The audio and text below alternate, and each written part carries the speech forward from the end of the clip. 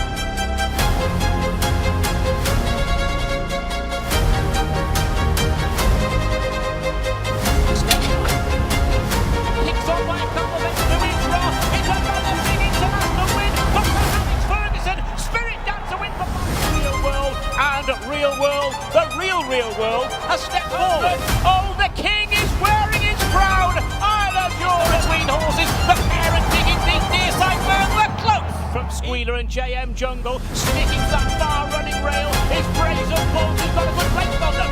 Brazen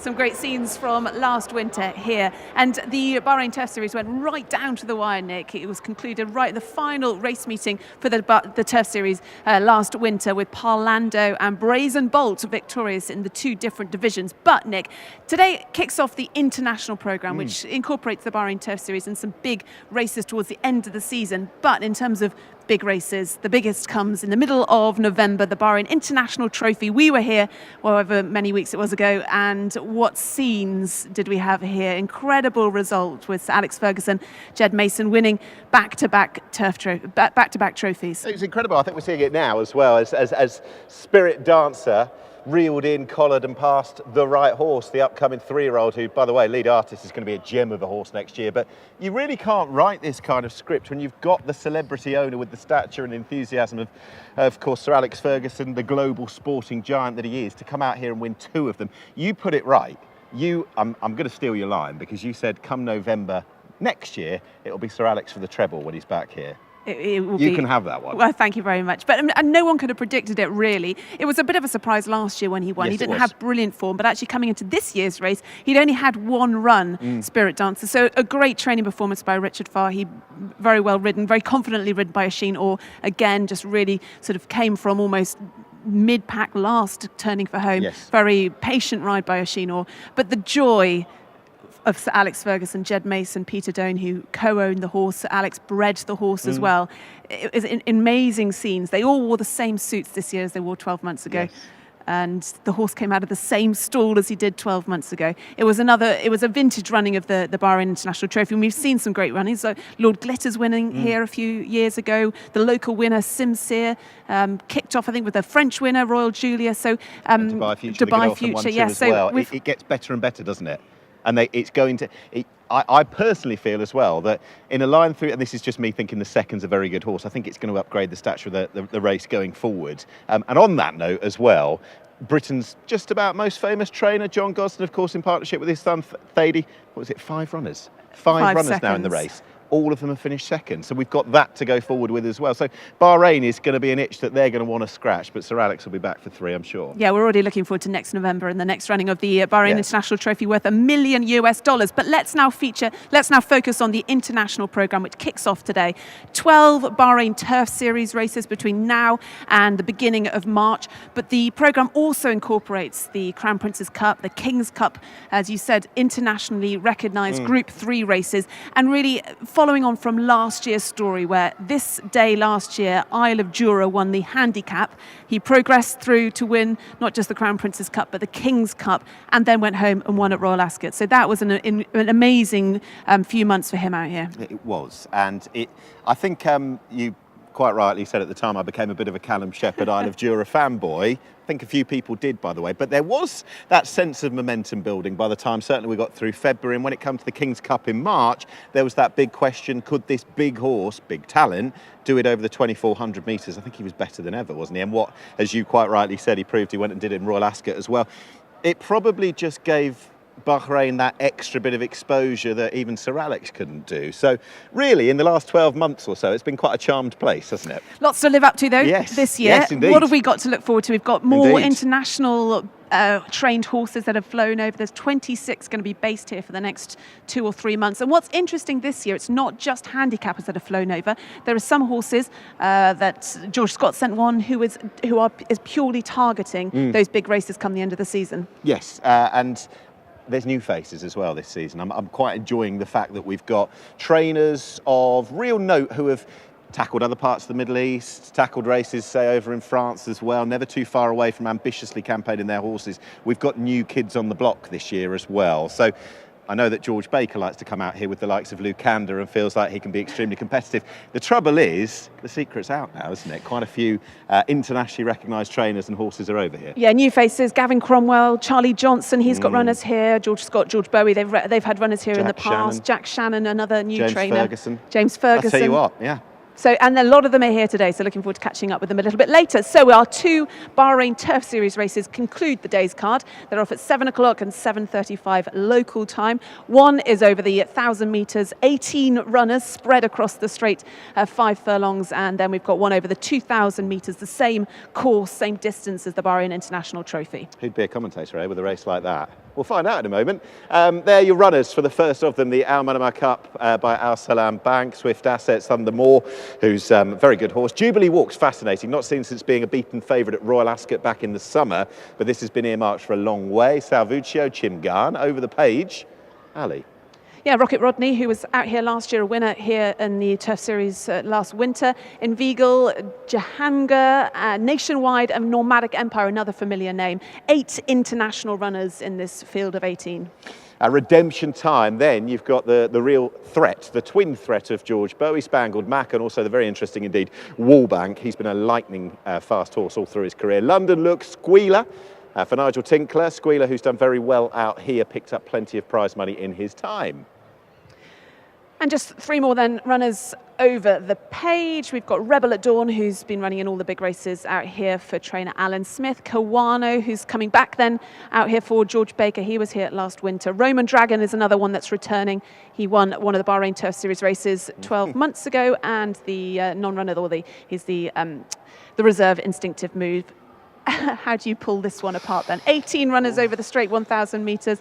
Last year, it was in terms of the sprint, they came from all over the track, and there wasn't particularly, they seemed to share up the spoils fairly regularly throughout the winter.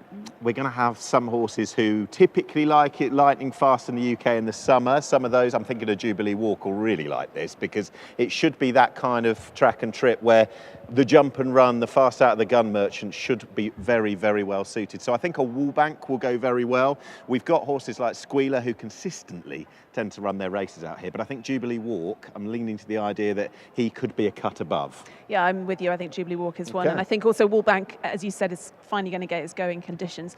Squealer, though, finished second in the Turf Series last year, flew off the plane really well 12 months ago. So an exciting 5-furlong sprint as part of the Bahrain Turf Series. That is the Manama Cup. Let's have a look at the concluding race of the day then. This one is for the middle distance horses over 2,000 metres. It is the Maharraq Cup by TEXEL Air.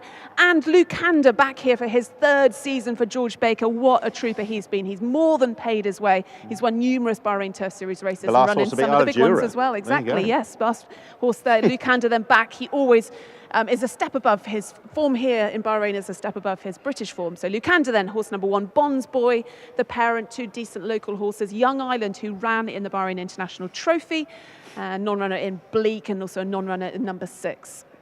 Yes, Young Ireland's still running somewhere. It was a long way back, bless him, but hopefully he runs well today. Oliver Show, you've got Mr. Allen, very interesting runner for George Boughey, the two of them. Return of the Mac. He could run well. Snellen, now that's a fascinating runner because her long-term future, or perhaps actually medium-term future, is that she's going to be in the breeding shed, but by then she might have won a race or two out here. She's a previous Royal Ascot winner.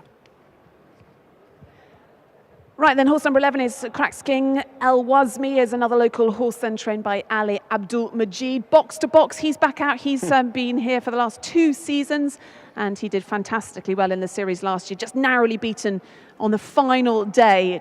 He won the race, but he didn't win the pot because Parlando finished in second. That was a great conclusion to the Turf Series.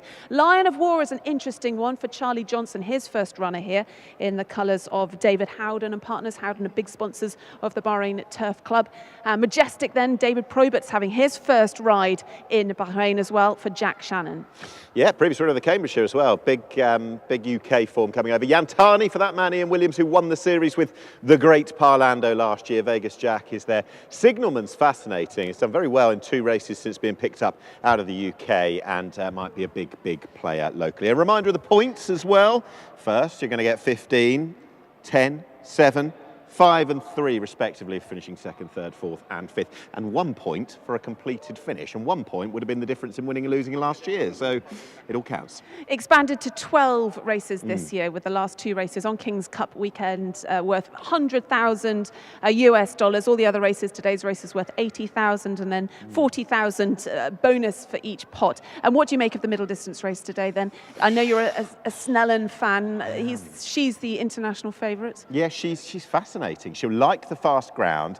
There's the argument that maybe she's more of a 16 to 1700 horse, but as the trainer's been record saying, around here it should really suit her and she might just get away with the 2,000 metres. So she's fascinating.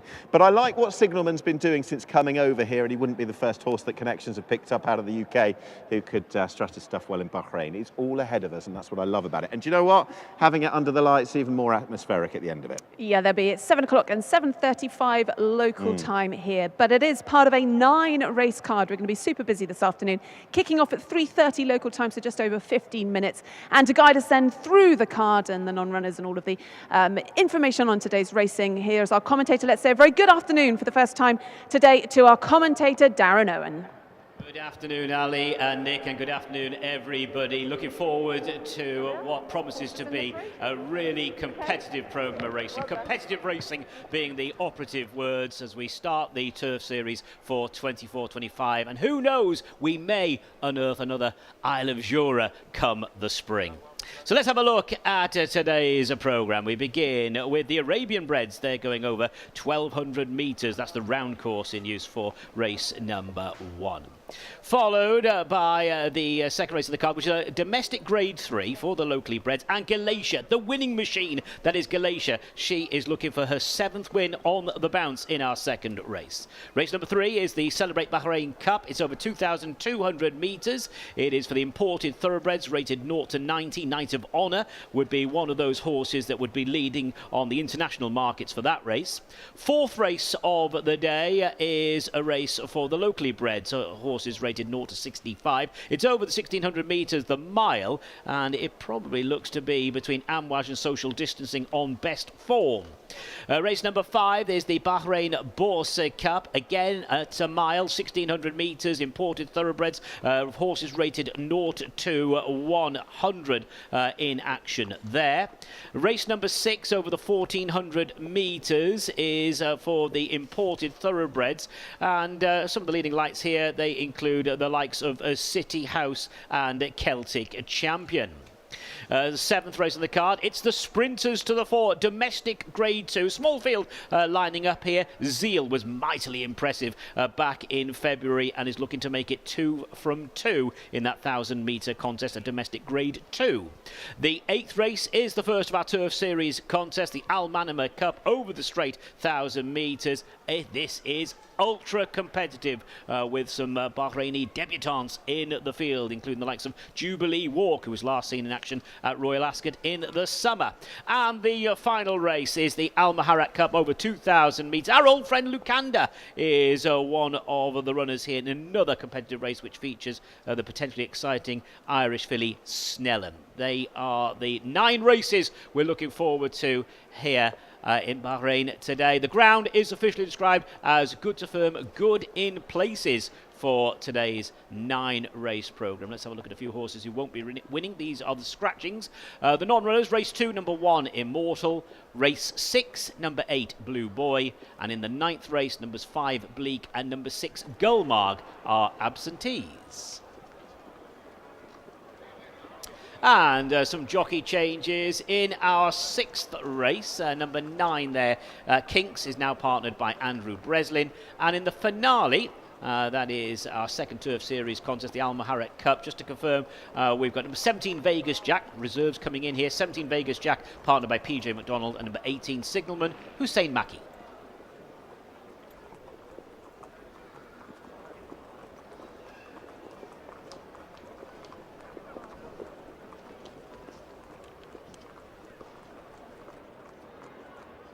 So let's have a look at our first race of the day, the Arabian Breds. They're on the round course for this race. It's over 1,200 metres. Remember, it's the inner course in use for today's card. Let's go through the card here for our first race of the day. Number 1 is Al Saklawi, 1874. Alberto Sana is aboard. Number 2, Obeyan, 1893, and Ibrahim Nada. 3, Al Saklawi, M947, Marcellus Joras. 4 is Krushan. Krushan partnered by Hassan Al Safar. That's Krushan M1080. Number 5 is Obeyan, 1847, Hussein Maki. Number 6, Al Krush and Adnan Jafar. Number 7 is Al Saklawi, 1934, Hussein Asghar. Number 8 is Al Shuwaima, and Al Shuwaima is partnered by Ali Isa. Number 9 is Al Tuwaisa and Tapiwa Mansusa. And number 10 is Krushan M1092, Mohammed Jamil. And for the commentary purposes, I'll use the race card numbers in this first race.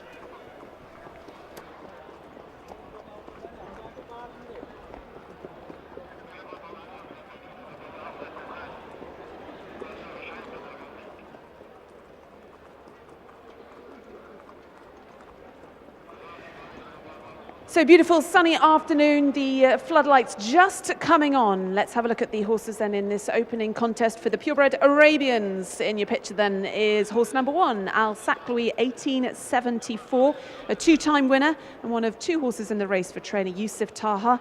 Alberto Sana comes over to take the ride on this Al Saklawi, 1874. Yes. Yeah, hope you like the name Al Saklawi, because we divvied it up. You're doing the odd numbers, and you've got 3 with the same name. So there we go. Right, number 2. That is a Boughey in 1893, won here last week. Pulled right away with the second that day, Krushan M1080, and renews rivalry now. That was the first win. There can be perhaps a little bit more to come from a horse who did win well last time. Well, this is the grey Al Saklawi, M947, one of 2 runners in the race for trainer Rahed Ahmed. Marcellus Juras takes the ride on this one, having a first run of the season. Al Saklawi, M947. Well, and to continue that form thread, mentioned a Boughey in 1893 from just a week ago. Bids to confirm the form with Krushan M1080. Very lightly raced, runner-up both starts this term, including last time, and given how unexposed the horse is, it's very striking grey. Maybe there is that much more to come. Horse number 5, this good-looking Bay, Arabian 1847, is actually a half-brother to the other Arabian in this race. Hussein Maki takes the ride for Fauzi Nas in the colours of Al Khaldia, a horse who's had plenty of runs this season, so should be match fit. And following that one, we'll find number 6, and that is the mare Al Crush 1854. She bids to get off the mark, but it's probably suggested her limitations, her form to reverse on a number of accounts here, and it might be a tough ask for Al Crush to win today. Our third and final Al Sakloui. This is Al Sakloui 1934. This is the Bay Al Sakloui having his third start. Hussein Ashgar takes the ride for Yusuf Taha. Finished 5th when behind Musana on the 22nd of November. A number of runners lined up against each other in that race. Yeah, horse 9 getting a little agitated, but keeping in sequence. This is 8 Al Shuameh 1873, who's got the inner draw in 1, remains a maiden. The form levels just wouldn't be as high as what's been achieved by some of the rivals. Well, horse number 9 then is Al Tuwaisa, having her first ever career start, a little bit on her toes. She'll be heading out to the track. I think the jockey will be mounting her out there. A horse trained by Abbas Al Mawali, one of 2 in the race for that trainer. Yeah, and hopefully won't be overdoing things by the time we get down to the starts. One of the debutants, along with Krushan, number 10. This is Krushan, M1092. The other of the Krushans in the race. It's debutant, grey son of Al Saklawi. And we'll break from stall 5. So we will see what this unexposed horse can do. That is your field for the first race of the day.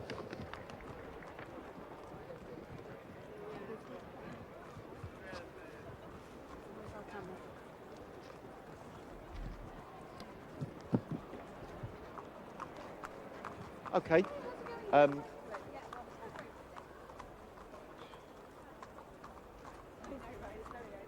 Start for our first race of the day. This is the Arabian bred, so just bear in mind then we've got numbers 1 Al Saklawi, 3 Al Saklawi and 7 Al Saklawi. Also on the card we are looking at number 2 Obeyan along with number 5 Obeyan. And we also have a duplication of name with Krushan, number 4 Krushan, and number 10 Krushan. So they are the 10 all the way down to the starts. We look at number 1 Al Saklawi. There goes number 10 Krushan. This is a newcomer, yellow cap on this horse, number 10 Krushan. Mohammed Jamil is aboard this horse.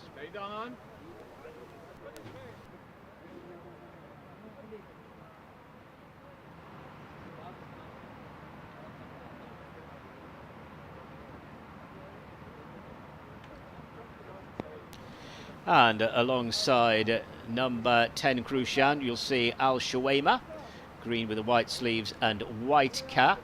Al Shuwaima, who was beaten a long way earlier on this month. That's number 8. And in the orange cap, Al Tuwaisa, a newcomer, number 9 Al Tuwaisa. Tapiwa Mansusa aboard. This one owned by Al Muhammadiyah Racing, number 9 Al Tuwaisa. Red cap on number 3 Al Saklawi. Also, it's been an awful long way when last seen. That was back in the spring. The red cap on number 7, Al Saklawi. He's had a couple of starts thus far last month. Number 5, Obeyan. Ran well here 2 outings back. That was over this course and distance, over the round 1,200 metres. That's number 5, Obeyan, who's got the yellow jacket, purple sash, and the black cap. There's number 2, Obeyan. The other Obeyan comes into this in good form, having won here last week, Obeyan 1893, and beat Krushan 1080 on that occasion by 3/4 of a length, and they renew rivalry here. So the 10 Arabian breds well on their way to the start for race 1.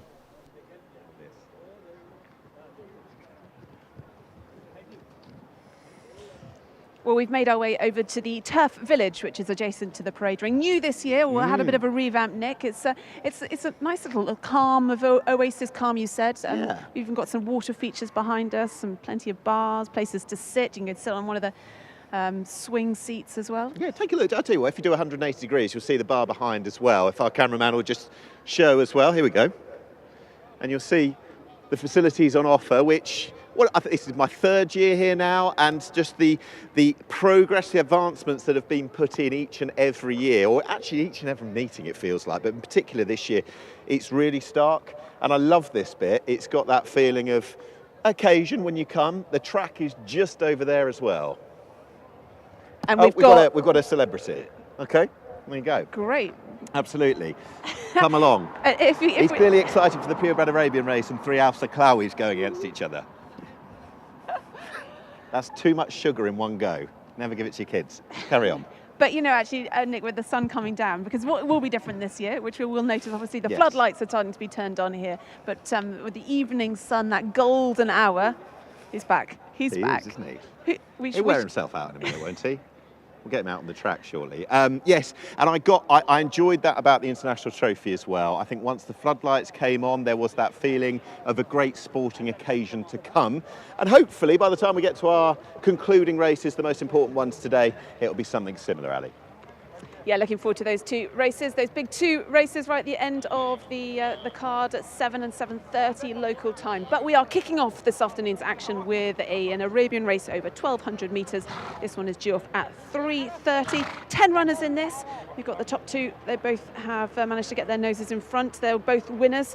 We've got a half-brother. We've got 3 Al-Saqlawi horses. Plenty of interesting form lines that tie in together in this race. And a real test, first day back this season for our esteemed commentator Darren Owen. Why have 1 Al Saqlawi when you can have 3, Darren? Oh yes, and to top that one up, Lee, we've got Nick.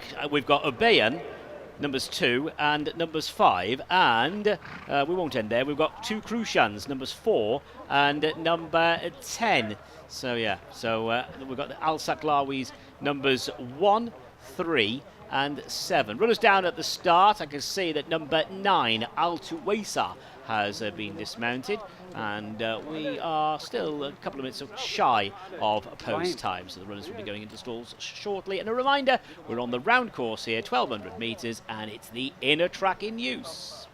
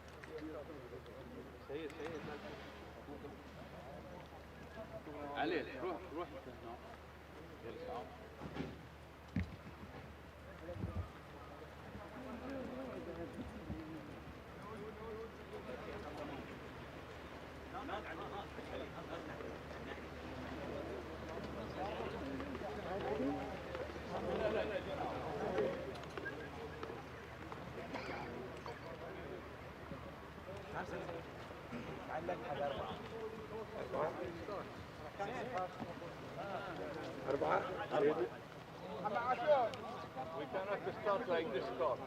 No. Yeah.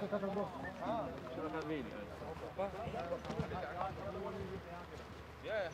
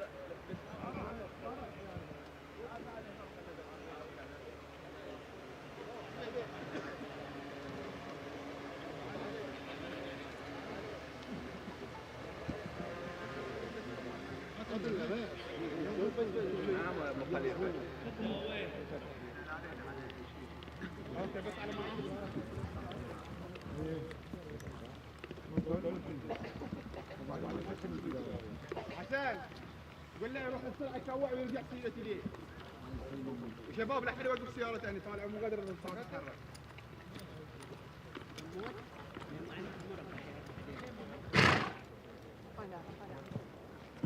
So we're at post time. It's 3:30 on the button. First race of the 9 now on our brand new Turf Series evening, and this first race is for the Purebred Arabians over 1,200 metres. We are waiting for the horses to commence the loading process. They are circling around, and hopefully we can get this race off and underway as swiftly as possible. It is a field of 10 Purebred Arabians going forward for it, Ali. Yeah, and 5 of them met on the 22nd of November. We've got the second, third, fourth, fifth, and 6th reopposing in this race. Best on that day was Arabian 1893. He finished second, 3/4 of the length behind Krushan. And in terms of the ones to watch out for, look out for horses 1 and 2. They're coming out of stalls 7 and 8. And Krushan M1080 is coming out of stall 4. Not entirely sure what the hold-up is. I believe one of the stalls handlers may have got injured, so they're just waiting. There he is. Okay, So and hopefully will be remedied, whatever's happened, pretty soon. His well-being, of course, paramount. Who do you fancy in this? Who's going to win it? You can say Saklawi and you've got 3 shouts. The chestnut Saklawi. Al Saklawi, 1874, Alberta Sana, who comes in to ride on the big days over here. He is based over in Qatar, comes in, flies over, and Qatar are actually racing today, so interestingly he's chosen to come here. And he's riding for Yusuf Taha, who's got some lovely Arabians, and Al Saklawi then, the chestnut Al Saklawi in the colours of Victorious Racing for me. You, Nick? Having scrutinised and burnt the midnight oil over this one, I think I'm going to go Bayern 1893. I'm going to take a chance on the 2 horse who won here last week. A very formful race beating Krushan M1080, and I hope that form can be confirmed a week on. Well, good luck. Thank you.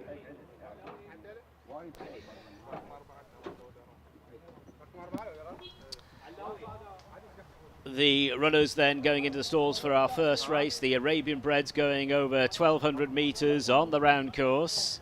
And we're well through the loading up process.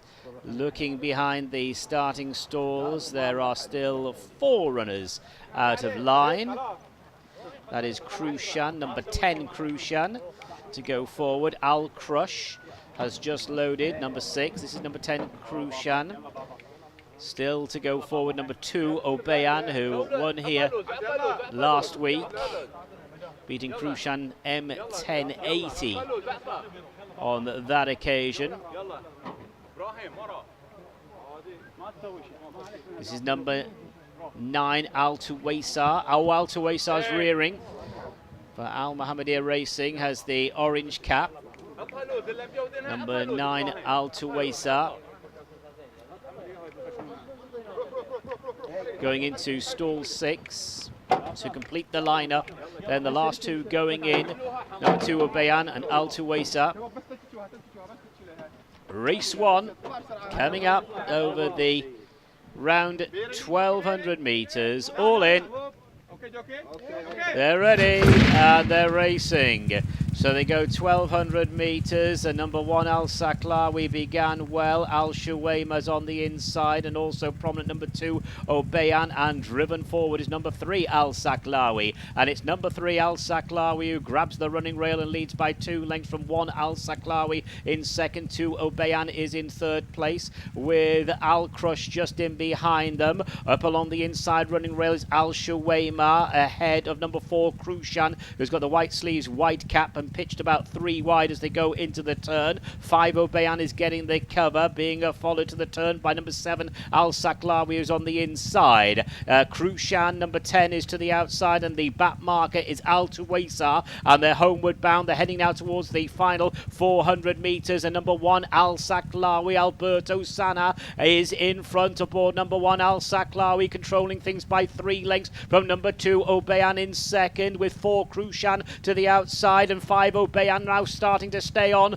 They're heading down towards the final 200 metres, and it is 1 Al Saklawi still maintaining a nice lead of about 2 to 3 lengths over number 2 Obeyan as they go towards the last 100, and it's number 1 Al Saklawi in command from number 2 Obeyan, and it is 1 Al Saklawi who wins. 2 Obeyan in second, 5 Obeyan in third, and 4th place goes to number 4 Krushan.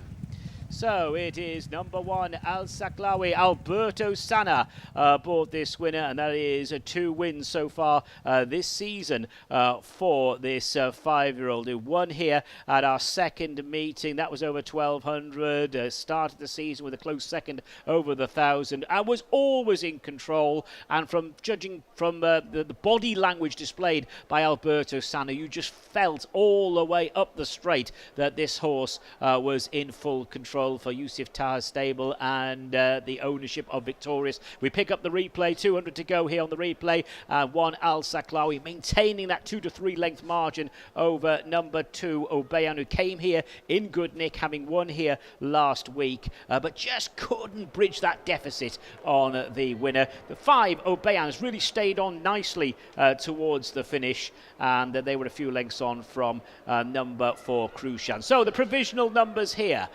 1, 2, 5 and 4. That's 1, 2, 5 and 4, with number 1 Al Saklawi winning for the second time this season.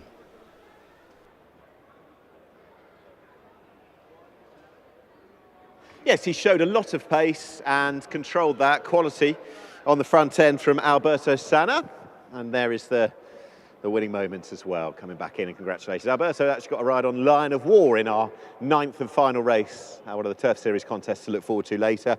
But in truth, it's a perfectly believable result, this, as we take the concluding stages, going into the last 400 metres. The winner, the bird had flown, that was Al Saklawi, 1874, who won dominantly 2 starts ago, finishing 4th here last time, not running too badly. But it was more like the performance of 2 starts ago from Al Saklawi, 1874. He's been a pretty good, consistent performer through 2024. And if this were to be the last run of the year, a good way to end it. Obeyan 1893, a week on from his good win. I think he's run well once again. Pulled right away with the second that day. He gave chase, but vain chase in the end behind the winner, and has proved best of the rest with Obeyan 1847, who's been kept busy running on for third. Busy but without winning, consistent this term, and a horse who has either finished silver or bronze medal 6 times since last November, but no better.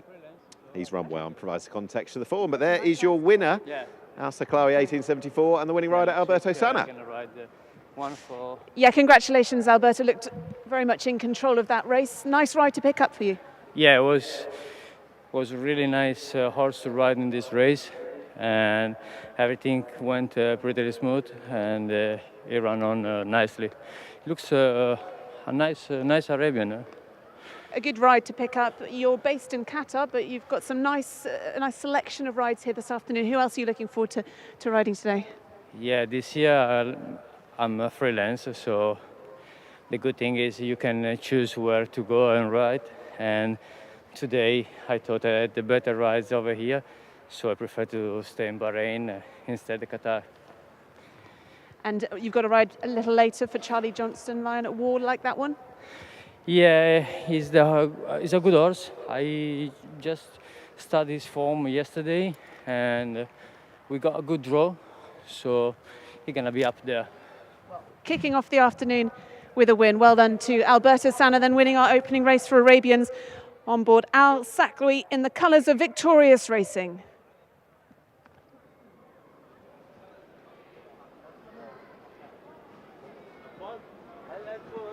So, coming back in after our first race, and Alberto Sana praising the quality of this purebred Arabian, and he's also looking forward indeed to Lion of War, a horse whose form he went through with a fine tooth comb yesterday. He's saying that the draw looks pretty good as well, and no better way to start a big race day like this than getting one on the board straight away. It's come in the first and only of our purebred Arabian races. The last 8 on the card, the next 8 confined to the thoroughbreds, but it's the purebred Arabians that started the day.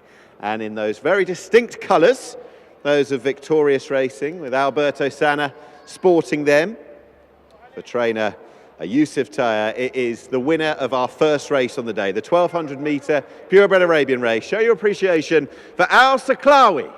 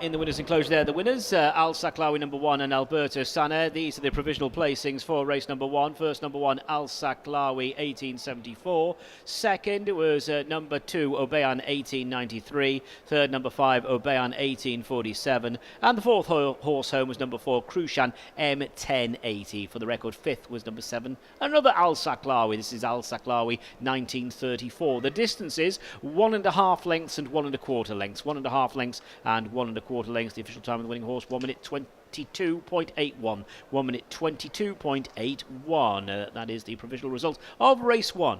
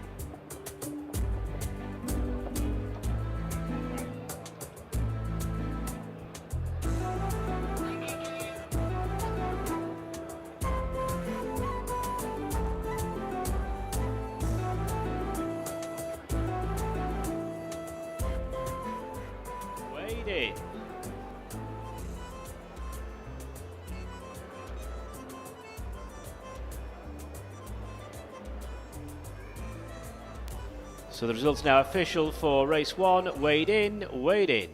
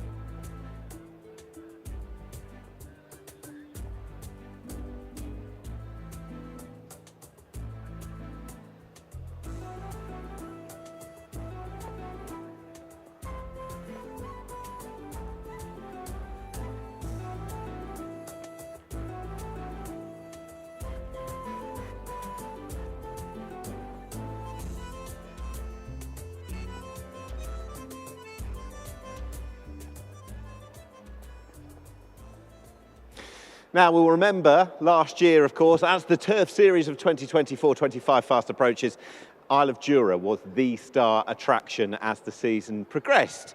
Trained brilliantly by George Scott. Now, of course, Isle of Jura won't be here this year, but the trainer is back for more with some new faces and looking for that significant success once again. Here he is discussing his team for this year with our own Ali Vance.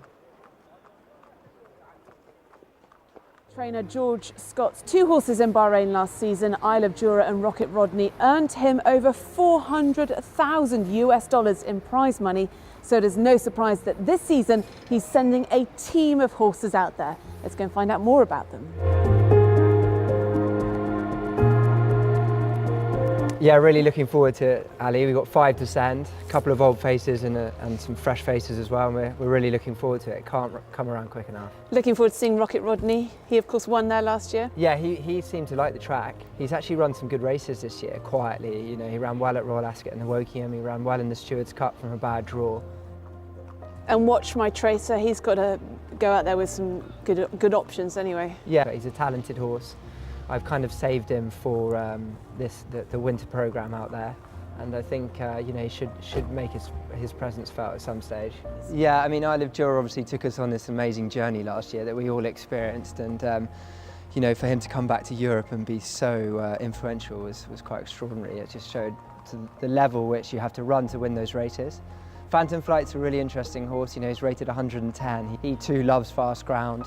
You know, we'll start him over a mile and then he was going to step up and trip as those races come. He's a little bit complicated mentally, and I think if Rosie Jessup, who will be riding him every morning, gets him in a nice rhythm in his training, and then he enjoys the track, he's going to be a really exciting horse for the season there. It's great to be going back out there. You know, we very much see this as a priority, not an afterthought. Yeah, I am a little bit apprehensive after the journey that Jura took us on last year. But each horse, you know, has been picked for those races, and you know, it'd be ever so sweet if we can get their heads in front.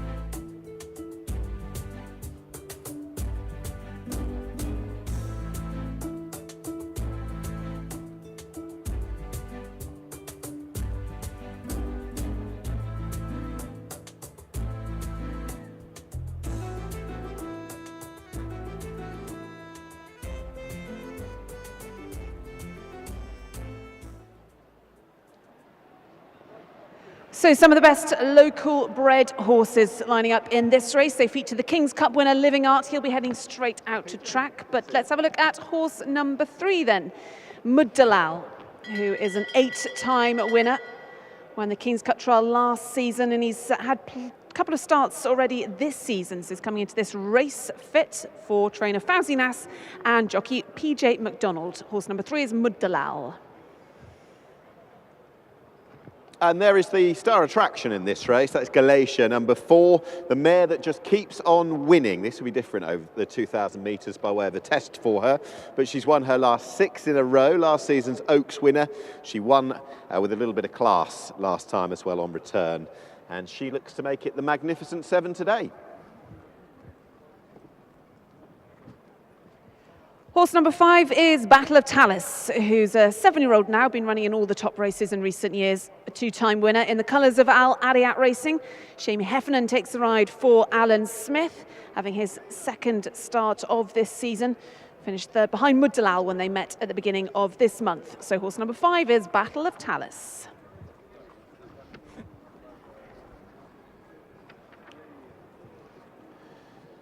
Right, let's have a look at Brilliant Angel, horse number 7, last time out winner a few weeks ago, back on the 29th of November, breaking the maiden that day and won by absolute daylight on that occasion. Was a wide margin success. The calibre of opposition will require that much more, I'd argue, here, but that is still something to launch from last time, a good win. And the other mare in the field then is Mediterranean Moon, who won the Oaks back in 2023, finished 5th in the Crown Prince's Cup last season, this year in 2024, and runs in the colours of M&E Racing. Lee Newman takes the ride for trainer Alan Smith. Horse number 8, Mediterranean Moon.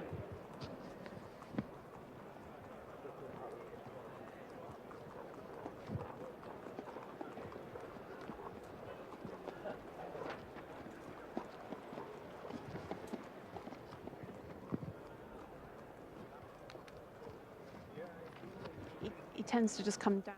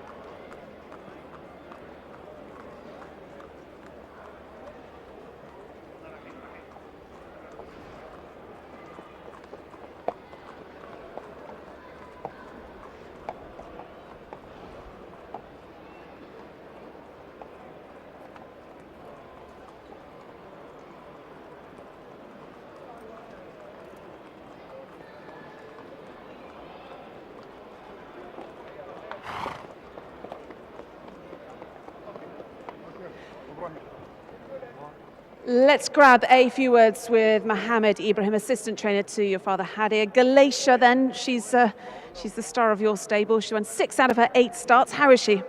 Yeah, I think she's the star of the local bred horses. She's well trained, fine. We are so happy about her. Just this time we're stepping up the distance for her. So hopefully it's the last preparation before the Crown Prince Cup. This would be her toughest task yet. She's taking on King's Cup winner in Living Art. Yeah, I think this is the tough test for her, this race. She's going to go against the best local bred horses' names. Living Art, the winner of the King Cup. So hopefully the distance and the class of the horses are okay to her. But these are the kind of tasks she's going to have to take on if she's going to be lining up in the likes of the Crown Prince's Cup or King's Cup, those top races for local breds. She's got to come up against them at some point. Yeah, as I told you, this race is the last race for her before the Crown Prince Cup. So we can see what she's going to do today, then wait for the Crown Prince Cup and hopefully the King Cup. But you must have been pleased with her return. She's obviously race fit coming into this, and 3.5 length winner back at the beginning of December. Yeah, she had a run first time out for her this season over the mile, and she won easily. So the target was with the owner, His Highness Sheikh Abdullah, also for the Crown Prince Cup and the King Cup. So hopefully we are in the plan with her. Well, good luck then with Galatia. Well done. Thank you. Thank you.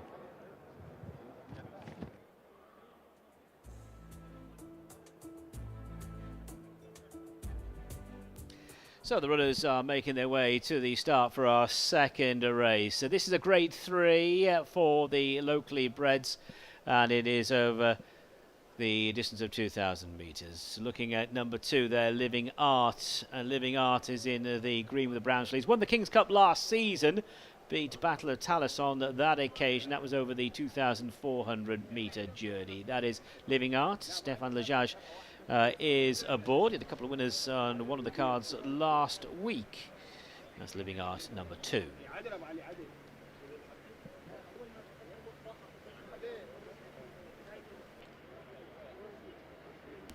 There is number 8, Mediterranean Moon. Won the Oaks back in 2023. Mediterranean Moon partnered by Lee Newman. And Lee is on the 7 winner mark for the current Bahraini season, disputing the lead in the Jockeys Championship with Ibrahim Nada. That's Lee Newman aboard the former Oaks heroine Mediterranean Moon in red and white half jacket, dark blue colours of Midhal. Abdul Rahim Jassim is aboard this horse. This is Midhal, who is making his seasonal reappearance. Hasn't been seen out since racing in March. So the runners are at the start. This is a domestic grade 3. It is the REHC Cup.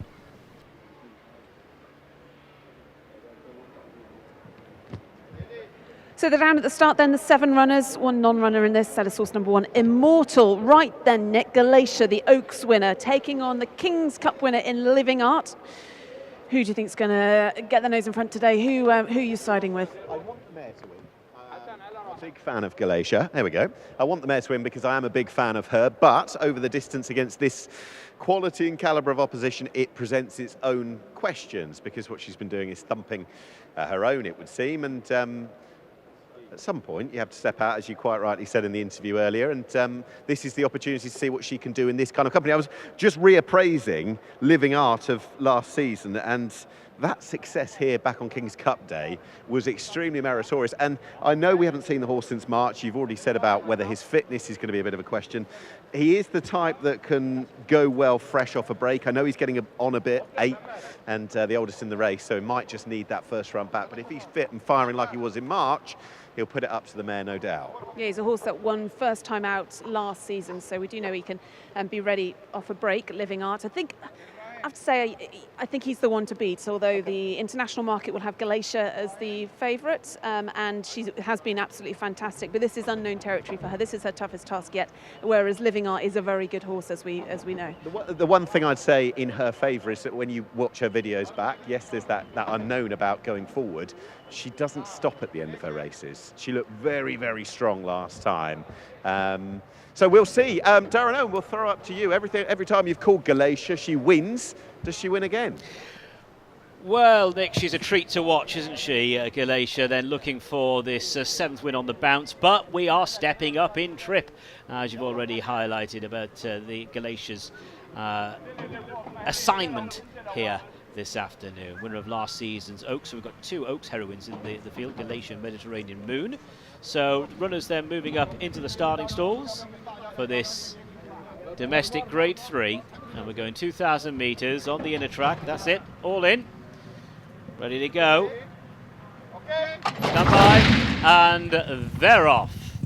Galatia light blue jacket, big white face beginning to the outside, and who's going to be the first to break the line? Pace looking pretty slack in the early strides, and it is Battle of Talas leading by a couple of lengths, being followed by Midhal, who's trying to settle down in second, now overtaken by Brilliant Angel, who's in the pink colours and is rather keen. Not an awful lot of tempo on in the early strides. They go towards the back straight, and it is Battle of Talas who makes the running by a couple of lengths. Brilliant Angels in second place, then a gap then of about 2.5 lengths to Midhal, and Mudalal is following Mediterranean Moon, Galatia and Living Art. That's the formation as they start their run down the back. 1,400 metres left to go. Battle of Talas is the one controlling the pace and leads by around about 3 lengths. Brilliant Angel is in second position but hasn't really settled yet, and that comment applies to 1 or 2 of the others. Dark blue jacket to the outside, that's Midhal, followed by Mudalal next, and then comes Mediterranean Moon with Galatia held up to see out the trip in the hands of Alberto Sana,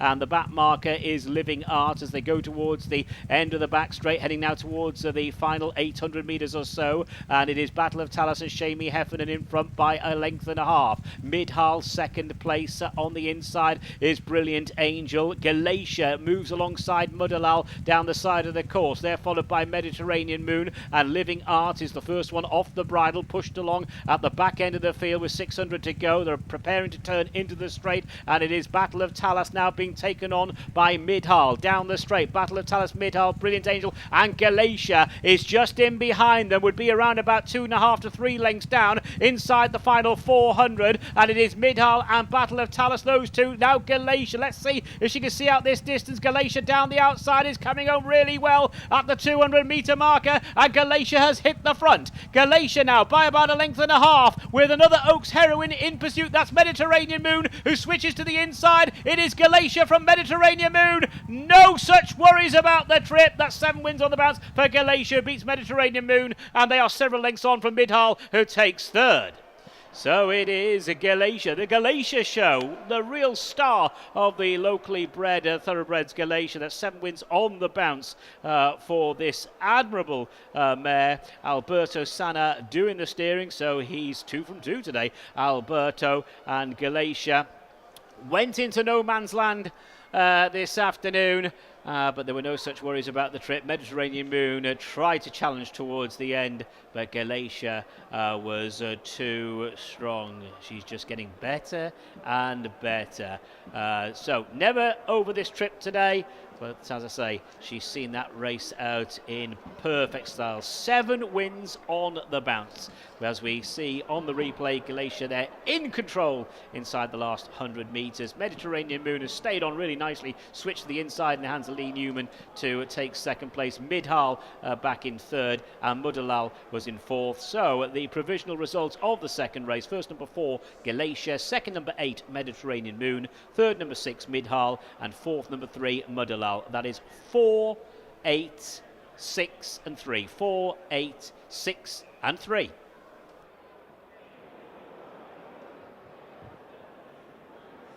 Yeah, 2,000 metres against the boys, no problem. She is a glorious talent, Galatia, and that is a second win on the board already today for Alberto Sanna, who, as Ali Vance has reminded me, has only had a handful of rides out here this season. But the strike rate is exceptional, and it's got better yet still, courtesy of this winning machine. She is a Clockwork Gold medalist. Now 7 in a row. She's done it over 2,000 metres. You can see the rider crouching lower in the saddle, that trademark turn of foot. She's been strong at the end of her 1,600 metre races, strong at 1,800 metres. What could she do over 2,000? Well, she passed the test. And she, last year's Oaks winner, beat the previous year's Oaks winner in the form of Mediterranean Moon, who was the closest pursuer come the line, in a result where the mares completely dominated. But Ali, Galatia, she is just the standing dish, the star, and she keeps on winning. Running even this morning, Did you? Yeah, I train every day. Let's have a word with our winning jockey then. Alberta, you were on board Galatia when she won the Oaks. How does she feel today? Well, last time she won carrying 61 kilo, and she won pretty easy. And today was the first time she had to work a little bit to win a race. But that's good, because today we step up in class with the best horses in Bahrain, the best local. And I think she got a bright future. It was her biggest test so far. Were you confident coming in? Yeah, always. When you ride Galicia, you have to be confident. You look at her face. She's beautiful, and she's not even tired. And you are riding high as well. Your 4th win here this season in 7 rides. Yeah, it's nice when you ride competitive horses, and it's always good to be back here. Even today, you know, I choose Bahrain instead of Qatar, and so far so it's good. The day is going to be good. Well, good luck with your later rides then. Well done, our winning jockey Alberto Sanna. A quick double in our first 2 races. Yes, there's a great association he's had with this mare when riding her, and returned with that success back on the 6th of December. That the first run and first win, of course, since last seen back in February, when she dispatched her rivals in the Oaks, doing so by a good margin. and success as well. Next time out over the 1600 metres. 1600 metres and she can boss the fillies no problem, but to step up in trip and do it against this calibre of opposition, that took some doing. She's got that killer kick. You see that at the end of her races. She can travel strongly, and Alberto Sanna rode her as though there was confidence in staying the trip, and rode her as though that trademark turn of foot would stand her in very good stead. She just keeps on winning. It'll be fascinating to see where next, as Alberto Sanna comes back into the #1 position for the second time in as many races already. Haider Ibrahim, the winning trainer, and in the colours of His Highness Sheikh Hamad bin Abdullah bin Isa Al Khalifa, your winner to complete a magnificent 7-timer. Show your appreciation, please, for Galatia.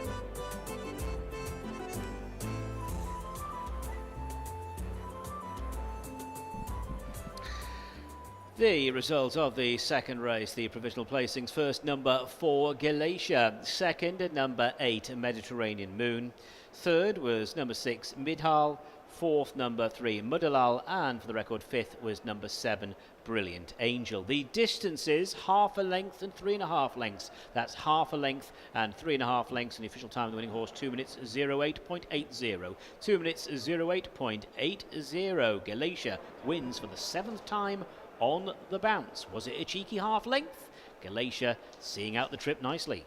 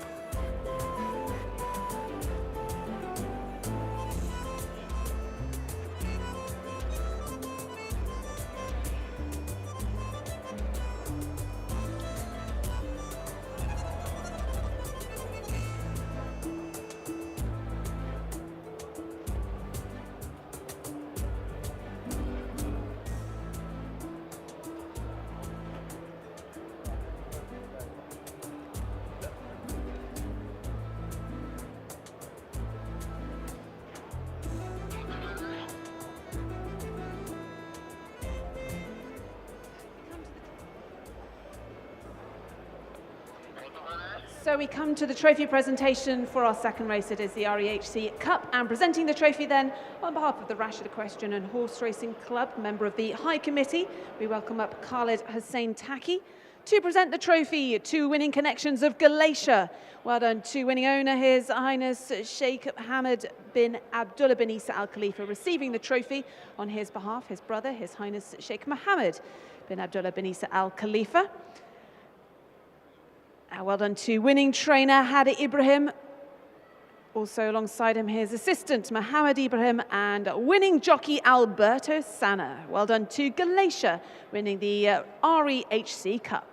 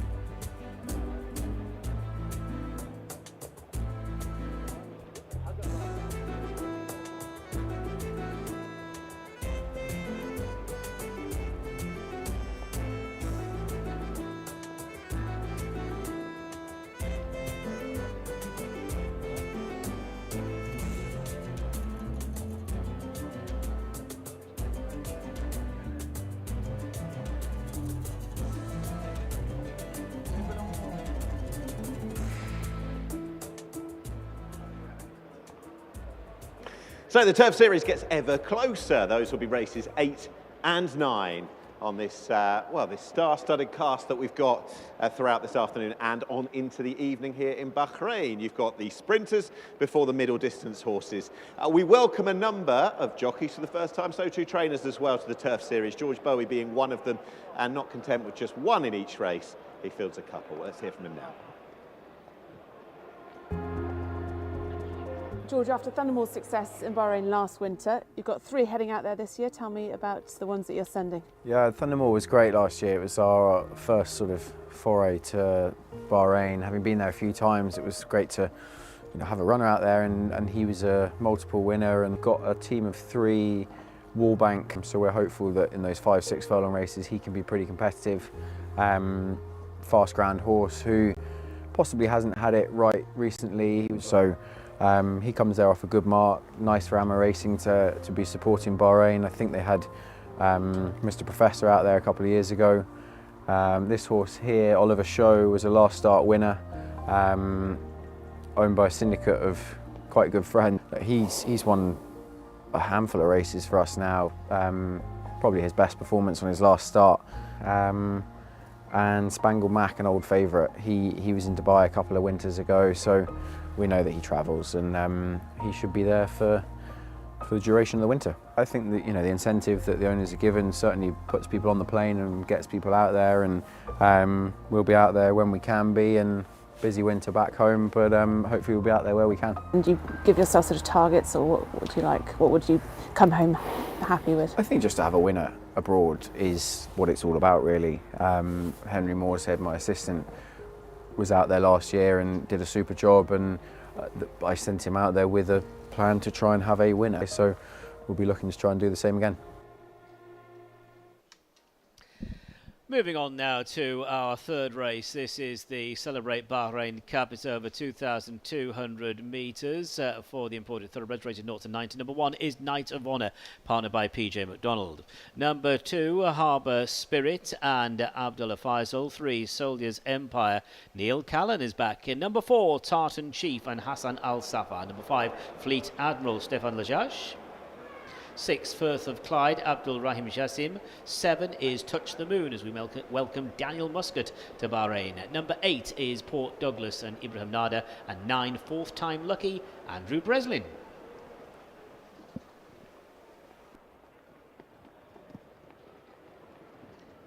Right, let's have a look at these horses then in the parade ring. Let's start with horse number 1, Knight of Honour, who'll be running in the colours of Al Mohammedia Racing. PJ McDonald takes the ride for Ali Abdul Majid, a 3-time winner last season. Used to be trained by Richard Fahy, who was based out here for the winter as well, and he won a local race with Knight of Honour, now trained by Ali Abdul Majid. That is horse number 1, Knight of Honour. Owner Ali Jafar Darwish is doubly represented. He's got the old boy Paul Douglas, also has the returning number 2, who looks fit enough for one that we haven't seen in a long time. This is Harbour Spirit, long absent, not seen since November of last year, and was only spotted once in all of last season. So a horse we very, very seldom see. Did win twice 2 seasons ago, but clearly has had setbacks. Horse number 3 is Soldiers Empire, one of 2 internationally trained horses in this race. This one trained by Marco Botti in the UK. Having his first start for Marco Botti, was trained by Lions in Ireland. Stepping up in trip, has been running over a mile 1 furlong. This a step up though, over the 2,200 metre. But an interesting runner, an interesting recruit for Marco Botti and the Al Mohammedia Racing team. That is horse number 3, Soldiers Empire. Yes, the owner's very well represented in this. They've got another bullet to fire in the form of Tartan Chief. Tartan Chief, the grey, and this one, in contrast to 1 or 2 of these, is definitely going to be hard fit. Has been seen already a couple of times this season. Around 4th here, both starts this term. Horse number 5 is Fleet Admiral, representing trainer Fauzi Nas and jockey Stefan Lajudge. No luck with Living Art in the previous race, hoping for better with Fleet Admiral, who's having his 2nd season in Bahrain. It used to be with Andrew Balding, and he's had 3 runs already this season, coming here off the back of a win just a few weeks ago over the 2,400 trip. So horse number 5 is Fleet Admiral. This is number 6. This is Firth of Clyde, who came back last time off a very long absence, a year and a half off the track, and I thought that was a satisfactory return here when fourth last week, given that day was the first run since March of 2023. Still a lesser-known quantity in Bahrain, was an all-weather winner in the UK. Horse number 7 is the second of the international trained runners in this race. Another 3-year-old as well, this one by See the Stars. This is Touch the Moon, who's trained by George Scott. Daniel Muscat takes the ride on this one in the colours of Victorious Racing. Of course, that team so successful last season with Isle of Jura. And this one has a 2-year-old with James Horton. He's had 3 starts for George Scott over the summer. This horse number 7, Touch the Moon. All right, what a star this fella's been. This is number 8. This is the redoubtable Port Douglas. In 6 months, it'll be 10 years since the career began, and he's a horse who reached the heights of racing, really, by running in the 2016 Derby at Epsom, and he proved in recent starts with a win and a second. They're still led in the pencil. Horse number 9 then, this is Fourth Time Lucky, who's a 2-time winner. He's having his 3rd season in Bahrain, trained by Jalil Al-Mala, and Andrew Breslin takes the ride on Fourth Time Lucky. Horse that's finished behind Fleet Admiral and Port Douglas this season. So that is our runners then in our 3rd race. This is the Celebrate Bahrain Cup, run over the 2,200 metre distance. The stalls then right in front of the grandstand here. And they'll be taking in a full circuit of the track, due off at 4:30.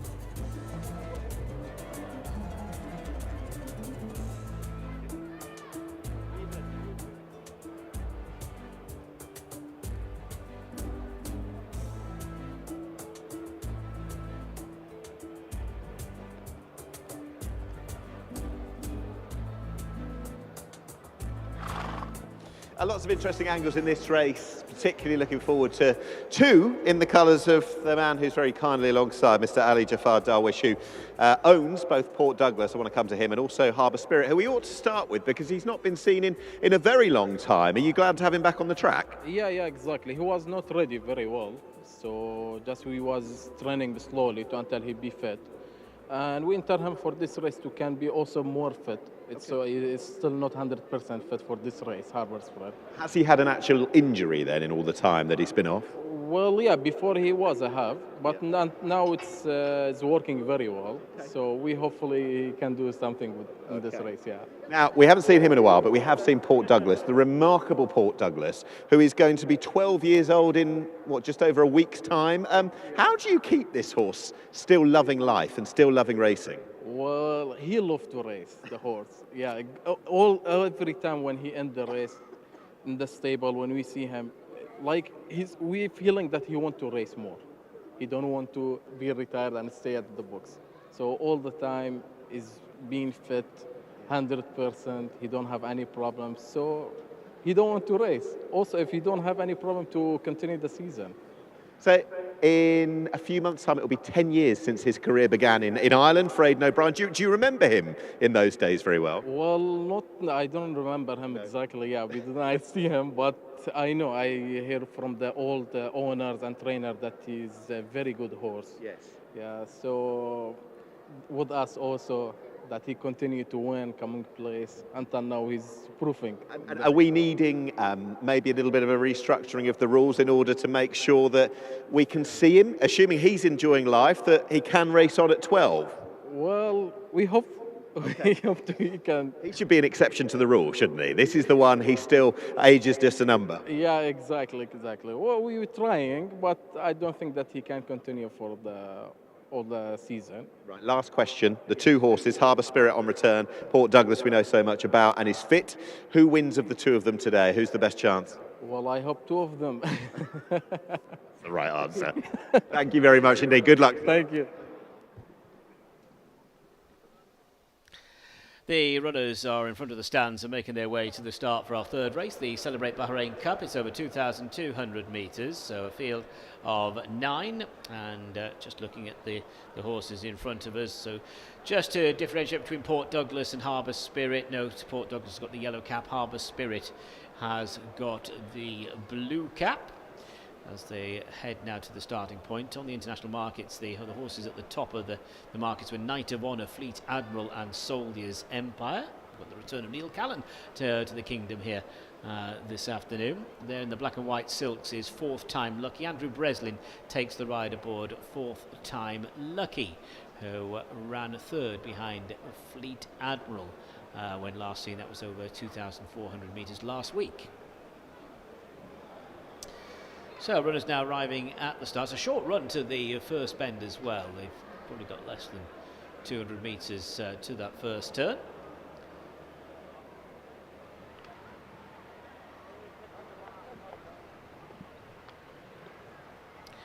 There with the red cap, that's number 3, Soldier's Empire.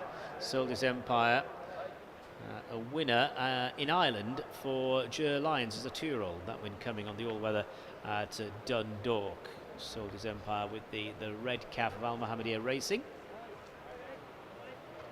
Big white face. And Firth of Clyde is number 6, looking at Harbour Spirit, the blue cap. Harbour Spirit just cantering back to the starting point now. Just a shot past the starting point. Abdullah Faisal is aboard Harbour Spirit, who is running for the first time this Bahraini season. Just arrives at the start now. And there in the victorious racing colours, Touch the Moon, Daniel Muscat, red and white striped cap for Touch the Moon. He's only had a handful of starts this year in the UK, 3 starts to be precise. Was a winner as a 2-year-old at Carlisle for James Horton. Firth of Clyde in shot. And there's PJ McDonald with Knight of Honour, white cap, white sleeves for number 1, Knight of Honour. Ran second to Bleak a couple of weeks ago. That was over this trip of 2,400 metres. And dark blue with the yellow star, Fleet Admiral, Stéphane Lejage. He's been in good form, firing in the winners. And Fleet Admiral won here last week over 2,400, beating Port Douglas by 2 3/4 lengths.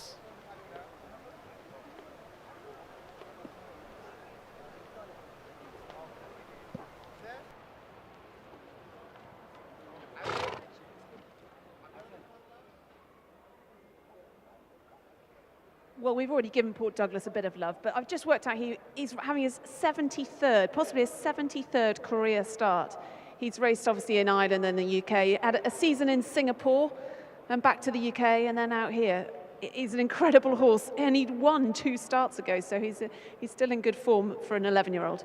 Yes, he is indeed. What was the phrase? Plenty of lead still in the pencil, which I know that my co-presenter loves that phrase, so that's why I've used it again. He has been a star, and yes, his career began in, I think, May of 2015 We think what's happened in the world since then. But to retain that enthusiasm, to keep his longevity, also to keep him sound as well for that time. It's a testament to all connected with him throughout the years, particularly in latter years here in Bahrain. And as you say, the fact that he's running so well of late, they need to shift the rules, keep him going at 12.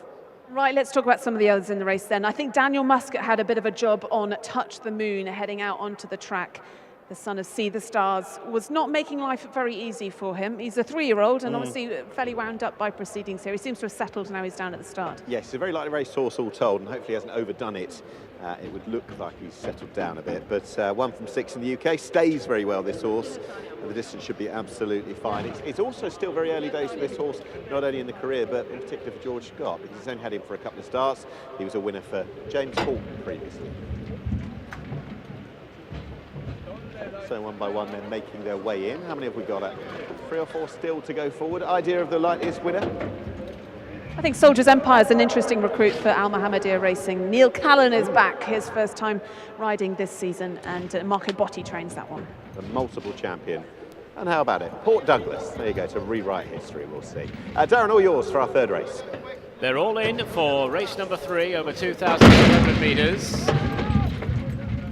Touch the Moon getting fidgety on the inside in stall number 1. And they're racing. Touch the Moon was one of the first ones away with Knight of Honour right there. Fleet Admiral to the outside. Port Douglas is in the mix as well as they negotiate the first turn. Short hop to the first bend, and it is Touch the Moon who makes the running, being followed by Port Douglas in second place. Firth of Clyde is rather wide on the playing field as they go around the first turn to go down the side of the track. Leaders are being followed by Tartan Chief as they settle down. The back marker is 4th time lucky, so it is Touch the Moon, Tartan Chief. They're followed by Port Douglas. Firth of Clyde is following, and then settling down in 5th place is Knight of Honour, who sits to the inside. A length or so to Soldiers Empire, running now inside the mile marker.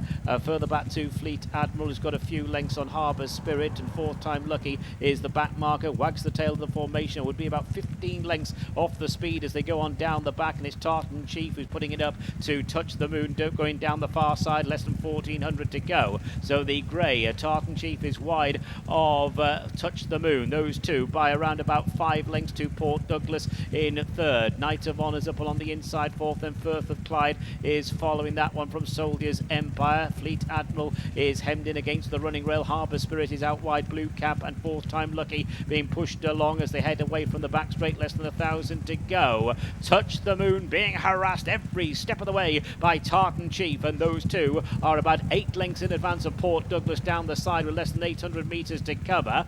Knight of Honour's being pushed along. Red Cap of Soldiers Empire trying to tiptoe into the race. Firth of Clyde, Blue Sleeves, is out wide, top of the straight, inside the last 600, and it is Touch the Moon for George Scott and Daniel Muscat, top of the straight in the colours of Victorious Racing. Goes about 3 lengths clear, kicks for home with Soldiers Empire. Big white face in second place in pursuit from Port Douglas to the outside, and then Fleet Admiral, and now it's getting serious for Touch the Moon, and coming at Touch the Moon is Soldiers Empire. Don't rule out Fleet Admiral. They're running now towards the last 200 metres. Touch the Moon looking for an ambitious run up the inside is Fleet Admiral, and then 2 lengths further back is Soldiers Empire. Touch the Moon now senses the presence of Fleet Admiral and Touch the Moon. It's close. Near side Touch the Moon, running rail Fleet Admiral, and they were a few lengths on from Soldiers Empire, followed in by Knight of Honour.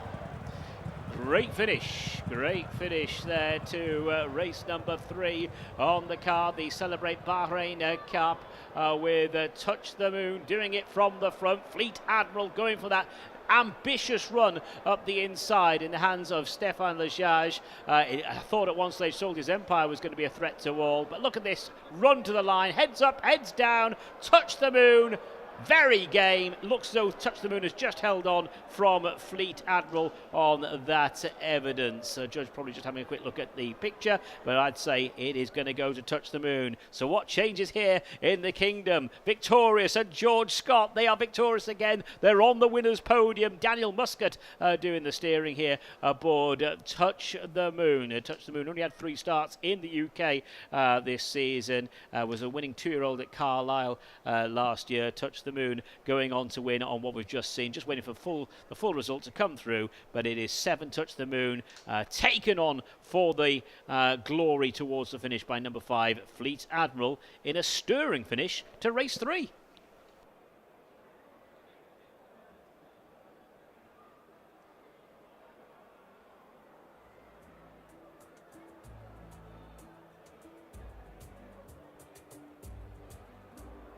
Yeah, just watching the concluding stages back alongside a man who's seen these colours sported a victory in Bahrain. Welcome back, George Scott. That was an adrenaline rush, wasn't it?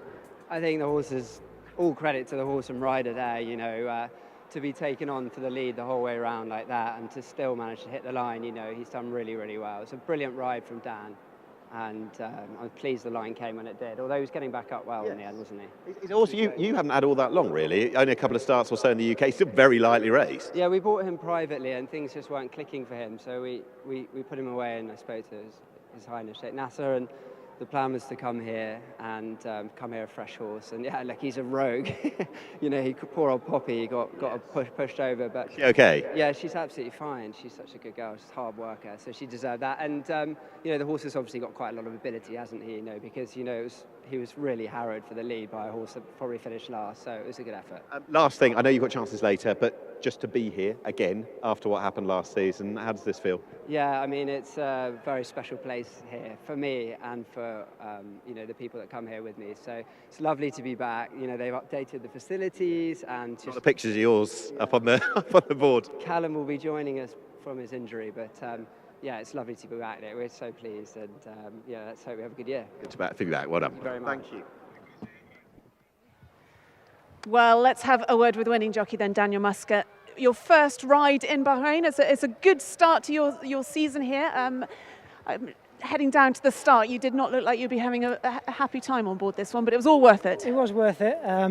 He just got a little bit hot pre-race, but as soon as he was on the track, he was okay. I do know him from home, so I know that he can just get a bit antsy. It's more pent-up anxiety than anything else, but once he's away and gone, I left him alone and he settled right down. Plan was to go forward. Got taken on a little bit by Tartan Chief, which wasn't ideal, but when we sort of left the back straight and started to swing for home, hit that little bit of a downhill run before the turn, and I was able to let him freewheel and fill him up at the same time and get a good breath of fresh air into his lungs. And when I gave him a squeeze at the top of the straight, he kept on finding. He was lugging off the rail a little bit. I was looking for a bit of company late on. He'd been in front a long time, got a little bit lonely, but he responded well when the horse challenged down the inside. So full credit to George and his team. Great try to win for Sheikh Nasser in Bahrain. He certainly got some engine. Were you confident that you could hold off the opposition with Fleet Admiral? He felt like he had a bit left under the bonnet. He just felt like he was getting a little bit lonely in front. So when he kind of got to my quarters, sort of just before the half furlong pole, I felt him dig in and respond, and no, he fended him off well. You certainly did, and congratulations then on your first ride, your first win here in the victorious colours. Well done to our winning jockey then, Daniel Muscat.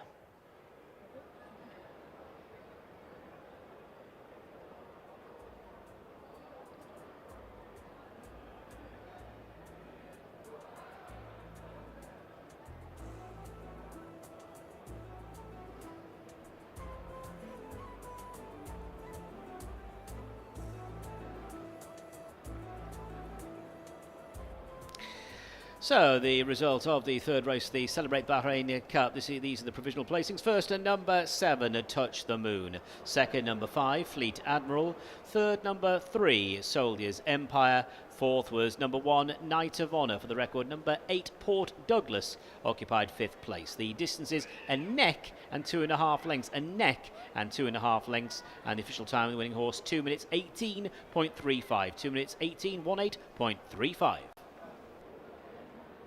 Go.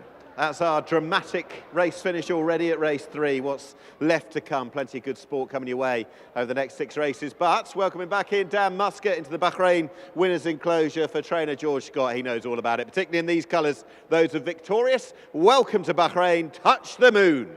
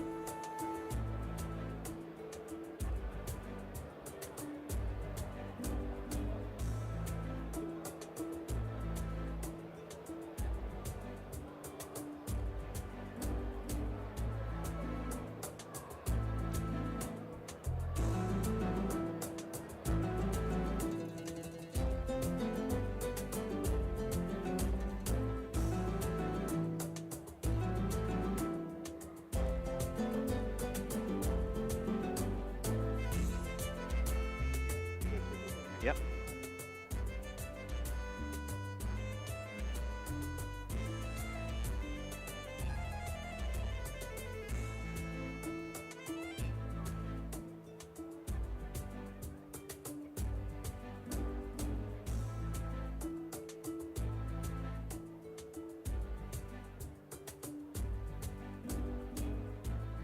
Yeah, Touch the Moon's just put up a really good first up success here in Bahrain, but it wouldn't have been possible without the horse being expertly led up and cared for pre-race to get in to strut him stuff in the race. Poppy Green, well, you ended up on the floor, but you're okay, and he's gone and won, so all's well that ends well. Yeah, it was worth it, honestly. We love Bahrain. Yeah. The whole team, you know, it's a whole team effort, and I've been lucky enough to come out here, and I came out here last year as well, and we mean as we start as we mean to go on.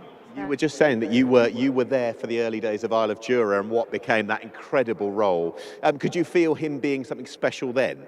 Yeah, everyone knew that he was special, you know, and just to go on that journey with him, even at the start, and back at home as well with everyone in England, it was just great. We all was watching every single race, celebrating with him in England. And this fella, despite his quirks, maybe his show beforehand, a little bit fresh perhaps, what can he go and achieve, do you think?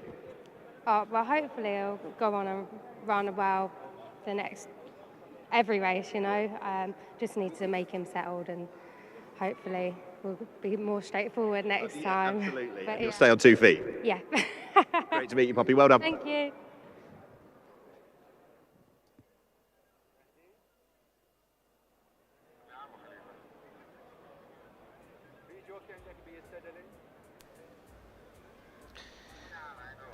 The result of the third race is now official. Weighed in, weighed in.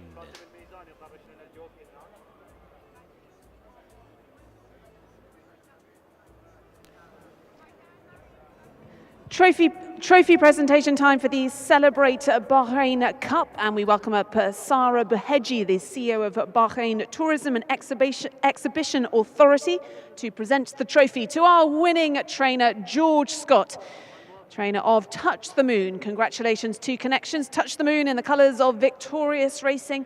Well done also to our winning jockey, Daniel Muscat. Touch the Moon, the winner of the Celebrate Bahrain Cup.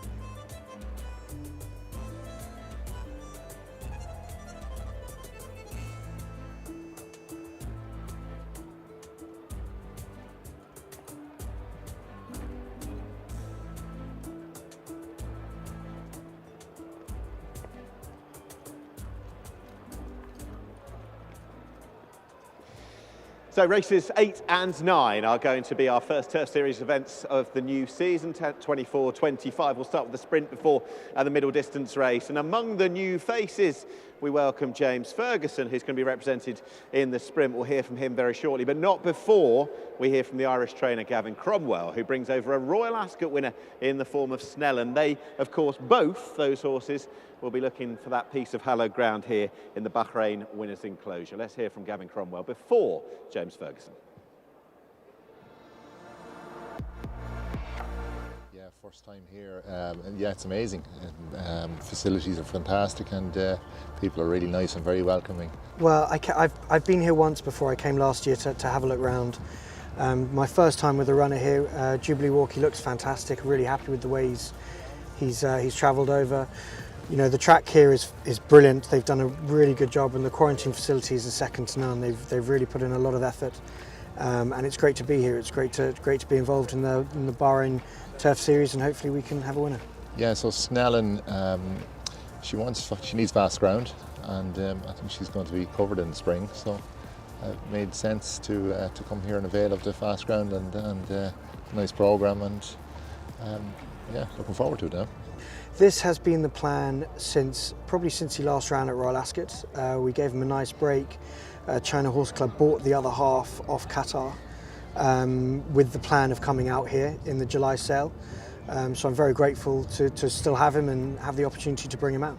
Well, listen, she starts off, and she's in handicaps to start with, so we'll find our feet certainly. But her work was good before she left home, and she's taken a couple of days to settle in, but she has settled now, and listen, I'm hopeful.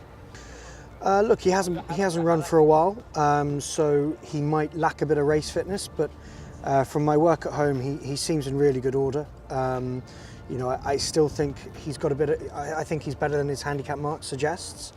Obviously, it's completely different conditions here, so we'll have to see how we go. And we need to sort of work out whether he's as good over 5 as he probably is over 6, but hopefully he's there with a huge shout tomorrow.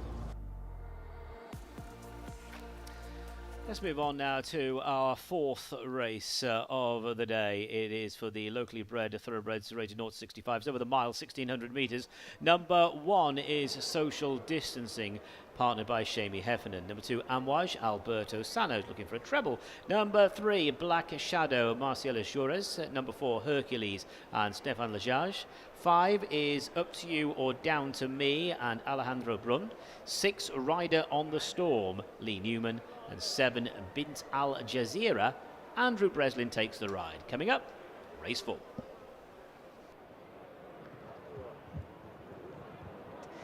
So the horses in the paddock, the sun is going down, the floodlights are on, and the atmosphere is building towards our final 2 races, those 2 Turf Series races. But let's have a look at these horses then. These are local bred horses running over the mile, and horse number 1 is Social Distancing.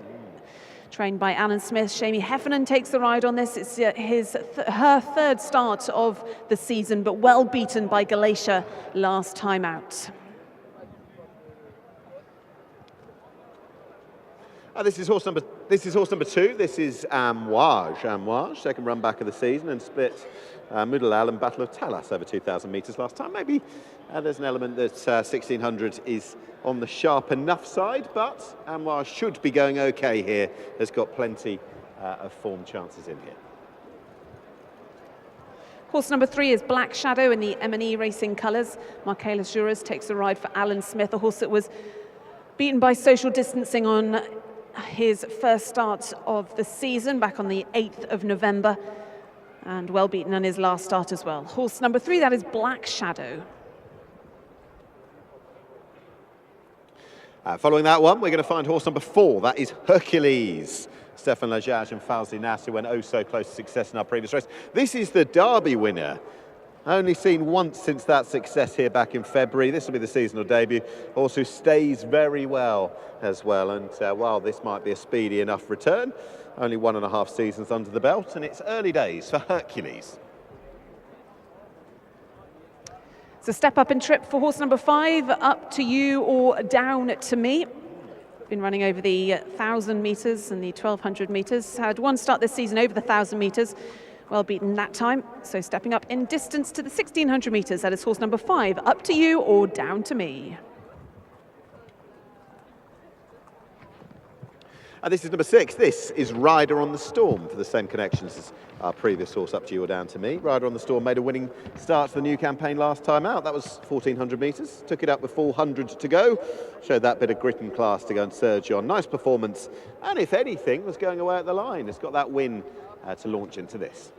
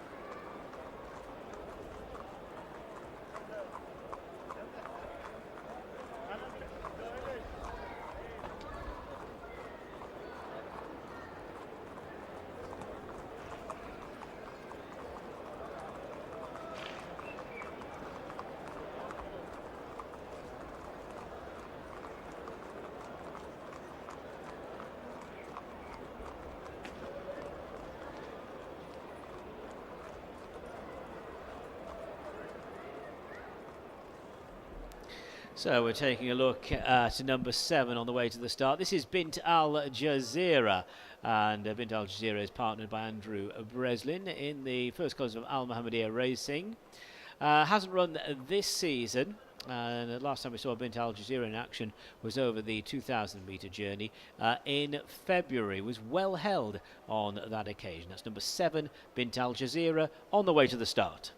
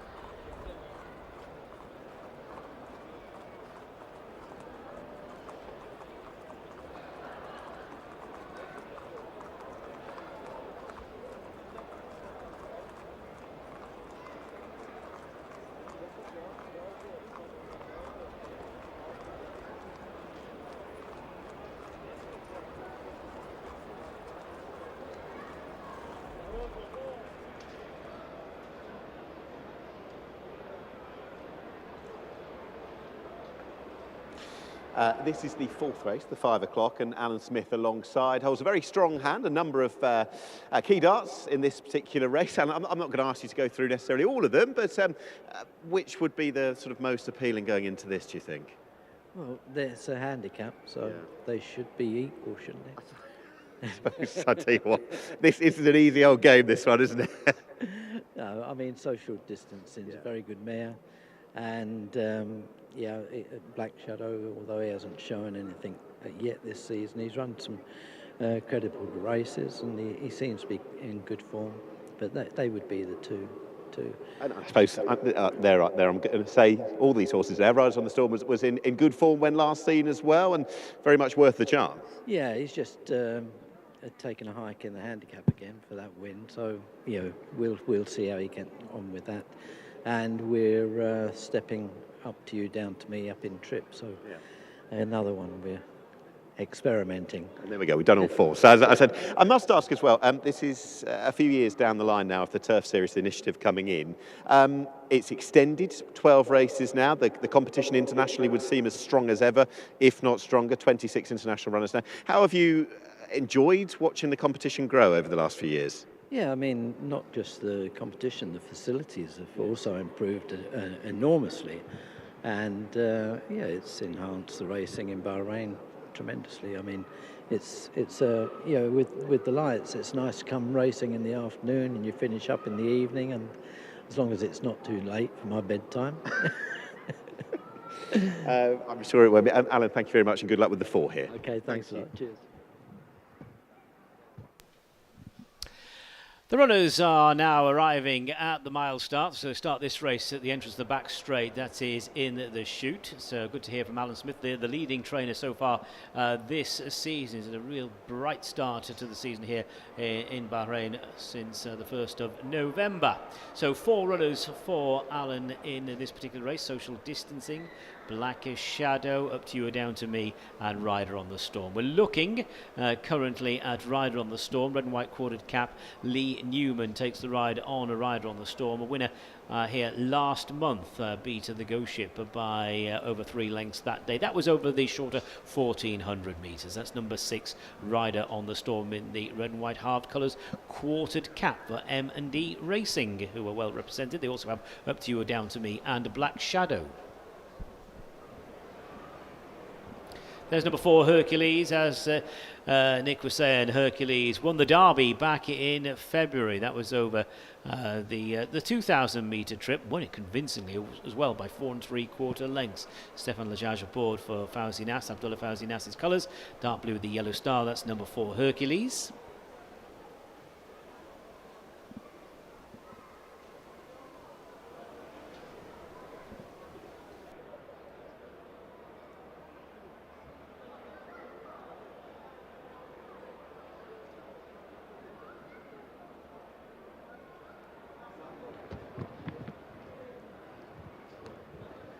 So the horses then down at the start, then the 1600 metre start, as Darren said, in the chute, right on the far side of the track. And the floodlights really starting to come into effect here. It's our 4th of 9 races this evening. Let's have a little look at them then. This is the Derby winner, Hercules. He's a 2-time winner out here. It's his first start of the season. Stefan, the judge, takes the ride on this. He's got a nice book of rides this evening, Stefan, for Fauzinas. Horse number 1, Social Distancing. Just gone through the picture for Shamie Heffernan and Alan Smith. A horse that was well beaten by Galatia when we last saw her at the beginning of this month, but we saw what Galatia did in one of the earlier races. So that form being frank then, Shamie Heffernan was riding Social Distancing that day, back on board. That's Amouage. Alberto Sala looking for his 3rd win this evening. He's had a great strike rate this season coming over to ride here. He's riding mostly for Hadi Ibrahim, who trains number 2, Amouage. Horse having his 2nd start of the season. Finished 2nd to Muddalal, who we saw earlier in the card as well. Of the M&E horses then, Nick, who do you like the best?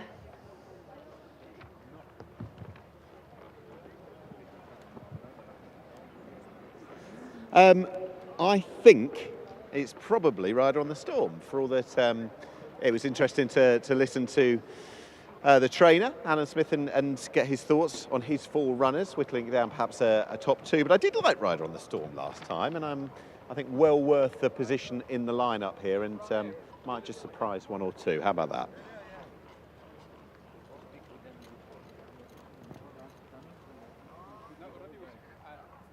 So there is Rider on the Storm. One of 4 in the race for trainer Alan Smith, who's got Social Distancing in the Al Adiyat Racing Silks, Shamie Heffernan to ride that one, Black Shadow, and Up to You or Down to Me, and Rider on the Storm as well. There are the silks, distinctive silks of Abdullah Fauzinas, Hercules' owner, and of course trainer, the horse who won the Derby last year. I'm interested to see how he's going to develop this season. He's very lightly raced indeed. I think he's going to want further than what this 1600 metre test will be, but we'll see. Who do you like?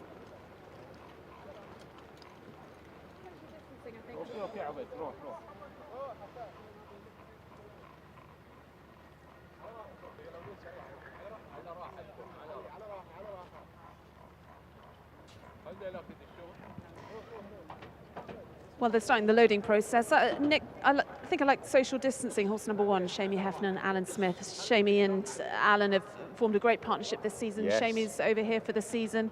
He's already had 5 wins, and Social Distancing's form has certainly had a boost with Galatia winning so well earlier on the card. And it was at the International Trophy meeting 5 weeks ago that Shamie Heffernan tore up the early part of the card, and there was a little bit of jest from the trainer that this young Irish jockey that we've plucked out of obscurity or the left field, he'll do okay. Yeah, so he's all right, yeah. Welcome to Bahrain, Shamie Heffernan. He's not bad for a claimer.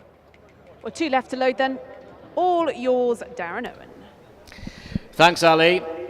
So the last of the runners going in at the 1600 metre start, the mile start. There's Amouage closest to us in stall 2. This is Social Distancing, dark blue jacket, and Bint Al Jazeera slots into place. We're looking at Social Distancing and Shamie Heffernan for Al Adiyat Racing. That's it, they're all in. Race 4. And they're off. Bint Al Jazeera breaks up along the inside with Rider on the Storm and Social Distancing for company, and Social Distancing is the one splitting the field. Social Distancing with Rider on the Storm to the outside. Hercules is rather keen, just taken back. Another one wants to take off. Is Up to You or Down to Me. Down the far side they go, and it is Social Distancing. Up to You or Down to Me is rather keen. Rider on the Storm is widest of all. Hercules is tracking the leaders. Further back to Black Shadow, who's being chased by Bint Al Jazeera, who's been been chased along off the bridle already, and Amouage is just sitting at the back end of the field, letting the action unfold in front of him. They're leaving the back straight now, and up front it is social distancing being matched for strides by Up To You or Down To Me with the red cap. Hercules is just in behind them, being followed by Rider on the Storm, Black Shadow, Bint Al Jazeera and Amouage as they prepare to take the turn. The final 600 metres looms up, and it's social distancing at the top of the straight, turning in 2 lengths clear of Hercules in second position. Up To You or Down To Me now losing ground to the outside. Rider on the Storm called on for an effort. Bint Al Jazeera next, and Amouage widest of all. And Alberto Sanna is now progressing steadily, heading towards the last 300, and it's the Derby winner Hercules now taking over from social distancing. Right there is Black Shadow, and then Amouage. They face the final 200 metres, and it is Hercules the leader. Here comes Amouage to the outside of Black Shadow. Hercules by about a length and a half to Amouage. Hercules galloping onto the line from Amouage. Hercules the winner. Amouage second place, followed in third position by Black Shadow, who was clear of Bint Al Jazeera. So it is Hercules, number 4, Stefan Lejaz for Fauzi Nas. The Derby winner strikes. This is Hercules' first win since winning the Derby in early February, and only the second start since winning that Derby. But Hercules galloped on resolutely all the way to the line over this mile journey. Amouage sat off the pace, settled off the pace in the hands of Alberto Sanna, but Hercules has come home in good style to do enough. Gallops on to beat Amouage. Black Shadows run a big race there, held every chance and just ran out of steam inside the last 100 metres. Black Shadow taking third. Bint Al Jazeera never seemed to travel and has finished in 4th place. So the provisional placings for race number 4. First, number 4, Hercules. Second, number 2, Amouage. Third, number 3, Black Shadow. And 4th, number 7, Bint Al Jazeera. That's 4, 2, 3 and 7. 4, 2, 3 and 7. Yeah, the Derby winner. The Derby winner.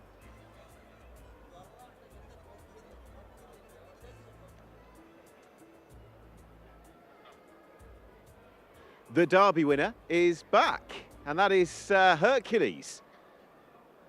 And Stefan Lejaz, a pillar of strength aboard this horse to get him home in the closing stages. I think it was a case of him being in position A. The difference in winning and losing, you can see his run starting a couple of lengths sooner, perhaps, than Amouage's, and from there on, he just kept on. That was Hercules, who hadn't been seen since back on the 16th of February. 2 weeks prior to that, he'd won the Derby, and a horse who's clearly got form over significantly further than this, has also got enough boot to be doing it over 1,600 metres as well, and has beaten Amouage. Amouage, who'd got that race fitness off the back of that neck second behind Moudalau a couple of weeks ago. Crouched low, Alberto Sanna, as he looked for 3 on the day. Crouched low, played later, and in the end has kept on well, but without ever really getting to Hercules, who's won by a length, a comfortable length as well. And there's every reason to think that this lightly raced horse, lightly raced young horse, has still got a big future. That is Hercules, as we hear from the jockey.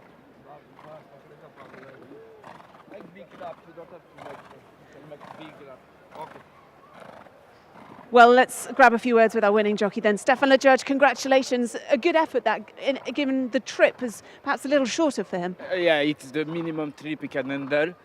Luckily, they was flat out, so it's good. I don't want to go front first time out of the season. So they do the job for me, but I have to attack them early at the straight because my horse is really one pace horse. And I think he do good today. I'm looking forward to see him on the further trip. He's one of our best babies, so hopefully he continue like this. There's some big targets coming his way, I'm sure, come the February, March. Yeah, as you can see, he's a light horse, but he's much bigger than last year. He's just one of these late baby coming with time. So what he showed me today, I'm quite glad. An exciting prospect then, looking at some of those big races. How do you rate him at home? He's one of our best 4-year-old. Let's see. Let's see, indeed. Congratulations, they're winning on a big day like today. Well done then to Stefan the judge. Well done to our Derby winner, Hercules, taking our 4th race. Yeah, every reason to dream big with this fella now, off the back of what he's just done there. It'll be interesting to see quite how they map out and campaign this fella, Hercules, last season's Derby winner, with a view to the future. It's a really good start to the new season for him. And he's proved it over 1600s. He's got the stamina to do it over further as well. It's been a good campaign so far for the man aboard. That's number 5 as he punches the air, Stefan Lajaj. And does so for trainer Fawzi Nas in, of course, the trainer's own colours. The winner, showing customary strength, is Hercules.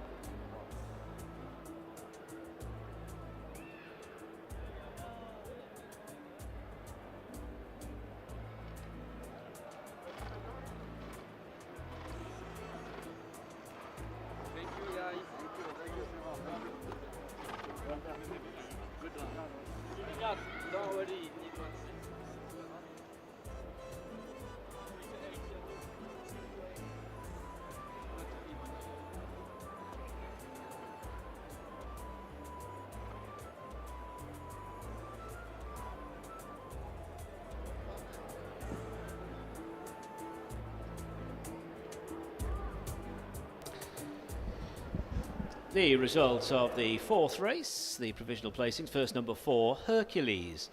Second was number 2, Amouage. Third, number 3, Black Shadow. And the 4th horse home was number 7, Bint Al Jazeera. Just to confirm, number 6, Rider on the Storm, took 5th place. The distances, 1 length and 2 1/4 lengths. That's 1 length and 2 1/4 lengths. And the official time of the winning horse, 1 minute 36.87. 1 minute 36.87. The Derby winner is back. Hercules, the winner of race 4.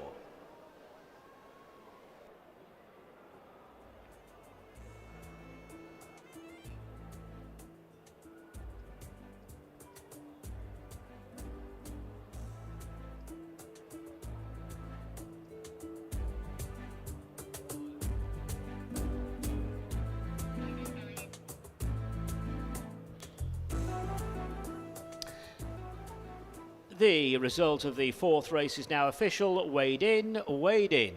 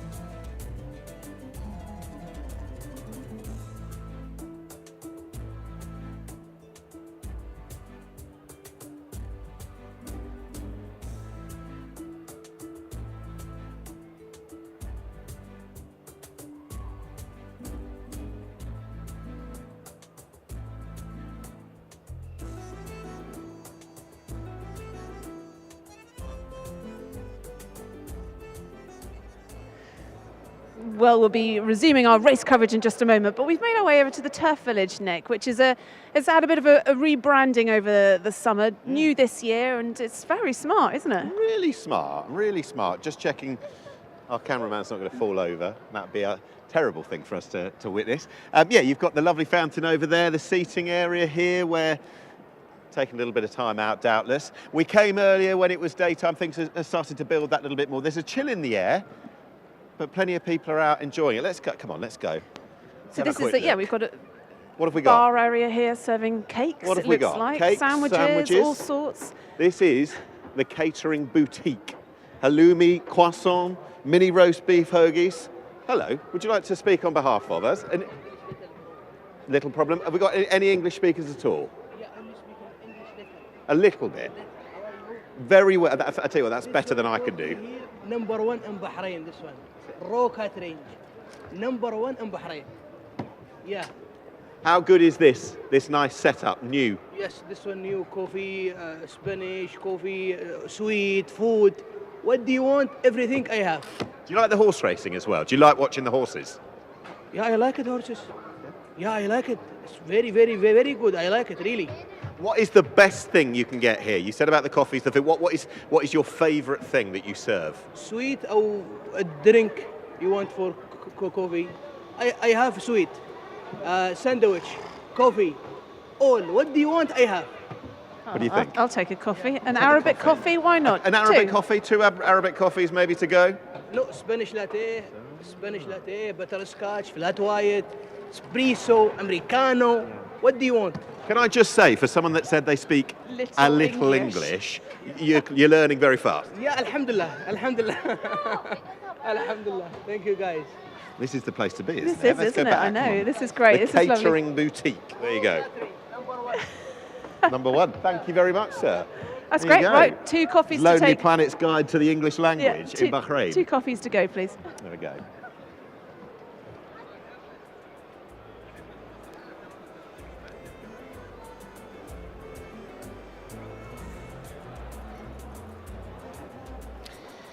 Talk about every man and woman for themselves. Forget the commentator, he wants a cup of coffee as well. Now, moving on to the 5th race. They're going to go a mile, 1,600 metres the journey for the Bahrain Bourse Cup. Number 1 is Ecosystem and Ibrahim Nada. Number 2, Boughey and Neil Callan takes the ride. 3, Royal Scimitar, PJ McDonald. 4 is Watch My Tracer, Daniel Muscat and George Scott going for a double. They are associated with Watch My Tracer. 5 is Modmin and Hussein Asghar. Number 6 is Man of Eden and David Lishka. And 7, Laser Guided. And the Laser Guided, just to confirm, is partnered by David Probert. Good to welcome David here to the Kingdom. There's confirmation of the field of 7 runners facing the starter. Imported thoroughbreds rated 0 to 100 go to post for the Bahrain Bourse Cup race 5.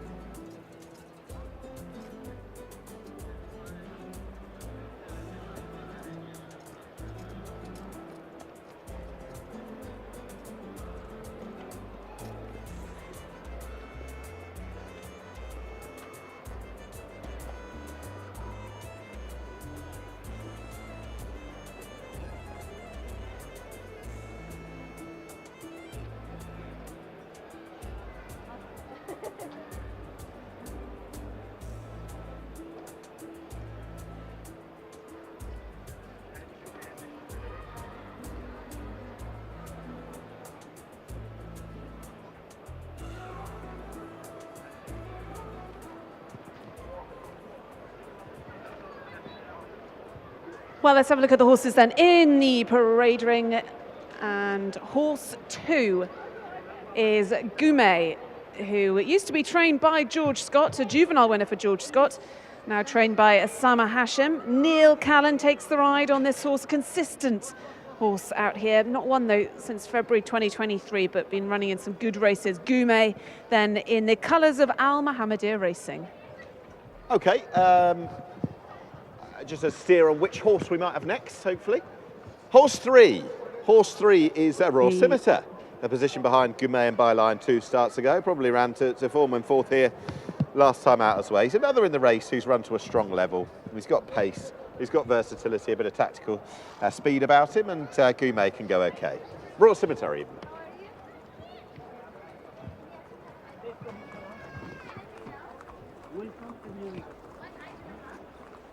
Let's have a look at horse number 5 then. This is Modmin, who is trained by Khaled Al-Khatri.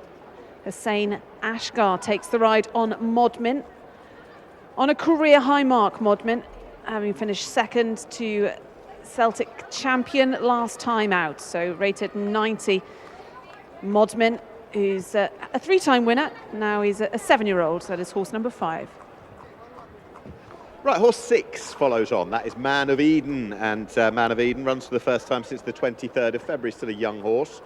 Only a handful of starts out here last season, but did win the first of them back in January, which could augur well for a return. Going well fresh. Horse 7 then is Laser Guided. Running in the victorious colours, Yusuf Taha trains this one. David Probert, British jockey, having his first ride in Bahrain on this horse. Laser Guided, having his 3rd start in Bahrain, was a winner for Ed and Simon Crisford back in the UK.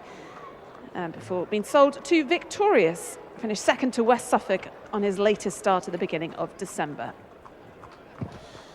For George Scott Victorious, Dan Muscat, we've had a first up winner here in Bahrain already today. They'll hope that Watch My Tracer can do the same thing. A very useful horse, and first up run out here, not seen since Royal Ascot. Pacey, should enjoy the track, should enjoy the ground as well. Looking at the profile in the UK, was a listed winner on the all-weather earlier in the year at Lingfield, and Watch My Tracer has run to a very strong level in the UK.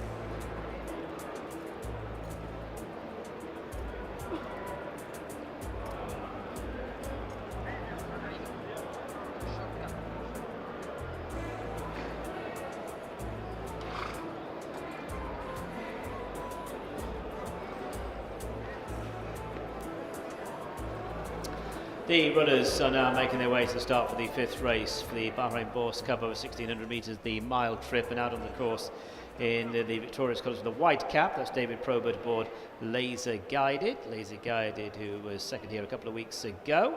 It's Laser Guided on the way to the start.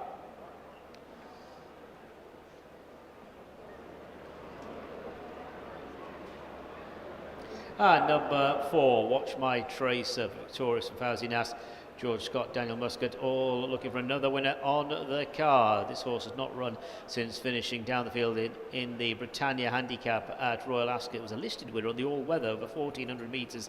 That was at Lingfield back in March. The blue and white silks of Modmin and Hussein Asghar. There goes Man of Eden. This is another close-up of Watch My Tracer. Watch My Tracer on this, his debut in the Kingdom.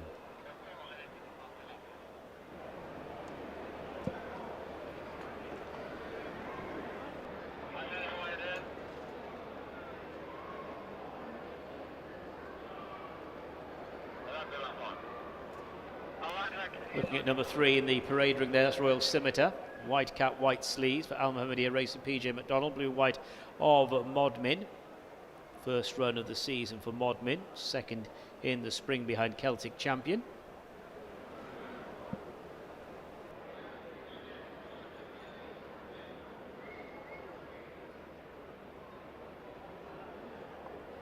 Red cap of Neil Callan aboard Boughey. Boughey, no stranger to the action here, was behind a byline. That was over this trip on his seasonal reappearance last month. Decent effort, beating the length and a half that day. That's Boughey, number 2.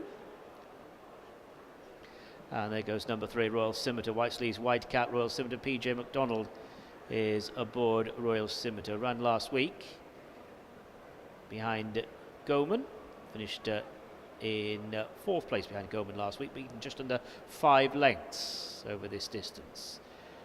Modmin striding out in the blue-white colours. Hussein Asghar, blue-white epaulets, white sleeves. Board number 5, Modmin.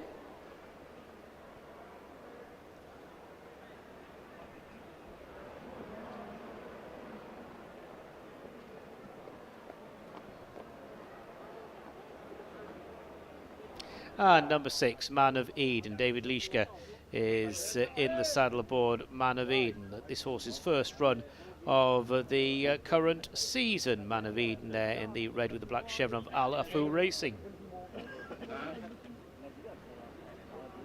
And Ecosystem.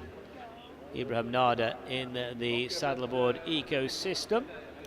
Another horse who raced last week behind Goman, finished 3rd in that race, was beaten 4 lengths. That's Ecosystem in the purple jacket with the light blue chevron.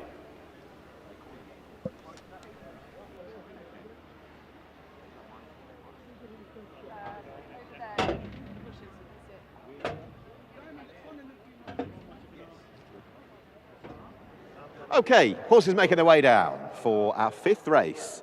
1,600 metres is the trip, and there's wonderful drone pictures as the floodlights are in full illuminating action. It really has added to the atmosphere. We were both here obviously for International Trophy Day. The first time I saw the floodlights, I know they had a pretty amazing opening ceremony with the floodlights going on around the track, but look at that picture. It's like the movie. It does. It just, I think when you, explaining it to people here, when you're back home and you imagine Middle East racing, yep, there's something about having the floodlights on. That's what it's all about, it feels like, doesn't it? I agree, and I think, notwithstanding some other sports in their own right are done in daylight, when you watch a montage of some of the best sports and most internationally recognised, very often they are done under floodlights. Some of the most evocative moments in sports have happened under that amphitheatre. Yeah, like the Formula One now with the night races. I mean, it just really adds to it. And doesn't it? Yeah.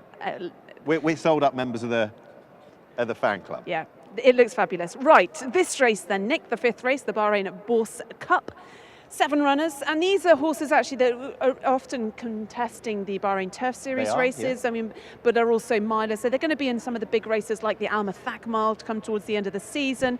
A lot of them have already run in His Highness Sheikh Khalid's race a few weeks ago, which was won by Goman. I know Ecosystem finished in behind him, and Royal Scimitar. So these are decent horses. Oh, very much so.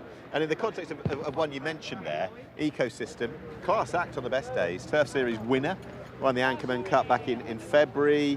2 wins last season, and that return run was A, good, but B, if you look, he looks very well as well, and they all do under the floodlights. There's me banging on about that again, but he did win second up last season as well, so if that's put him cherry ripe, he's a big player. Same colours as Goman in the Mohammed Khaled Abdurrahim colours, MKAR. All his horses trained by Hada Ibrahim. Right, let's have a look at some of the others. There's obviously quite a few representing Al Mohammedia Racing 2 in there for that racing outfit. Also, Victorious have got a couple. Watch My Tracer for George Scott and Daniel Muscat's an interesting one. I'm sure George is feeling somewhat relieved. His first horse as a winner back out here with so much pressure after last year, and Isle of Jura doing so well.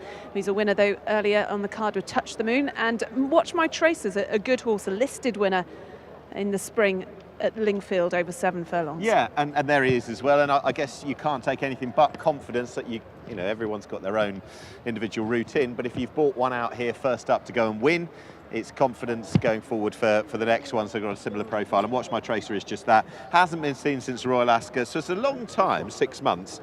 But I was looking at him and watching back some of his past performances, and I think he should enjoy the track. I think he'll enjoy the pacey, quick setup of racing around here, and as you said, one at listed level. Throw him in with that kind of form, and he's one of the leading chances for sure. The Almathak Mile is one of the big races then, to one of the premier races towards the end of the season. It's an international listed race. No one, I wouldn't be surprised to think that Watch My Tracer is going to be targeting that race. But making his Bahrain debut this afternoon or this evening, Watch My Tracer for Daniel Muscat and George Scott. Of the others then, Royal Scimitar is an interesting one for PJ McDonald and Fauzi Nass, a horse that's regularly running in some big races, often in the Bahrain Turf Series race. Won His Highness Sheikh Faisal Cup last season, beating Ecosystem, and is race fit. Had 3 runs already this season, so comes in some good form for Fauzi Nass. If I was pinning you down for one, the likeliest winner, who would you be going for? Well, Watch My Tracer's got, I think, the best form in the race, but whether he is travelled over well and is going to run off the plane. But obviously George Scott's got his horses nice and fit, so you can't rule him out. And of the local horses, Ecosystem is capable of running well, and I think could come on for his first starts behind Goman. Yeah, and win second up. Reassurance to go in, and the blindfold on into the stalls, but hopefully absolutely fine under Ibrahim Nada, that horse going into stall number 2. And as mentioned, as we welcome back the Turf Series for the first time this season, he did win at that level last year, winning the Anchorman Cup back in February, earlier in 2024. He's in. The last few are, well, the others are going to go forward. There is 6. That's Man of Eden, Jabbar Ramadan, the trainer. This horse who hasn't been seen since February, but would need a lift on what we saw. One by one they go forward. That will include Royal Scimitar and also Gumay. Welcome back, Neil Callan. He knows a thing or two about riding winners around here. One man who knows how to call them, Darren Owen. Thanks, Nick. Runners then moving up into the starting stalls for race number 5, the Bahrain Bourse Cup, over 1,600 metres, the mile journey. All in. They're off. And away smartly was Ecosystem, bouncing along the inside Gumay, and to the outside of the front 2 is Modmin in the blue and white jacket, not really settling at the moment. Laser Guided, red and white silts. Wide of Laser Guided is Royal Scimitar. Man of Eden is widest of all, and Watch My Tracer is buried up along the inside rail. Forming their early order, down the back straight they go, and it is Gumay the leader from Ecosystem, Modmin, Royal Scimitar. Watch My Tracer is in behind them. Man of Eden not getting any cover, and Laser Guided is at the back. Heading towards the end of the back straight now, about to enter the final 1,000 metres of their journey, and Royal Scimitar taken to the front in the hands of PJ McDonald, followed to the rail by Gumay, and then comes Modmin, followed by Man of Eden, Ecosystem, Watch My Tracer, and Laser Guided is last of all, but they're very well grouped as they approach the final turn. In excess of 600 metres left to go, and it is Gumay red cap taken on by Royal Scimitar white cap, with Modmin widest of all ecosystem, getting a split between horses. Watch My Tracer is in the catbird seat as they head down towards the final 400. Gourmet's going for home, trying to see off Royal Scimitar. Now Watch My Tracer needs to see a bit of a gap heading down towards the final 300 metres or so,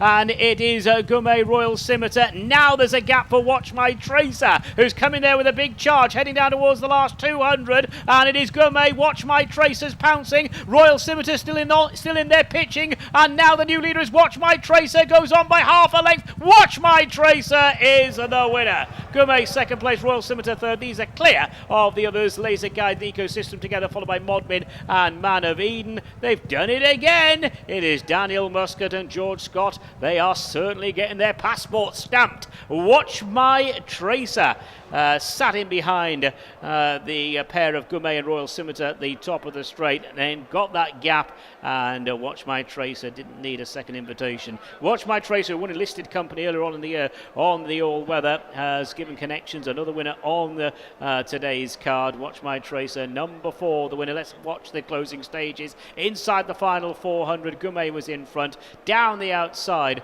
was Royal Scimitar, who tried very hard to pass in the hands of PJ McDonald. As they hit the 200, that gap opened up for Watch My Tracer, and Watch My Tracer pounced, came through the gap to take the honours. Number 4, Watch My Tracer is the winner. Race on for second, Gourmet second. Royal Scimitar was back in third place, and they were clear of Laser Guided in fourth. So first number 4, Watch My Tracer. Second number 2, Gourmet. Third number 3, Royal Scimitar. And fourth number 7, Laser Guided. 4, 2, 3 and 7. 4, 2, 3 and 7.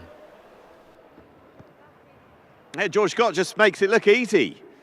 Man who conquered Bahrain last year with the brilliant Isle of Jura. He's not here, but in his absence, 2 runners, 2 winners, both first up here. Touch the Moon and now Watch My Tracer. And you can see there in the closing stages, as the pincer was there, the Ahmadiyya Racing pincer of Gourmet, the red cap, who was there to be passed. Okay, ready Royal whenever you are. Scimitar, that was the stumbling block. Could the room come for Watch My Tracer and Dan Muscat? It just about got there. And so it proved. Watch My Tracer, who hadn't been seen since Royal Ascot. 6 months on, he's back. And he had some very useful form in the UK as well, a listed winner.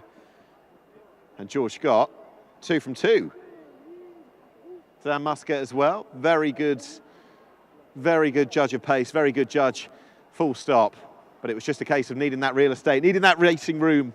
A few of these were keen early doors because perhaps they weren't going crazy pace. But once the gap appeared, this horse, who reached a good level in the UK, has already hit the heights in Bahrain.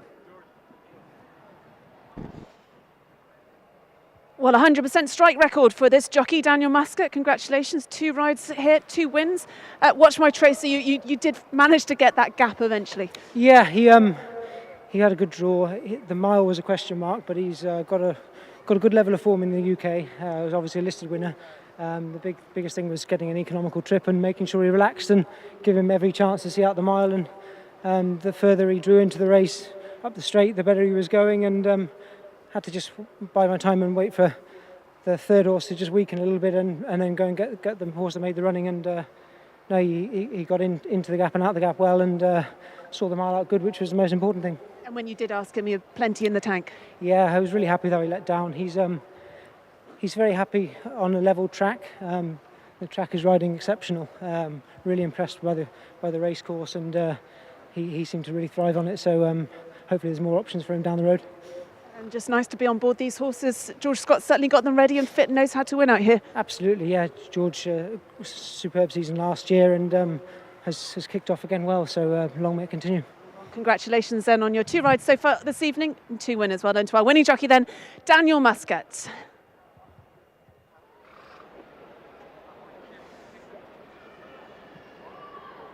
Yeah, it's a team that seeks to dominate, and this is just the way you want to see it on a night like this. Dan Muscat, all smiles, all praise for the horse, the training performance, and indeed the racing situation, the scenario, and the turf underneath as well. He's enjoying it, enjoying his time here with a couple of winners already on the board. And this horse, who was a big price on the international markets when last seen at Royal Ascot back on the 20th of June in the Britannia Stakes. They've waited 6 months pretty much to the day, exactly to the day, and well worth it. He's made his first start in Bahrain, a winning one, that despite a few real estate issues close to the finish. There's Penny Green as well, Poppy Green I should say, who we heard from earlier, leading up 2 winners already now, and she was responsible, she said, for the early stages of Isle of Jura's brilliant campaign here for the December and January races before he kicked on. And she's already responsible for leading up a couple of winners on the card as well today. The latest of them, once again for Dan Musker and George Scott, in the colours of Victorious and Fawzi Nas, the winning first start here in Bahrain for Watch My Tracer.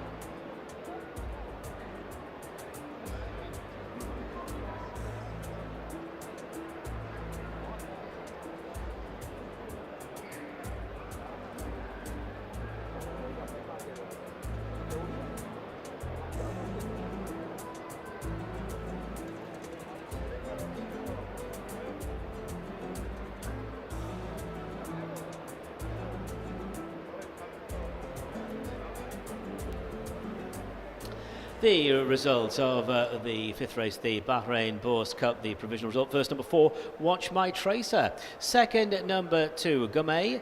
Third, number 3, Royal Scimitar. Fourth was number 7, Laser Guided. And for the record, 5th was number 1, Ecosystem. The distances there were half a length and the same. Half a length and the same. And the official time of the winning horse, 1 minute 35. That's 35.82. 1 minute 35.82. Watch My Tracer wins for Victorious and Fawzi Nas, George Scott and Daniel Muscat.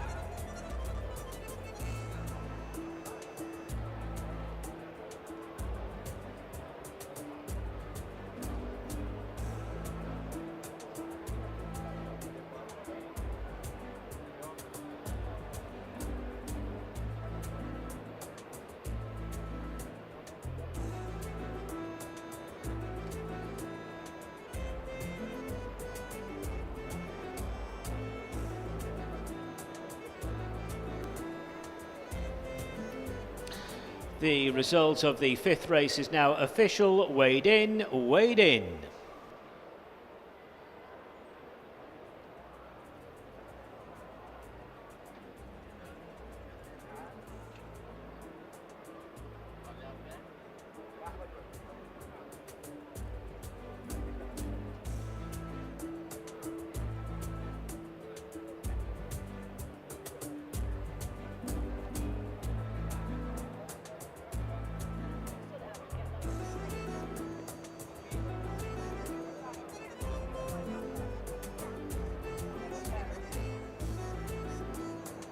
So we have the trophy presentation for the 5th race, the Bahrain Bourse Cup, and we welcome up Sheikh Khalifa bin Ibrahim Al Khalifa, the Chief Executive Officer of Bahrain Bourse, to present the trophy. Well done to connections of Watch My Tracer, another win for trainer George Scott, jockey Daniel Muscat in the colours of Victorious Racing and Fawzi Nas. Watch My Tracer, the winner of the Bahrain Bourse Cup.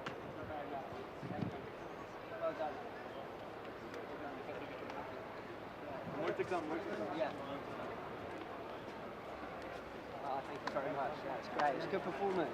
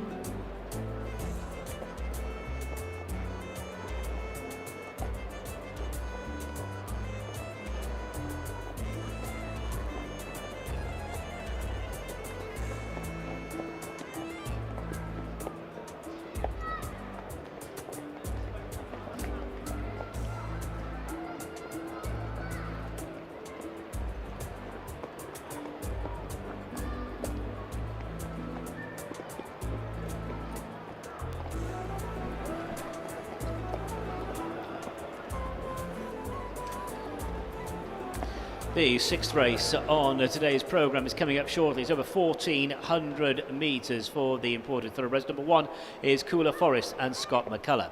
2, City House, Daniel Muscat. 3, Al Mukhtar Star and David Leishka. Number 4, Celtic Champion, PJ McDonald. Number 5 is Boomshalar, Abdullah Faisal. Number 6, Yalail and Liam Wright. 7 is 4-wheel drive, Adnan Jaffa. Confirming that number 8, a Blue Boy, has been scratched. Number 9, Kinks. And Neil Callan, I can confirm, is definitely riding Kinks. Number 10, Inspirited and Hussein Asghar. 11, Ruyan, Ibrahim Nada. 12, Mubtada, Rowan Scott. 13, Endifar, Ahmed Maki. 14 is Lakael's Destiny, Gary Carroll. 15, HMS Endeavour, Hassan Al-Safar. And number 16, Purgatory, Abdul Rahim Jassim. That's the field to go to post for race 6 over 1,400 metres.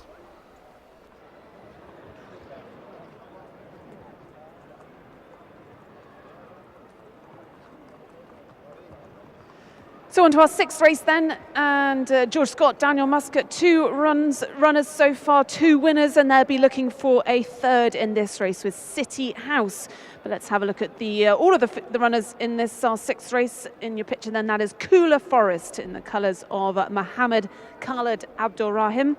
Scott McCullough takes the ride on this Cooler Forest, who was last seen running in the Al Mathak Mile, a race that he won a few years ago. But it's been a long time since Cooler Forest managed to get his nose in front. 2021 was the last time he won, but has been running in some decent races here. That is horse number 1, Cooler Forest. Next up, we're going to have a look at number 3. This is Al Mukhtar Star. Al Mukhtar Star, who's drawn in 12. 3 wins from 44 career starts, most recently in November of last year. 3rd run back this season, and has been going okay this campaign so far. Horse 4 then, Celtic Champion. This nice looking, attractive grey son of Ade.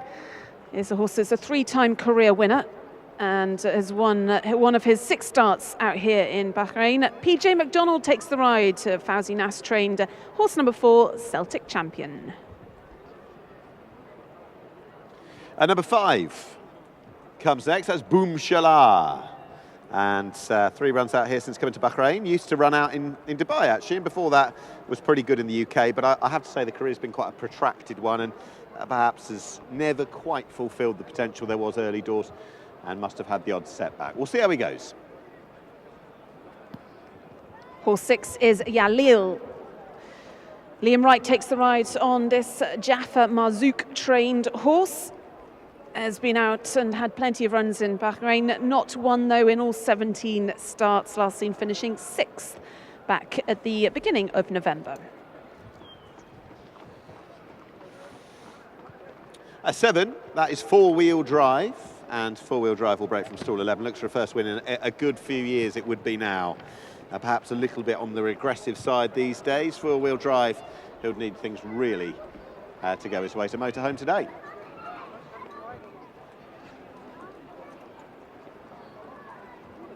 Horse 9 is Kinks, a horse that's been running out here for a number of seasons. He's now an 8-year-old, the son of 60s icon. Neil Callan takes the ride for Osama Hashim. He won this time last year off a mark of 80, so he's been dropping down the ratings since then. He's running off 75 today. That is horse number 9, Kinks. And coming to the next horse, that's number 10, that's Inspirited. Inspirited, who is running well this campaign and had what turned out to be a thankless task trying to reel in Labalaba last week. Still ran well for 2nd and well clear of the 3rd. I remember the horse in the UK, 1,400 metres, very much his trip. Horse 11 is Raw Yarn, a horse that used to be trained by George Baker and now in the hands of Ali Yan. Ibrahim Nada takes the ride on this horse, having his 7th start in Bahrain, last seen finishing 3rd behind Mr. Relevant back in just a couple of weeks ago, mid-December. Next up, we're going to find horse number 12, that is Mubtada. Mubtada, who's having, well, it's been a quiet couple of runs this season so far, having won the final start of last season back in February, and certainly needs to improve on what we've seen of late. Another one that needs to step up is Endifar. Ahmed Maki takes the ride on this horse trained by Talal Al-Alwai. Endifar finished down the field on all starts this season. His fourth start of the season for Endifar. Number 14, Lacale's Destiny, who's got the wide draw out in 15 and needs to improve on that first run from last time out, first up run for the season. Still looking for an elusive first success out here as well, one of a couple of runners in the race for Jabba Ramadan.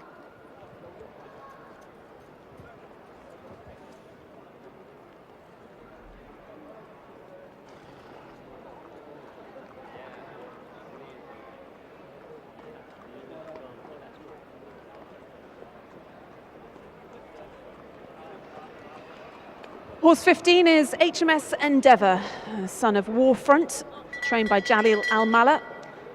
Hassan Al-Safa takes the ride, a horse that's going to need to improve on his starts this season. Well beaten by Mr. Irrelevant when we last saw him just a couple of weeks ago. HMS Endeavour. 16, this is Purgatory, and it looks an unlikely source of victory, Purgatory, having been out here for a very long time, but he's still yet to win out here. The 3 career wins, all in the UK, way back in 2019.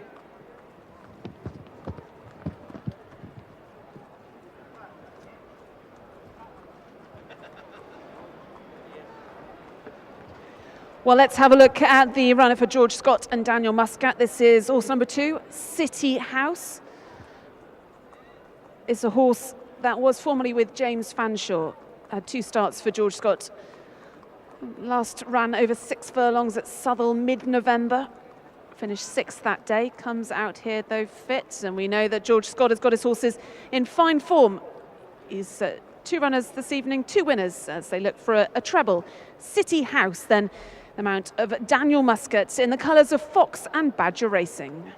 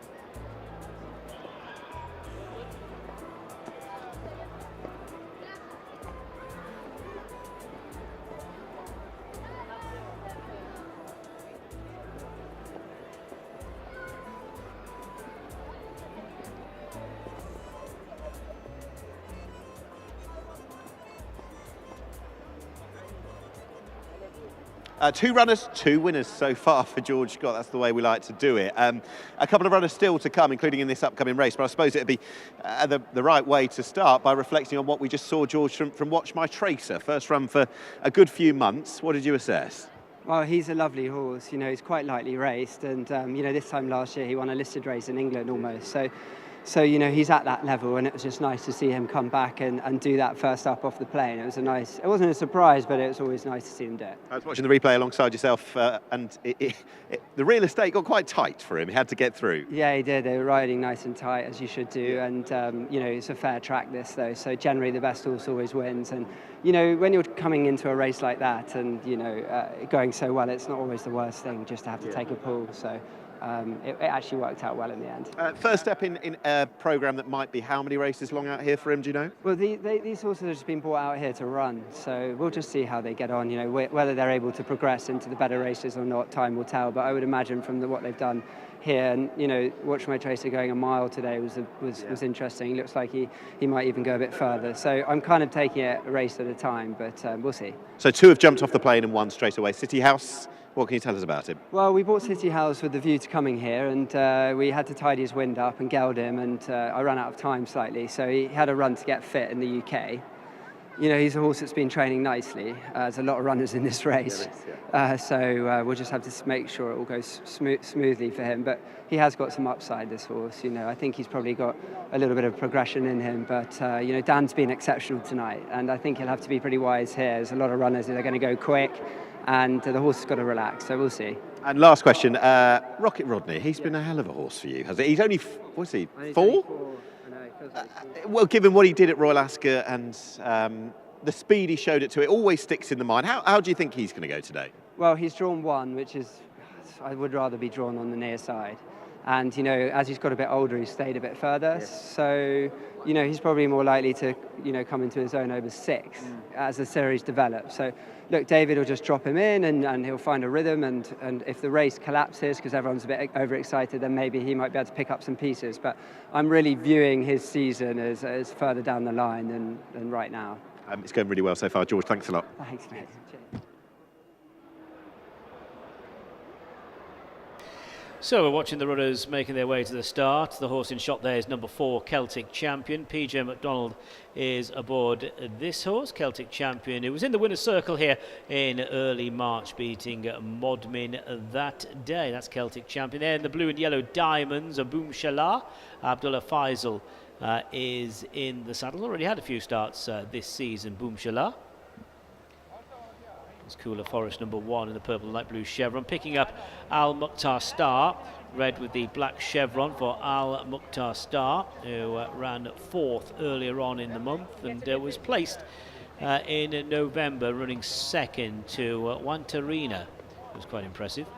Ya Lail has the green with the white sash, red sleeves. Out of the money behind that race, won by Wantarina in November. That's number 6, Ya Lail.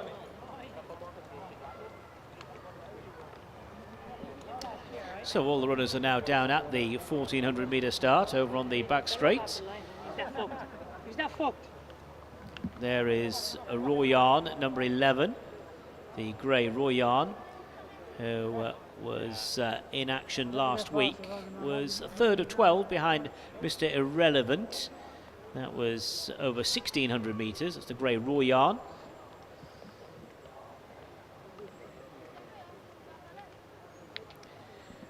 Already seen Celtic Champion, but the maroon and white checks, that's LaCale's Destiny, and there goes Purgatory in shot in the yellow. And Kinks, just to remind you, Neil Callan is riding Kinks.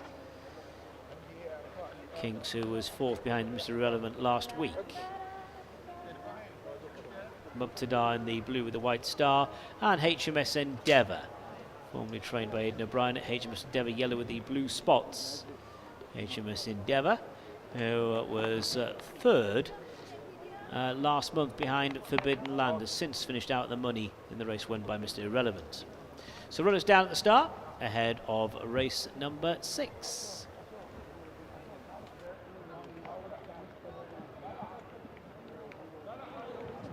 Well, it's the 1400 metre start then, which is just along the back straight, so quite a decent run to the final turn, Nick, so draw probably isn't too relevant in this race.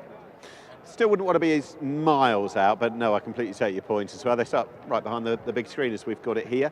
One of the bigger fields, aside from the Turf Series races that we've got to look forward to, as George Scott, the man of the moment, said there's a lot of runners, so they're going to be fact-finding here, but the other 2 that have come out so far have jumped off the plane and both gone in and won. So it's all over to you, City House now, who's still a very young horse and was bought purposely with Bahrain in mind. Yeah, he got a bit lit up actually heading to post, but we saw there in some of the earlier races, Daniel Muscat in his first ride certainly got lit up, and that wasn't a problem for Touch the Moon, but he's only a 3-year-old, City House, so this is a big occasion with the lights and the atmosphere, but he's looking like cool as a cucumber now. He's down at the start under Daniel Muscat. His nice, gorgeous looking Knight of Thunder gelding in the colours of Fox and Badger Racing. As they're starting the loading process, he's one of the first to be heading in. And you can see 4-wheel drive, who's an old favourite. He's run in many of the top races out here. He's in the yellow colours.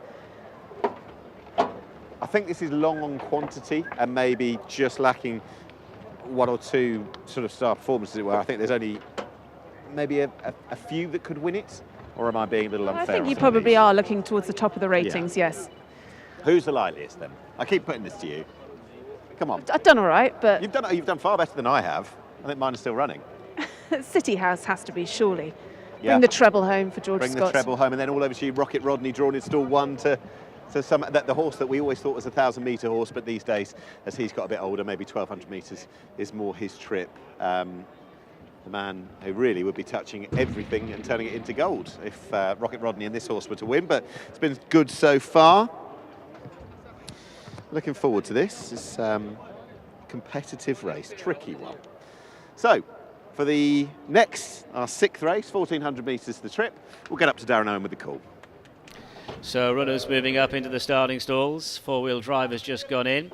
This is Kinks in the white and maroon jacket, blindfolded, and Yarlail will complete the lineup at the 1,400 metre start. That is it. They're all in. Ready to go. And they're off. 1,400 metres in front of them. Inspirited began well, as did Celtic Champion. Kinks heading towards that inside running rail. Four-wheel drive is right there on the premises with Yarlail. Right at the back, Endifar drops out last. And it's Celtic Champion, Yarlail, Kinks, City House and Royan, being followed by Muqtada in the blue and white colours. Up along the outside, four-wheel drive, Inspirited, Cooler Forest. Further back to Al Mukhtar Star, chased by Boom Shalar, HMS Endeavour, Purgatory, Lacale's Destiny. Endifar gives them plenty of start. They leave the back straight behind them, and it's Celtic Champion being followed by Yarlail. Those two are in front of the grey Royan. City House has got a nice position just in behind the pace, with Kinks going the shortest way. Muqtada, Cooler Forest, they're following. They're followed by Inspirited. Then comes four-wheel drive at the top of the straight. 600 left to go. Celtic Champion corners on a sixpence in front, followed by Kinks and Yarlail. To the outside, Royan. City House needs to find another gear in the maroon colours, followed by Muqtada. Inside the final 400, Celtic Champion is the one to catch,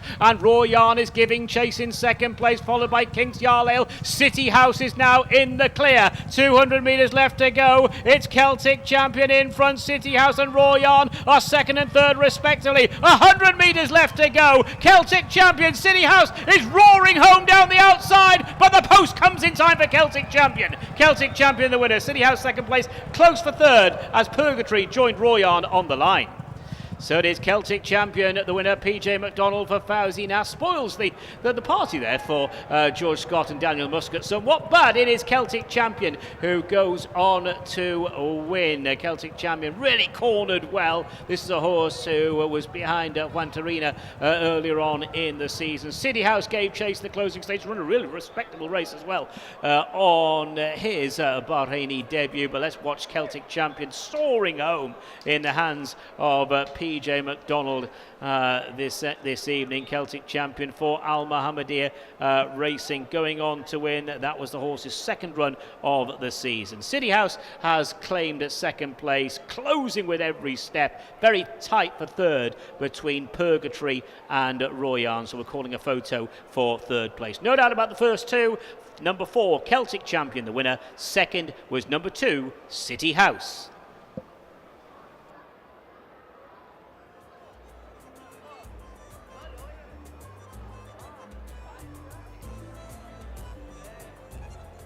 Excellent stuff. PJ McDonald to clock up win number 6 of the campaign, as we see him, of course, these days situated out here, and hope he's very much enjoying his season. Rides like that, they're always going to help.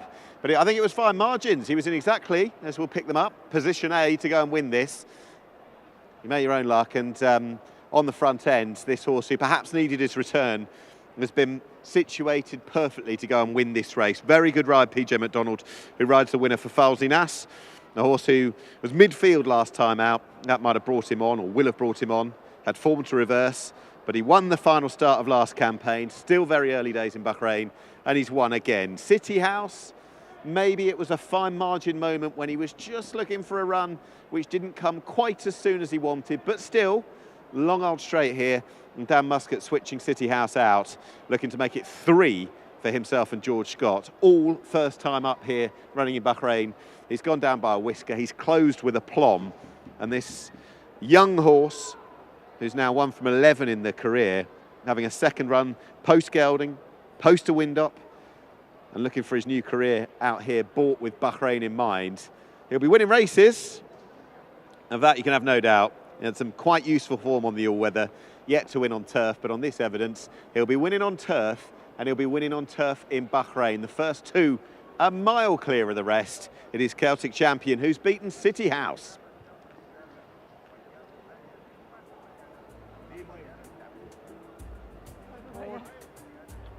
Well, let's have a word with our winning jockey, PJ McDonald, who just said, thank God, because as you said, you've been knocking on the door all night, but a nice run from this, an improved run from this Celtic Champion. Yes, I was very happy when I rode him first time out this year. He was a little bit lazy and a little bit sluggish early with his first run, but he finished off his race really well. I had a good draw tonight, so I was quite keen to make plenty of use of him. Wasn't planning on making the running, but I was left there. I was able to control the race from the front end, and I had a very willing partner in the last furlong. Were you aware of City House thundering down? I could hear something, and the way Danny's been riding all night, it wouldn't surprise me if he had got up and got me, but no, look, I'm happy to get this one lad up in front for the team. Our horses have been running really well all night. They've been second, third, all getting placed, so it's very nice to get a winner on a night like this. And a word on your big rides in the later races? Yes, Vegas Jack and Thundermore, both winners, competitive racing. Vegas Jack has had a run, so he'll be sharper and fitter tonight. And Thundermore loves the place, doesn't he? You know, he's won plenty of times here, so I'll just sit there and let him do what he knows best. And just nice to have a win on a big day like this in these colours. It's very important. Hamadiyya Racing are massive supporters out here, and these are the nights that we need to be having winners on, you know. The family put a lot into racing, so it's very nice to be able to repay them with a nice winner. Well, congratulations, and our winning jockey, PJ McDonald. Yeah, he's a top draw rider. We've seen that in the UK over a number of years, and way back when, in another lifetime ago, he was doing it over the jumps. Can you imagine that? And now look where he is, situation in the Middle East. PJ McDonald coming back on his 6th win out here of the campaign. In the Al-Mohammediyya Racing colours, those of Falzi Nas, the trainer. And Celtic Champion is the winner of the 6 o'clock. Show your appreciation, please, for the fine grey. Celtic Champion.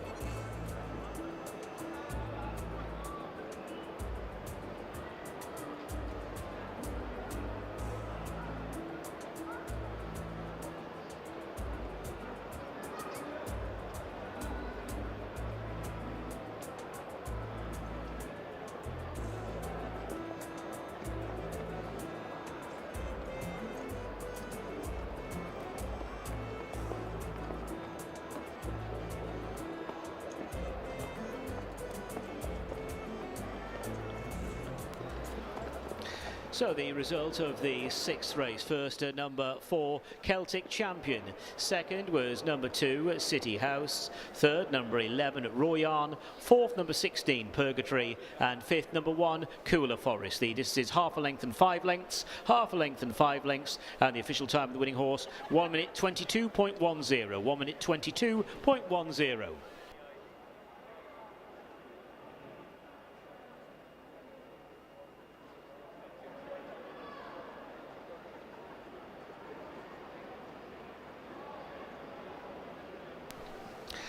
And I can also tell you it's weighed in for race 6. The result's now official, weighed in for race 6. Let's move on to race number 7, the REHC Cup, a race to be run over the straight 1,000 metres. Number 1, Al Nuwayev and Stefan Lajaj. Number 2, Stylish, Lee Newman. 3, Zeal, Alberto Sanna. 4, Wakia and David Lishka. 5, Luna, PJ McDonald.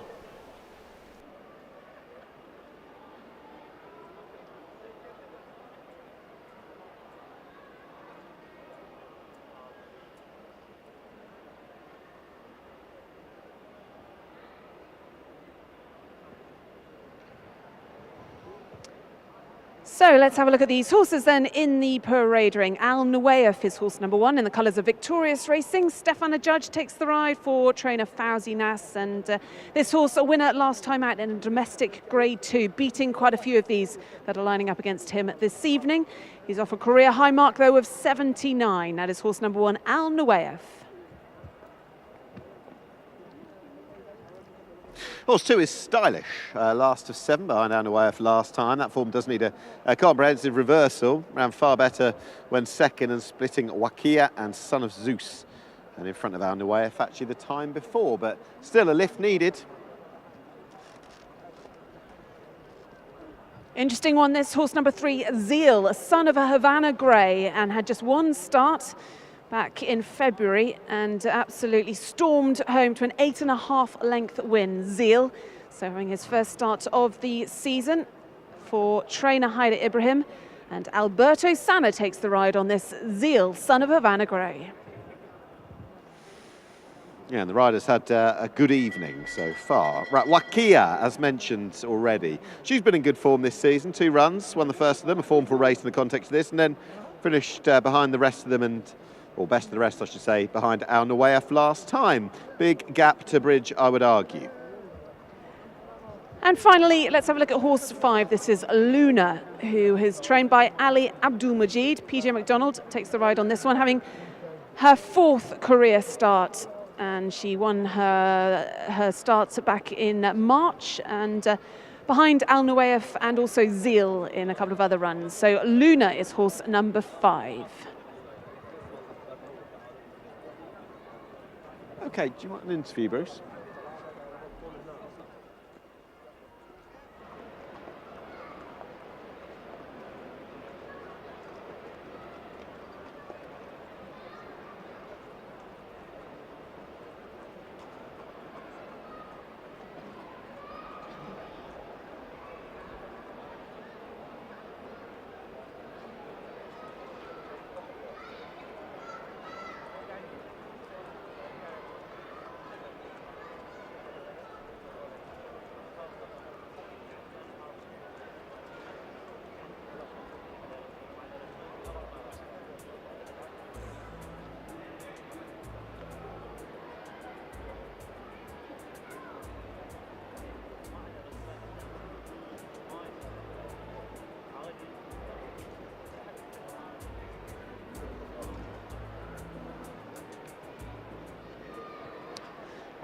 We are delighted to be joined by Falzi Nass, who's just had a winner with the potential of, well, potentially significantly more to come, even as we get to the big races at the end of the card. Well done. Were you expecting that with our previous winner?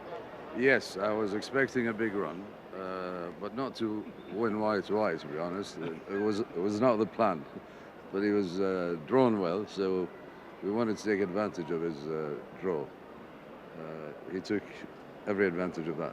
PJ gave him a very good ride as well. I want to rattle through a couple of these. So Al Nawayef looked excellent last time. That speed the horse showed, we're about to see him now. This looks a warm race, even though there aren't too many runners in it. Can he replicate last time?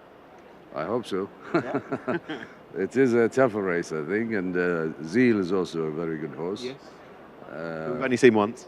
Yes, but I am hopeful. Now, when it comes to the Turf Series, the sprint and then the middle distance race, the 2,000 metre race, just as regards the squad in the sprint, how do you assess it? Well, most of them is their first run. Okay. So I'm not sure how much they'll need the run, to be honest. I mean, even if they were fit, if I was sure they were fit, you still can't assess a sprint race, can you? It's a wide open race, I think. And we'll learn that a little bit more about the draw as well, see where the pace is. There's all sorts of different factors, as you well know. And what about the runners in the last race? That's a really interesting, interesting proposition on what we've seen so far. Yes, I've got Vegas Jack. He's a nice horse. Yes. He might need the run. Signalman already had 2 runs, but about 5 weeks ago or something, 4 or 5 weeks ago. But he's looked good out here so far. Yes. He seems a progressive horse. I'm not sure where and what's his ceiling cap is, but we'll find out today. And one word as well, if you don't mind, just on George Scott, the return of this season, who we had so many great days with, enjoying Isle of Jura. He's got straight off the plane himself, and his horses are flying. Just knowing him as you do, is that the kind of expectation you've got with George coming out here these days? Yes, absolutely. His horses looked really well since they arrived in this country, and especially Watch My Tracer, because he developed into a very nice horse since I've seen him last in the summer, somewhere around May or June. And he looked a picture, to be honest, and he grew a lot. So we're expecting a good run from him. Thank you very much, Steve Falzi. Good luck with the rest of the evening. Thank you. So Fauzi's team going great guns at the moment. So the field on their way to the start for race 7. Just going back to race 6, a correction on the time there. It was 1 minute 23.10. 1 minute 23.10. That's just a little bit of housekeeping on that previous race. So we have a small field making their way to the start for the REHC Cup. It's over the straight 1,000 metres. We're looking at Wakiar here. David Lishka is in the saddle. And Wakiar's running well this season with 2 placed efforts. A win at the first meeting, beating Stylish by a couple of lengths, and then ran second towards the end of November. That's Wakiar red with the black chevron. Here is Al Nuwayef and Stefan Lejage. Stefan in the victorious colours, the red with the white striped sleeves, comes here on the back of that win over Wakiar. Beat Wakiar by a comprehensive 4 3/4 lengths last time. So the red with the white striped sleeves for Al Nuwayef.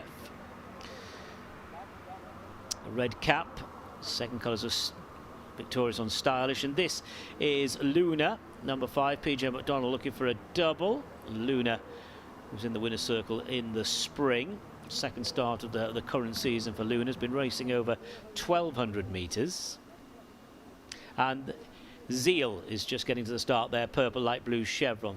Mightily impressive when trouncing Luna here in February. Second career start for Luna. Alberto Sanna looking for a treble. So the runners are at the start for race number 7, as we see Stylish there and Lee Newman.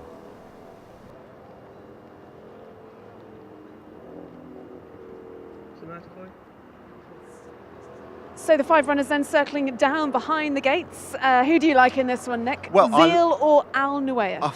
Yeah, I mean, it does have that feel of a bit of a match in ways. Just speaking to Fawzi Nas, yes, he hopes Al Nuwayef can replicate that pretty epic performance of last time. But he was quick to mention Zeal is a good horse.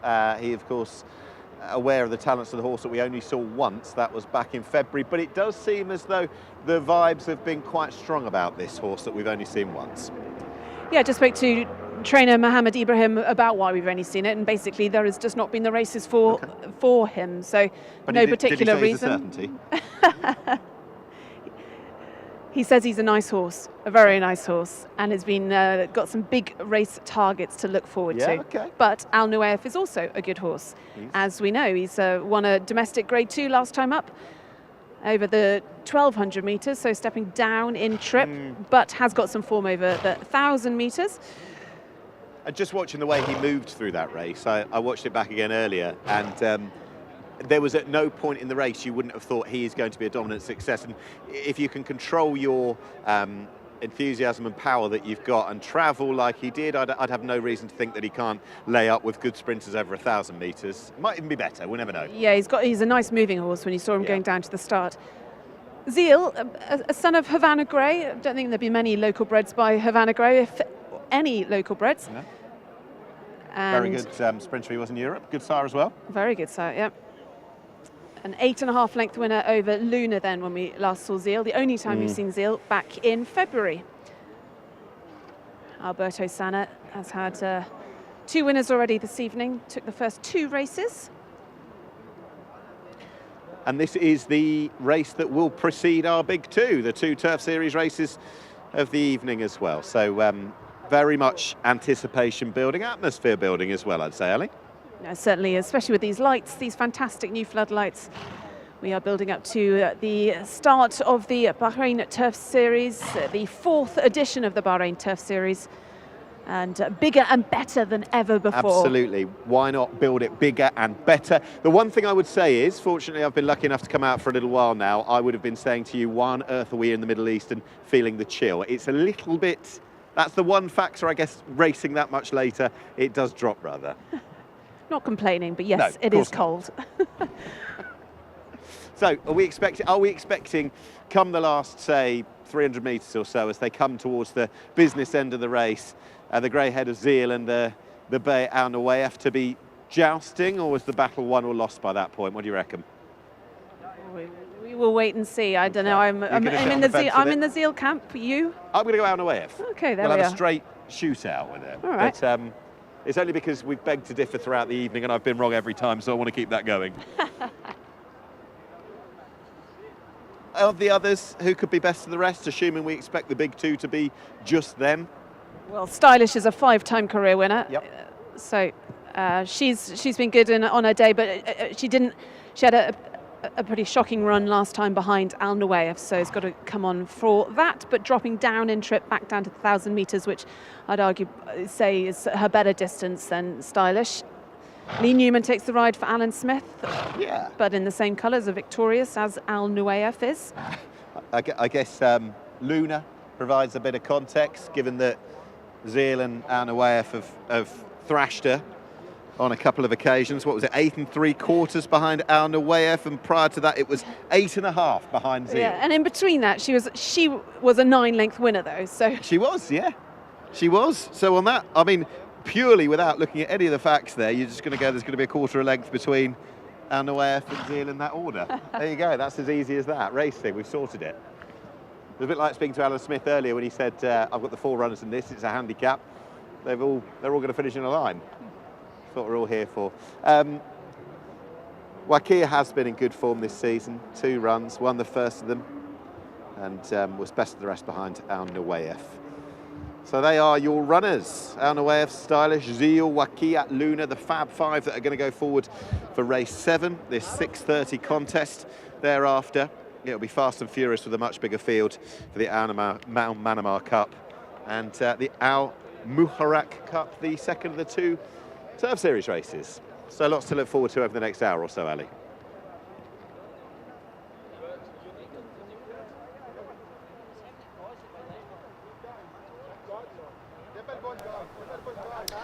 Runners about to go into the starting stalls then for the REHC Cup over the straight 1,000 metres. It's a domestic Grade 2 race, this one.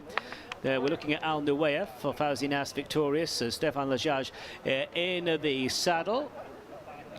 Comprehensively beat Wakia then a few weeks ago, and Al Nuwayev goes in. Luna, number 5. Moving up, that's Luna. Luna just backing away.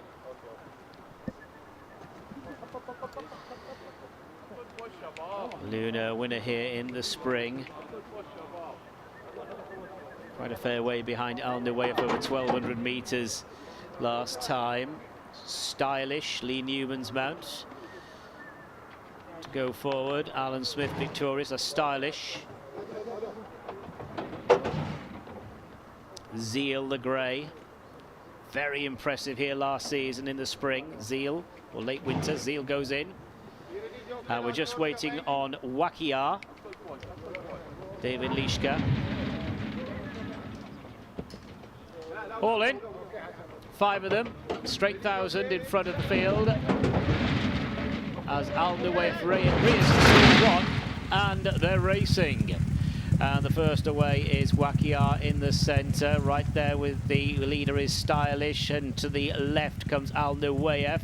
Zeal is held up. Racing to the right in the white sleeves is Luna. So they cover the first 200 metres or so, and it is Wakia, Stylish, Al Nuwayev and Zeal are disputing last place at present as they link onto the main track now inside the final 600 metres. And Wakia's coming under a ride, and now Zeal, the grey, is starting to go through the gears as they head towards the 400. Big run from Al Nuwayev, drifting into the centre of the course, just hanging a little bit now for pressure, heading down towards the final 300 metres, and it is Zeal, Al Nuwayev being followed by Wakia. Luna is next, and then Stylish, and Zeal has got the lead, heading down towards the 200 metre marker, and Zeal is stretching away now, the grey Zeal, by a few lengths to Al Nuwayev. It's 2 from 2. Nice prospect. Zeal is the winner. Al Nuwayev second place, close third, might just be Luna ahead of Wakia, and Stylish was last.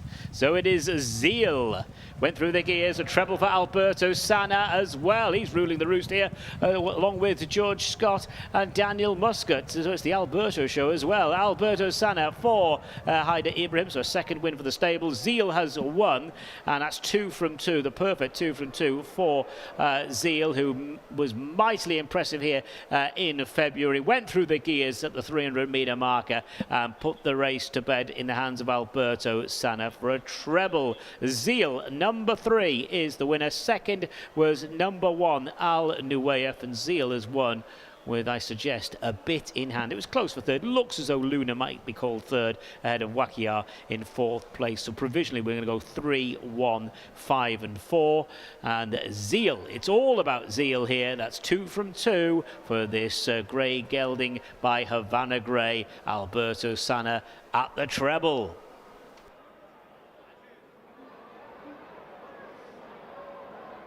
And there you go, there's the winner and the vanquished coming back. Zeal from Al Nuwaif. 2 horses we expected to fight out the finish of this.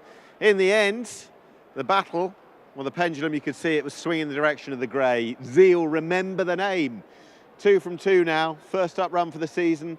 Lacked the race fitness, lacked the experience of the battle-hardened Al Nuwaif over on the far side. But you could see the stride beginning to shorten by the older horse over on that far side of the track. And in the end, he's won by a very cosy few lengths, Zeal. The future is extremely bright for this horse that we've seen only once. That was over 1,200 metres back in February when winning by a huge margin, 8.5 lengths. Down over 1,000 metres, first up run for the season, in against good calibre sprinters. And this fella has marmalised them. Zeal, untapped potential, a lot of pace, the absence, no issue. And it does look as though Mohammed Khalid Abdul Rahim has got himself a sprinting star. It's another on the day for Alberto Sana. He's having a red letter Friday here in Bahrain.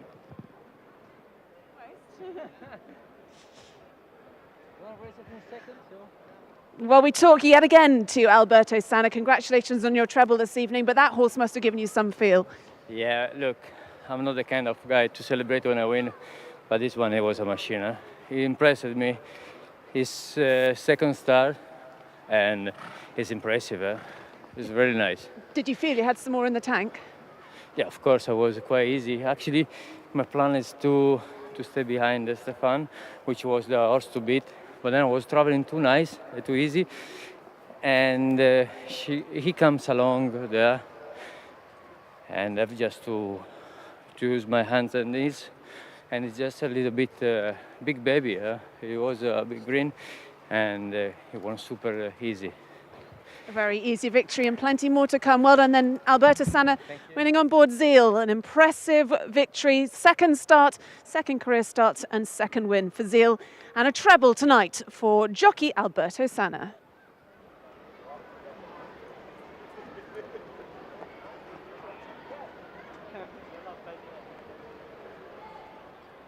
We have the big 2 races of the evening still to come. Races 8 and 9, the 2 Turf Series races, as that much anticipated set of races kicks off. They're still to come, the good horses to come, but there's that feeling that we've unearthed a bit of a gem here this evening. This now dual-winning grey son, like his dad, of Havana Grey. 1,200 metres in February, that set Pulses Racing, and I'm sure the expectation was there. 10 months on, we get to see him again, and he was worth the wait. For Alberto Sana, trainer Haider Ibrahim, and in the colours of Mohammed Khalid Abdul Rahim, remember the name, it's Zeal.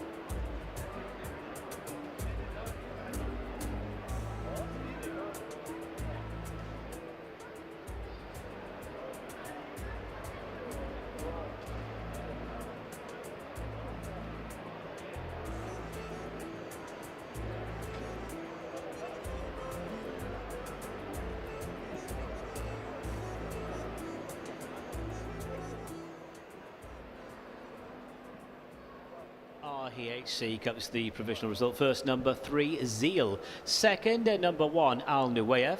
third number 5 Luna, fourth number 4 Wakia, and fifth number 2 Stylish. The distances there 3 lengths and 2 3/4 lengths. That's 3 lengths and 2 3/4 lengths. And the official time of the winning horse 59.90. 59.90.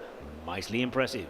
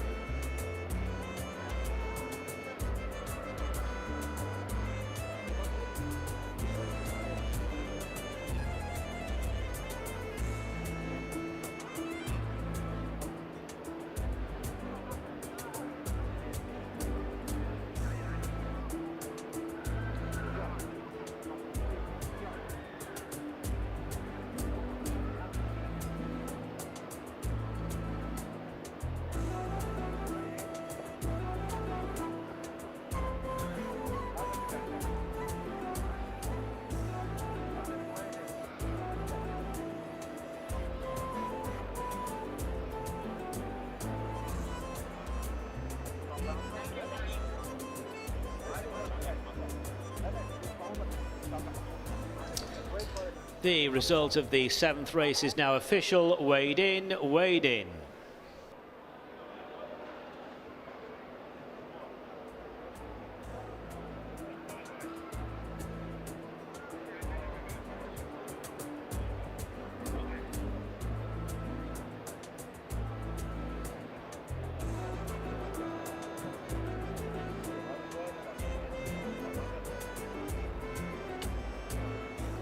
Trophy presentation time for the REHC Cup. This is our 7th race of the evening, and we're delighted to welcome up Ahmed Yusuf Abdulghani, member of the High Committee here at the Rashid Equestrian and Horse Racing Club, to present the prize.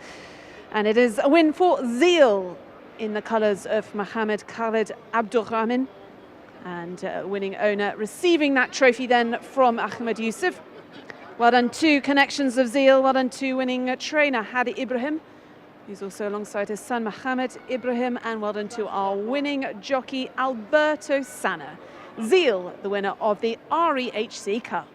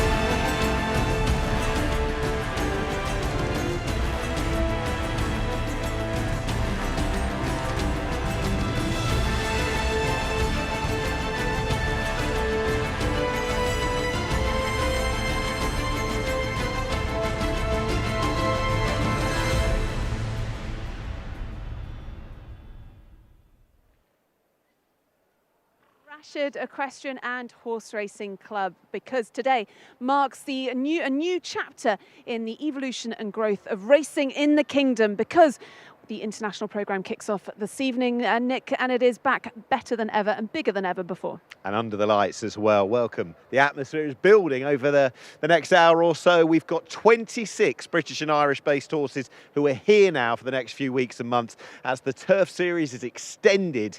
It's now a few years old, and we've now got 12 races going through till March on some of the featured days. The Crown Prince's Cup, the King's Cup, they're all incorporated. Big race days. They're now Group 3 status races. So much to look forward to over the next few weeks and months. Yeah, a lot to look forward to, but a lot to live up to as well, because we had a fantastic winter season last year, and this year we are very much looking forward to the return of international racing here in the Kingdom of Bahrain.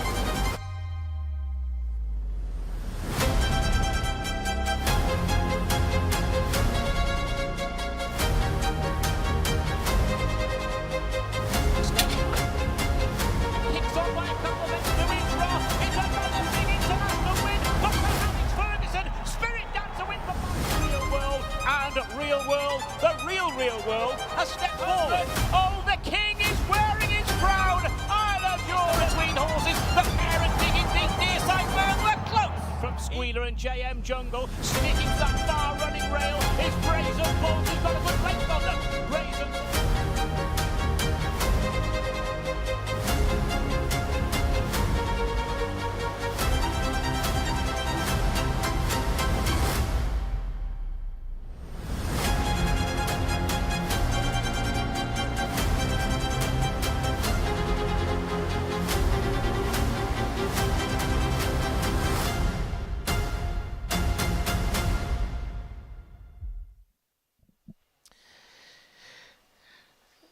So the 24-25 Turf Series is upon us, and coming up shortly we have got the Manama Cup over the straight, 1,000 metres, a really competitive race in prospect. And let's have a look at the field. Number 1 is a Swift Asset and Abdul Rahim Jassim. 2, Thundermore, PJ McDonald. 3, Jubilee Walk, Daniel Muscat. 4, Salvuccio, Stefan Lajaj. 5, Chimgan, Hassan Al Safar.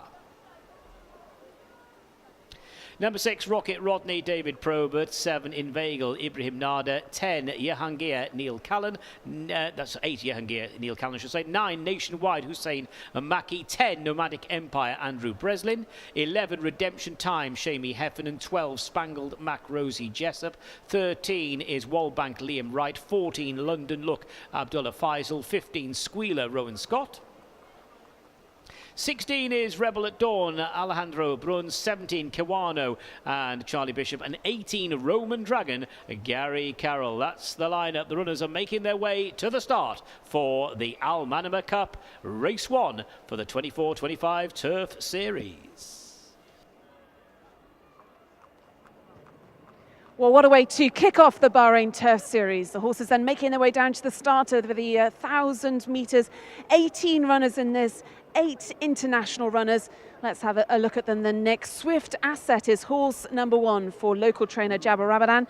Abdurrahim Jassim takes the ride on this horse, previously with Richard Hannon, a 2-time winner for him. And so had 4 starts in Bahrain, winning 2 of them, all over the 1,000 metre distance. So comes here with a chance. Up £8 though for his most recent win. That is horse number 1, Swift Asset. Yeah, we've just seen horse 13 get a little agitated, Wallbank. Number 2, that is Thundermore. Thundermore, who is back out here again, and although second past the post here in March, was awarded the Turf Series Al-Sakir Cup when last seen. Didn't do badly at all at the back end of last season. They'll be hoping for more from Thundermore. Still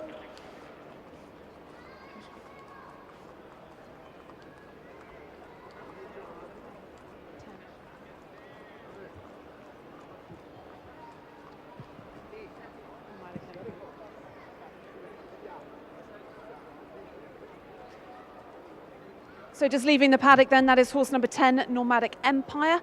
Won the Bahrain Turf Series a couple of seasons ago when trained by David O'Meara. Has now been based out here. Won well here in January, but having his first start this season, Nomadic Empire, Andrew Breslin takes the ride on this horse, trained by Osama Hashim. Oh, we'll have a look at horse number 7. That is Inveigle, who was a winner here over the distance last time out. Never too far away from the speed and stuck about there very well indeed. That represents her first victory since early last season, probably coming into this, in fairness, off 8 Bahrain best. So that is Inveigle, who can make his presence felt.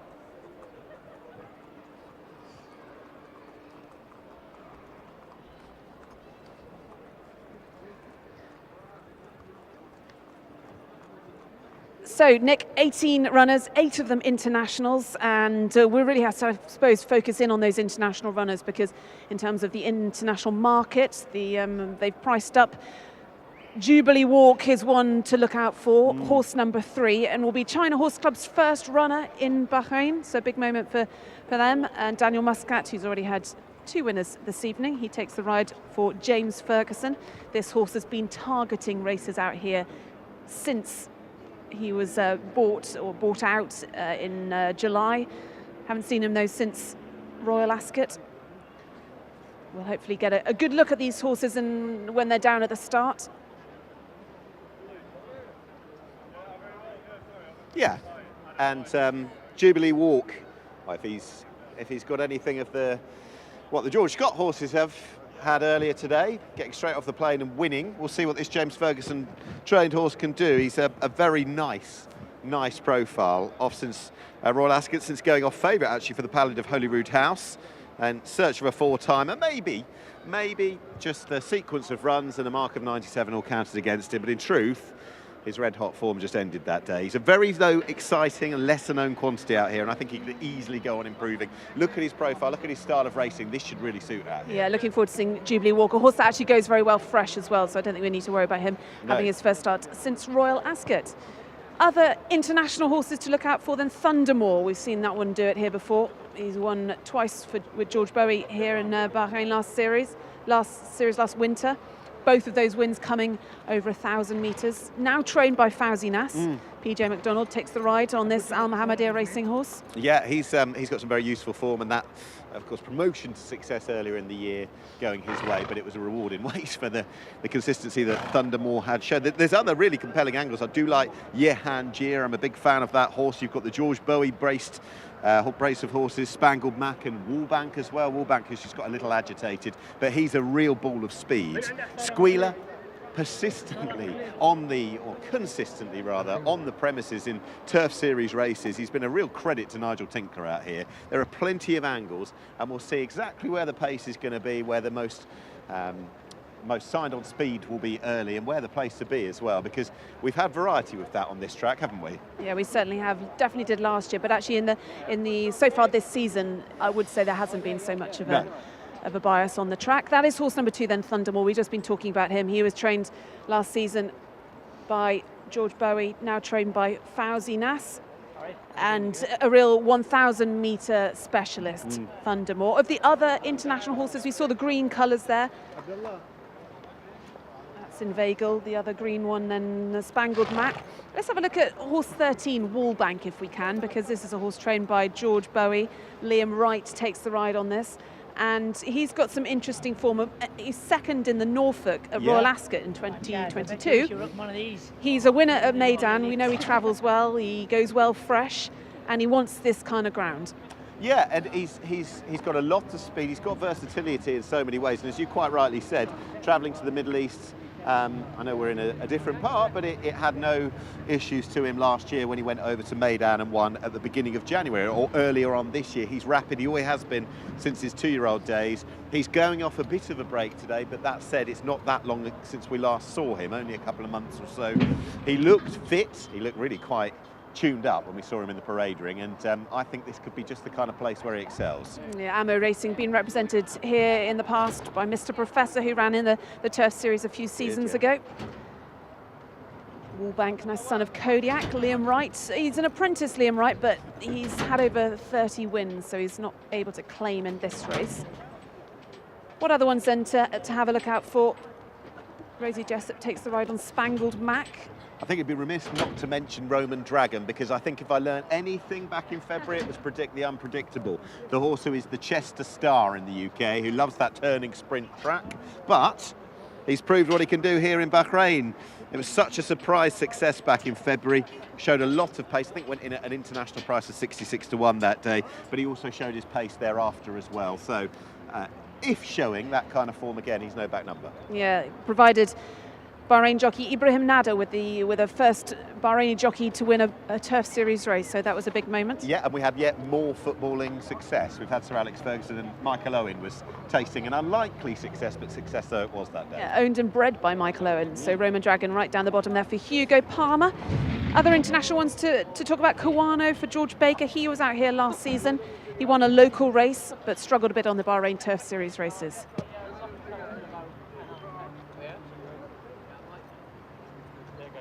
What else catches your eye, Nick?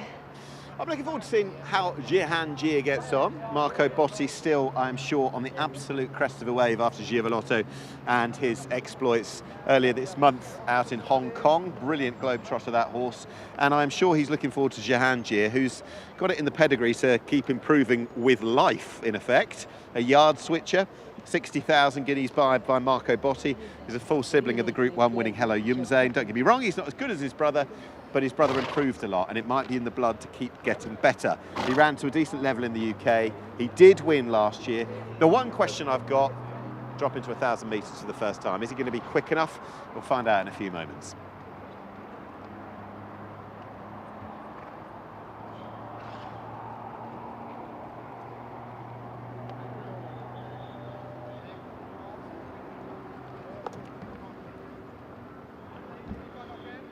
So, with the horses circling before the start, as a reminder of what we've got to look forward to, the now 12 race series, the Turf Series set up in 2021. And just that reminder, Ali, we were talking about last year. Don't get me wrong, Brazen Bolt was the absolute standing dish, and he deservedly won the sprint division by a canter. But the middle distance one, which we'll see the first race of in our final contest, went down to the wire, didn't it? It's that drama that this Turf Series provides. Yeah, it did. So there is 12 races this year in the Bahrain Turf Series, 10 races worth 80,000 each, and then the final 2 on King's Cup weekend worth 100,000, plus another 40,000 in each pot bonus to the winners of each division. Won last year by Parlando, and it was Brazen Bolt who won the sprint division. But better quality of international runners made the trip over. We've got 26 overseas trained horses who will be based here for the season, running right through to the beginning of March. And this year the Bahrain Turf Series expanded, so it also takes in Bahrain's premier races, including the Crown Prince's Cup and the King's Cup, which will run in February and March. And those 2 races now international Group 3 races. So an enhanced international program as they start the loading process for these 18 runners. And high time we heard from the trainer of one of the key protagonists, Jubilee Walk. James Ferguson, thank you very much indeed for joining us. Everything gone to plan to this very moment? Yes, he's enjoyed a nice break since his last run. Over well, so all in all, we're very happy with him. And what was it about the Bahrain Turf Series programme that enticed you, in particular with this horse? Well, over the last couple of years, it's always been something on our mind, and China Horse Club were very keen to have international runners, and you know, with his rating and with his profile being progressive, it seemed like a natural option. And in early stage of last season, I know we didn't see him after Royal Ascot, did he really excite you as a developing sprinter? Yes, when he won at York, we had very high hopes for him. He's just kept on progressing. He always tries hard, and inshallah he wins. Absolutely. We wish you well, James. Thank you very much indeed. Thank you.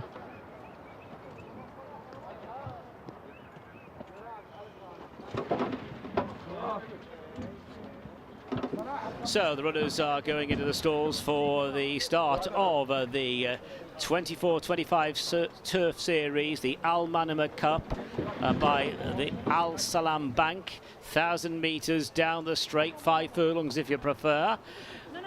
Big field, 18 of them. Well through the loading up process. There's a close-up of Rocket Rodney, red jacket, white cap, London Look, who won. Was a bit of a surprise winner here last week. That one in the blue with the white crossbelts, white cap. That is Redemption Time who loads. So we've got a good, 6 or 7 more to go forward. There's a close-up of Salvuccio's jockey, Stefan Lajage, pale blue of Roman Dragon. Winner here already, won here last season. That's Roman Dragon. Red cap of Jehangir, white cap of Thundermore. Kiwano is still to go as well. I reckon we're down to the last 3. This is Rebel at Dawn. Kiwano's out of line, and Squealer's getting really warm in the prelims. Squealer, so 2 to go. Squealer and Kiwano. Just Kiwano to go forward now. Kiwano drawn in stall number 6.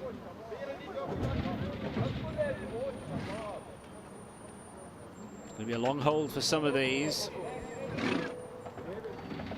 That's Kiwano in. All in. They're ready.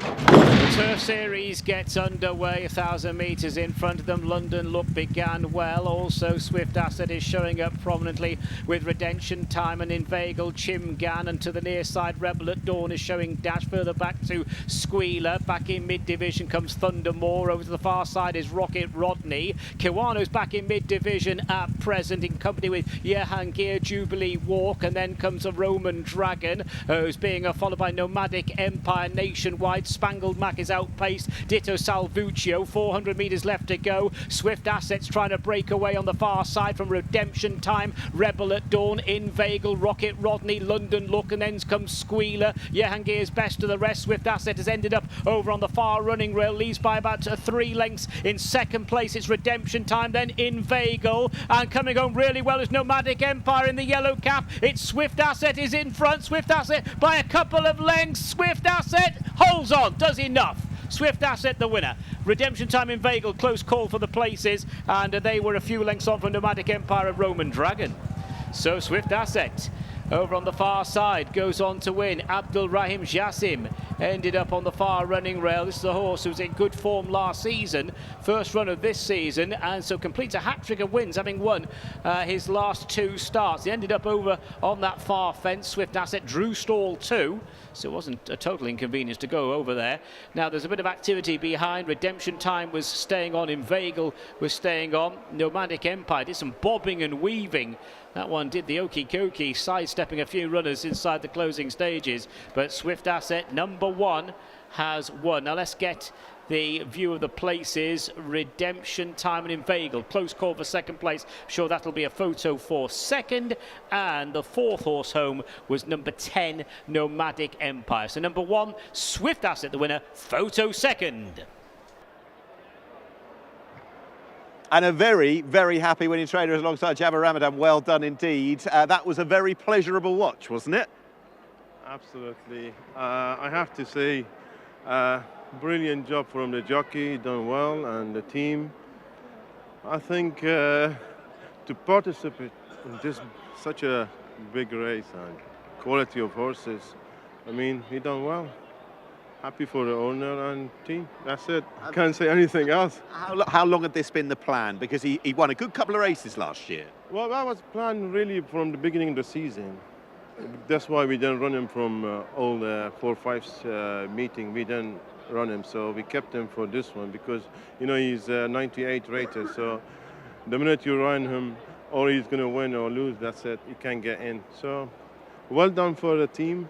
I think jockey done a great job on him. Catch me if you can. And they couldn't. And just a word on the well done the trainer as well. I'm sure you're quite self-deprecating. I just want to get a word on. Are you going to make it the double? You've got Young Ireland in the second of the 2 Turf Series races. I hope so. I hope so. You know, it's not easy, but I hope so. We wish you well. I appreciate Well it. Thank you. Thank you.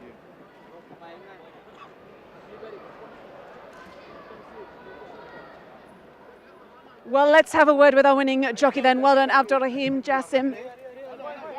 Abdul, congratulations, and what a feeling that horse must have given you. Oh, it's a great feeling actually. It's my first Turf Series win.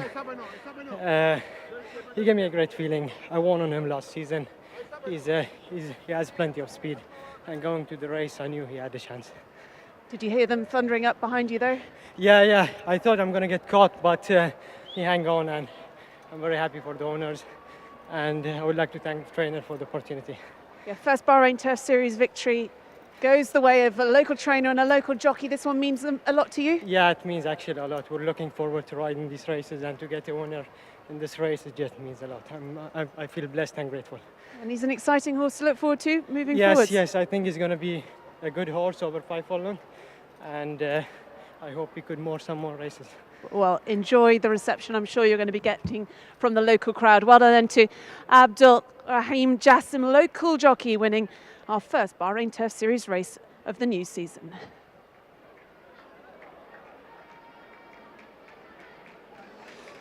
Yeah, there you go. That's the winning feeling of a Turf Series race. Well done indeed to our winning jockey, who received as well great praise from the ever self-deprecating Jabba Ramadan.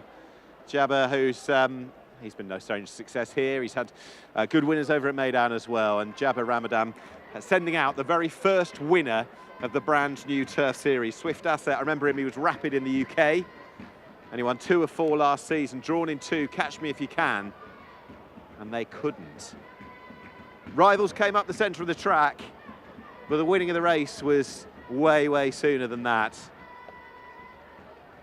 He showed that brazen speed over on the far side, taking rivals out of their comfort zone, maybe the place to be, but at the same time, he was the one to do it over on that far side, used a bit of initiative, stuck to his lane. And he's pleased a few people anyway, some race goers and enthusiasts of the future anyway, as we see on the big screen. Welcoming back in the winner, the first winner of the new Turf Series, the Manama Cup by Al Salam Bank, first of 12 different races that we can look forward to between now and the beginning of March. Let's see how the race was won. Goggles are gone. Bun fight for them. Can afford a new pair after that. And a very appreciative crowd. They've enjoyed this almost as much as the jockey, it would seem.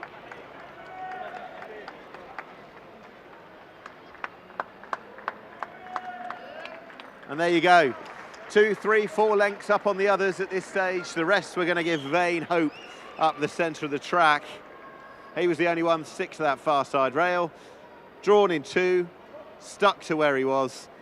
And Swift Asset wins. Beats Redemption Time up the centre. So to Inveigle, Nomadic Empire, who's been a standing dish in this kind of race. The visitors are vanquished. It's been a local domination. The Middle East roars as the Turf Series made the Raiders come to town. They might win the next race, but they certainly haven't won the sprint. Swift Asset it is who's won this Son of Profitable, his best performance out here. The plan was in the making, coming out here and coming straight to this race, having not been seen since back in March. And Swift Asset it is who has won and receives a welcome winning drink from the winning trainer. Well done to all connected to Swift Asset.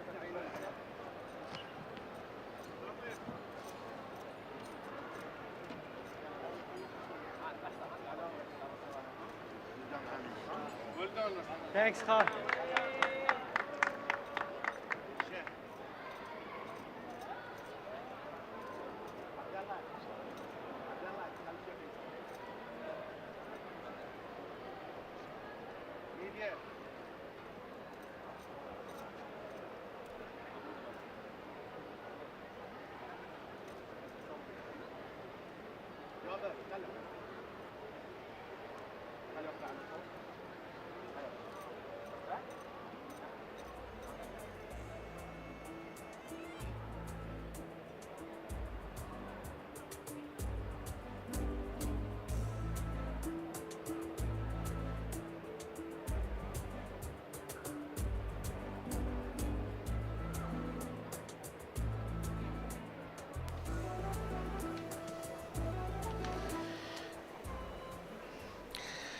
So the provisional result of the 8th race, first of our Turf Series races, the Manama Cup by SALAM Bank. And it is now an official result because they have weighed in. They have weighed in for the 8th race. Let's take in the result. So it was number 1, Swift Asset, the winner. Second, it was number 11, Redemption Time. Third, number 7, Inveigle. And fourth horse home was number 10, Nomadic Empire. Fifth was number 18, Roman Dragon. The distances were 3/4 of a length and a nose. That's 3/4 of a length and a nose. And the official time of the winning horse, 59.43. That's 59.43 seconds. The result is now official. They have weighed in for the 8th race.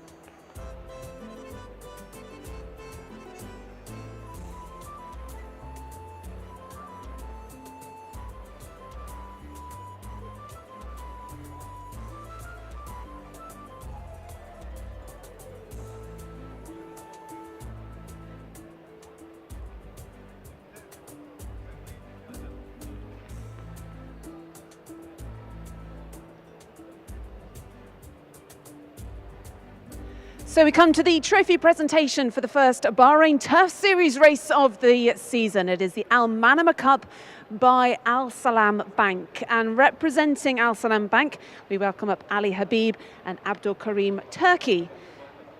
Presenting the trophy, though, is the chairman of the High Committee here at the Rashid Equestrian and Horse Racing Club. We welcome up His Highness Sheikh Isa bin Salman bin Hamad Al Khalifa. And well done to Swift Asset, winning our opening Turf Series race. Trainer Jabir Ramadan and jockey Abdurrahim Jassim. Swift Asset, the winner of the Manama Cup. Yes, thank you very much. Lovely to see you. How are you? I'm very well. Sheikh Isa's very kindly here for an interview. Okay. Delighted to be joined by Sheikh Isa bin Salman bin Hamad Al Khalifa, the chairman here, in what is, Sheikh Isa, just the most burgeoning and progressive racing jurisdiction. Just look at the floodlights above. How much are you enjoying seeing this develop? I'm enjoying it very much. I mean, the racing here is going from strength to strength. We're building our team. We have the trust of certainly British connections, Irish as well. So that fills me with a lot of confidence. I just wanted to mention the Turf Series in a moment, but reflections on 5 weeks ago, the International Trophy, and that incredible double for Sir Alex Ferguson with Spirit Dancer. How much did you enjoy that whole event? I enjoyed it very much, but I don't know who enjoys it more, the owners or the horse. He loves it here, doesn't he? He does. Something about the Bahrain air. I think so. But he ran very well, and then not only that, but the horses that finished second, third and fourth were the right horses for our aspirations for that race to be classified as an international Group 1. When it comes to the Turf Series now, we are one race into now 12, and it incorporates the big days as well, those in February and March. The strength is there. We know that internationally, 26, I think, international horses here for it. Is it developing in the way that you thought it would when it first came out a few years ago? Yes, it is. On the back of the Turf Series, we have 4 more races with international pattern qualification and status. And those horses that don't go up in the handicap are very much welcome to run in our other races throughout the year. So call it a season, call it a carnival, call it a whatever you will. International connections can come to Bahrain, base their horses for an extended period of time, and hopefully do very well and win a lot of money. And lastly, 5 years, say, since the very first running of the Bahrain International Trophy. We're 4 years now since the beginning of this series. How do you see the next few years going for the Bahrain Turf Club? Well, we can only build on what we've what has been great foundation in terms of building our local population, but we just need to continue to build on our international trust that we've built, and continue to build upon our pattern, maybe broaden the international to more races. So all these are options that we have and we're discussing internally. And it's all under lights. Sheikh Issa, thank you very much. Thank you very much. Thank you.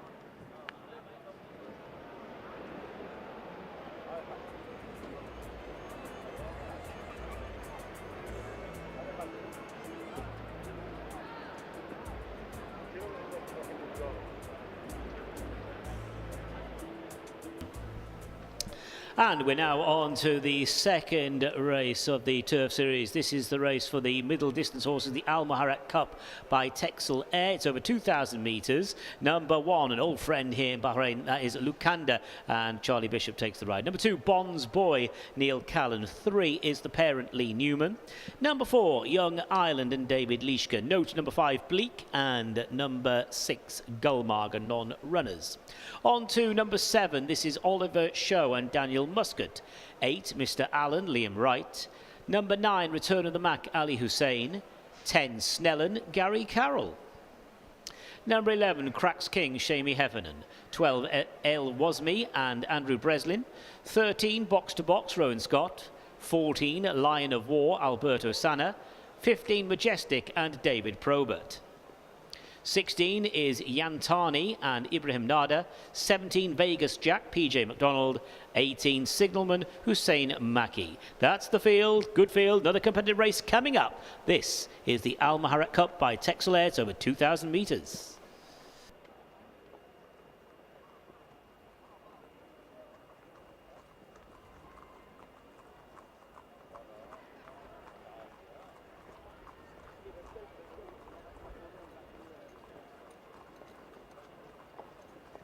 So this race won 12 months ago by Isle of Jura, and what a season that horse had out here.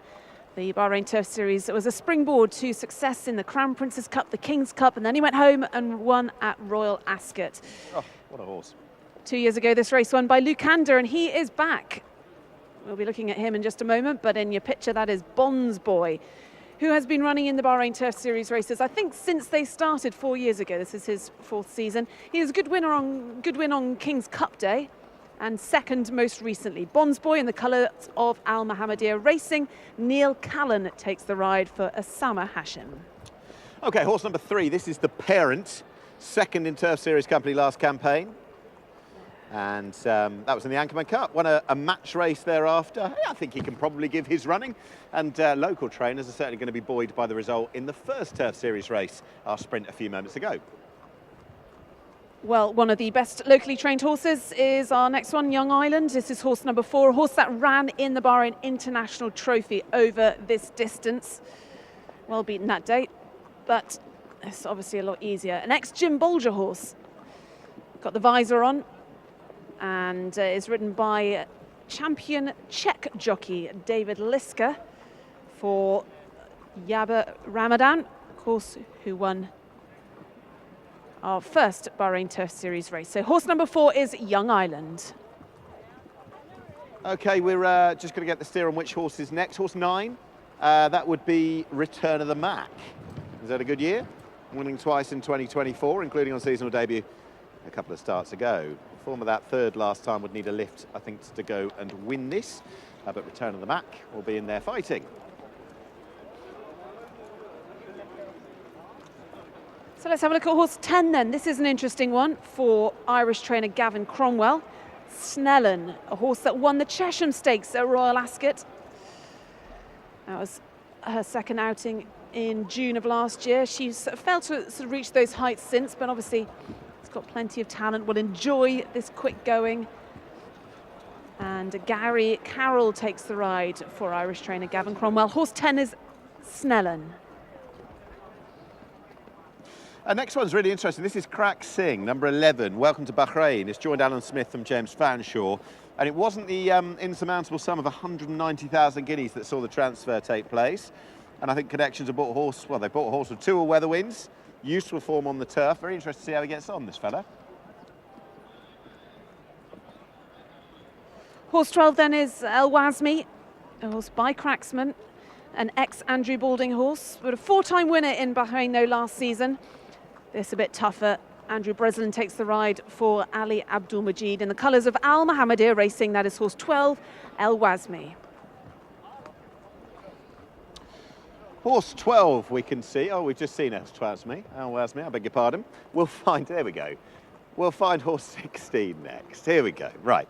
Yantani will be 16. And, hey, so welcome back Ian Williams. Ian Williams, who conquered this very series with Parlando last year by the narrowest of margins. He's back for more with Yantani on this occasion. Hard fit from running at Newcastle only 2 weeks ago.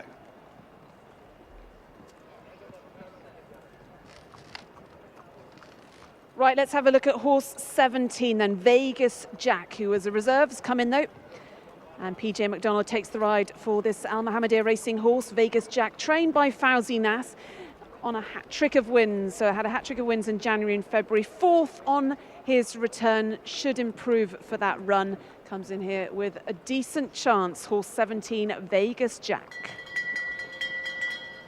Yeah, and another for the same team, Signalman. It's 2 from 2 since coming over here. He's looked very good indeed. He's got to prove it in this company, but a horse only had a handful of races in the UK. Might just be that there's a bit more to show when it comes to the full ability for this 130,000 guineas purchase. Another £8 on top of what he's been doing last time. Looks for a hat-trick, but this is a tough task. We'll see what Fauzi Nas can do with him.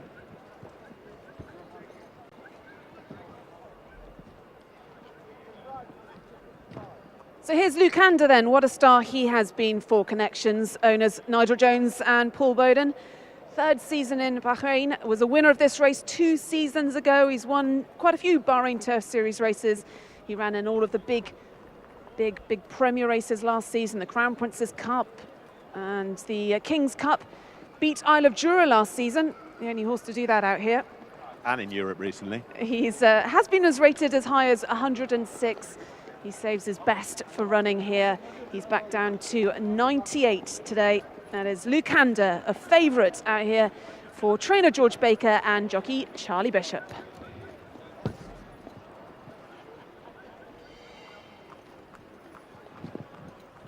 Next up, we're going to find, hopefully, 1 or 2 of the others, honing in hopefully on horse number 7. There he is. That's Oliver Show.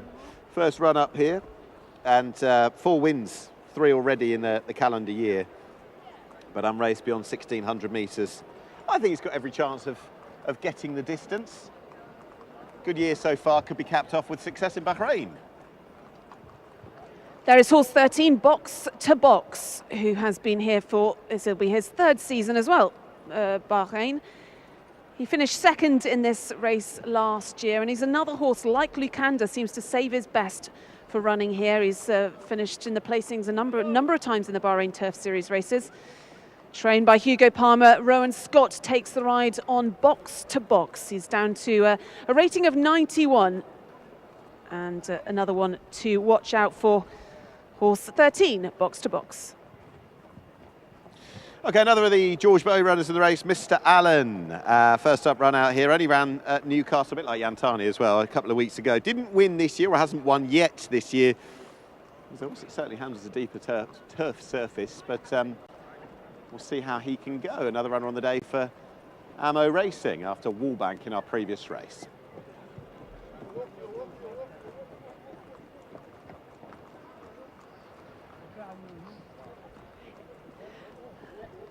Horse number 14 is Lion of War, a first runner in Bahrain for trainer Charlie Johnson.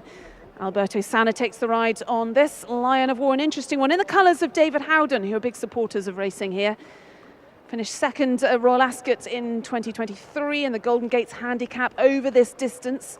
He's been racing in the US and he's back then with Charlie this autumn. And he comes here fit, having run off on just mid-November.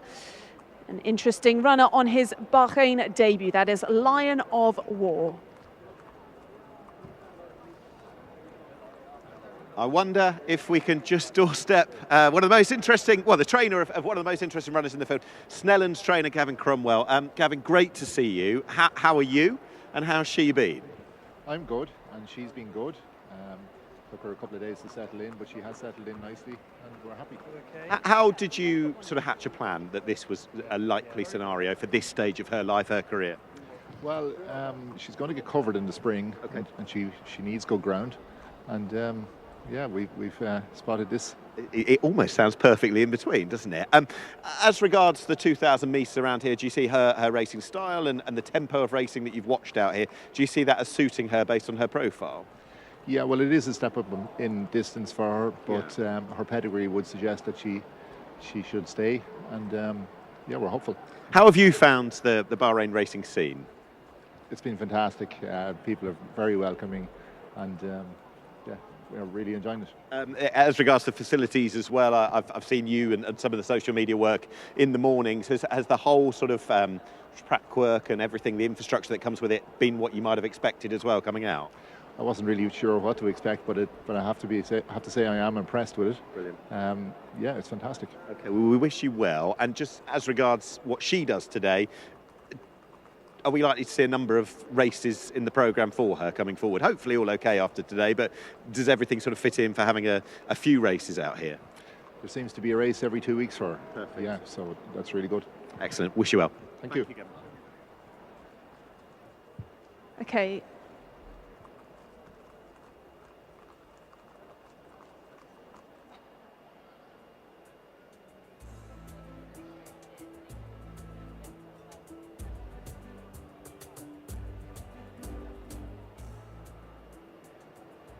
Well, from one trainer who's having his first Bahrain experience to another who has been out here a number of years. George Baker, you've got another strong team out for this season, but Lukanda, great to have him here. He's a horse that we know saves his best for running here.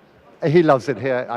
He jumps off the plane here and he thinks he's home. And it's very quickly becoming my second home, and it's certainly almost his first home. He loves it here. He's been training very well, obviously, and he jumped off the plane on Sunday, so quite soon, but we'll see where we are with him. We've got a long old series ahead, and he's never let us down. In the last couple of years, he's been an absolute star, and if he can go and do anything at half of what he's done in the last couple of years, I'd be delighted.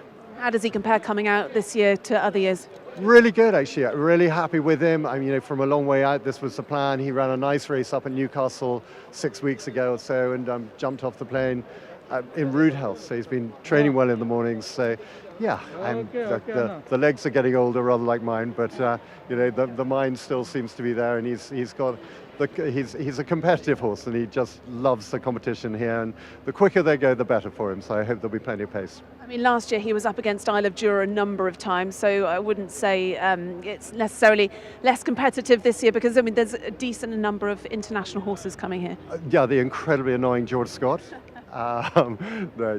George did unbelievable things with Isle of Jura last year, and what a superstar he is. And yeah, we were chasing his tail. We actually managed to beat him one day. I'm not quite sure how we did that, but yeah, it doesn't look as if there's another Isle of Jura lurking. But come the weekend before Cheltenham, we'll know whether there has been or not. And look, if he can be competitive through the series, it'll be a great thrill.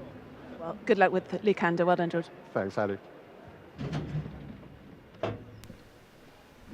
So the runners are down at the start at the 2,000 metre start for our final race, and the second race in the Turf Series. This is the first for the middle distance horses. The Maharraq Cup by TEXEL features the winner from 2 years ago, Lukanda, as you heard there from trainer George Baker. Lukanda certainly knows his way around this course. There in the green colours, that is Lion of War. Alberto Sanna looking for a four-timer. This one trained in Midland by Charlie Johnston. Mr. Allen there in the purple jacket. Snellen in the blue colours, winner of the Chesham Stakes as a 2-year-old at Royal Ascot. Yellow cap of Al Mohammedia Racing, that is Il Was Me. There's Majestic Form, winner of the Cambridgeshire. Blue cap of Cracks King, white cap of Vegas Jack. And David Leishka takes the ride aboard Young Ireland. And there's Oliver Show in the dark colours with Daniel Muscat in the saddle. So the runners at the start for our final race and the first race of the Turf Series for the middle distance horses. So 16 runners in this, Nick, 8 internationally trained horses, 8 locals. We saw the first Bahrain Turf Series race go the way of the locals. They trained the first 4 home. How do you see this one going? I think we'll be slightly disappointed if there's not one foreign raider in the 4, I would say. But I think it's a race with a good bit of depth to it. You've got the Old Boy, the Standing Dish, Lucanda, some decent local horses, but then the fascinating element of what we bring in. You look at Snellen and look at the qualities that she showed in Britain and Ireland, of course, winner of the Chesham as a 2-year-old.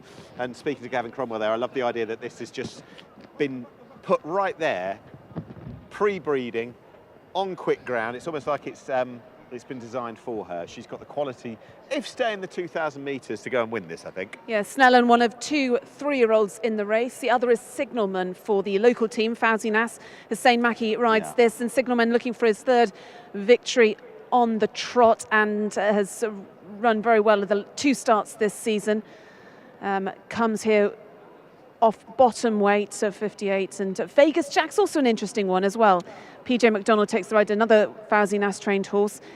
Will certainly have come on for his first start of the season. I think there might have been a slight confusion on the time there. We had, did we have at least one of them loaded in the stalls once the clock hit 7:30, but it is of course the 7:35 race, so that horse has been pulled back out, and these horses will circle, but doubtless be loaded in good time. Yes, Vegas Jack, the reserve gets in, 1,400 metres to 1,600 in the UK. Actually had form with Isle of Tura in the UK, but had a good first season out here last term, landed a hat-trick in early 2024, and has got the qualities to be involved. Fauzi Nas having a very strong hand. That is horse 17, Vegas Jack. PJ McDonald enjoying his season out here. He's ridden quite a few winners for the winners tonight Al Mohammedia Racing, yes. Based out here all season, PJ. What have you made of Signalman, the stablemate? 2 from 2 since coming over here. He was transferred for 130,000. I didn't get completely that Fauzi Nas, who's never going to be, he always keeps a little bit back, but when he's kind enough to give us the interview, but sort of just wanted to temper the enthusiasm ever so slightly that he only came out with a certain rating. He's got to prove himself now against this quality of opposition, but everything's been going right, I guess, by winning 2 races from as many starts since coming here. Trained by Jonathan Thady Gosden in the UK, winner for them. It's hard to improve, horses coming from that yard, but he comes out here. Fauzi Nas has had 2 nice starts, both winning starts. This, though, certainly a big step up in competition, gone up £8 as well, Signalman, for his latest victory. He got a little bit hot heading down to the start. He's the grey, if we can see him, horse number 18. And I saw Hussein Maki took his feet out the irons just to try and relax him. You can see them there on the right of the picture. Just try and keep him calm. They do tend to go down to the start quite early here. They do, yeah. You know, suits some horses, but you can see him there. He's not particularly hot, but you can see he's on his toes. That's horse number 18, Signalman. Very much so. I was just looking through the sequence of, or the numbers. Box to Box 13, Lion of War 14, Majestic 15, Yantani 16. Horses we know well in the UK, and trying to work out which I deemed would be the best chance today. I guess Box to Box, in so many ways, they can't tweak too much, surely, with what has just about been a winning formula. Won the battle, but lost the war here on the final day of the Turf Series back in February, when beating Parlando, but Parlando, by dint of getting so close at the line, actually won the war, won the series. So it was bittersweet for All Connected, was it not? Yeah, nice to see Box to Box. He saves his best, like Lucanda for here. And he's going to be ridden by Rowan Scott for Hugo Palmer. Lion of War is an interesting international runner for Charlie Johnston in the colours of David Howden. Second at Royal Ascot last year over this distance. And he has been back with Charlie Johnson this autumn. He was running in the States for a while. Lion of War, son of Roaring Lion. Quick ground should be a tick, as you say. Height of Summer ran a very good race at Royal Ascot, I think behind Burdett Road. 3 from 15, the overall profile. I think he's got the right kind of look to him, and I can see why they bought him. So they are starting the loading process then, 16 runners in this.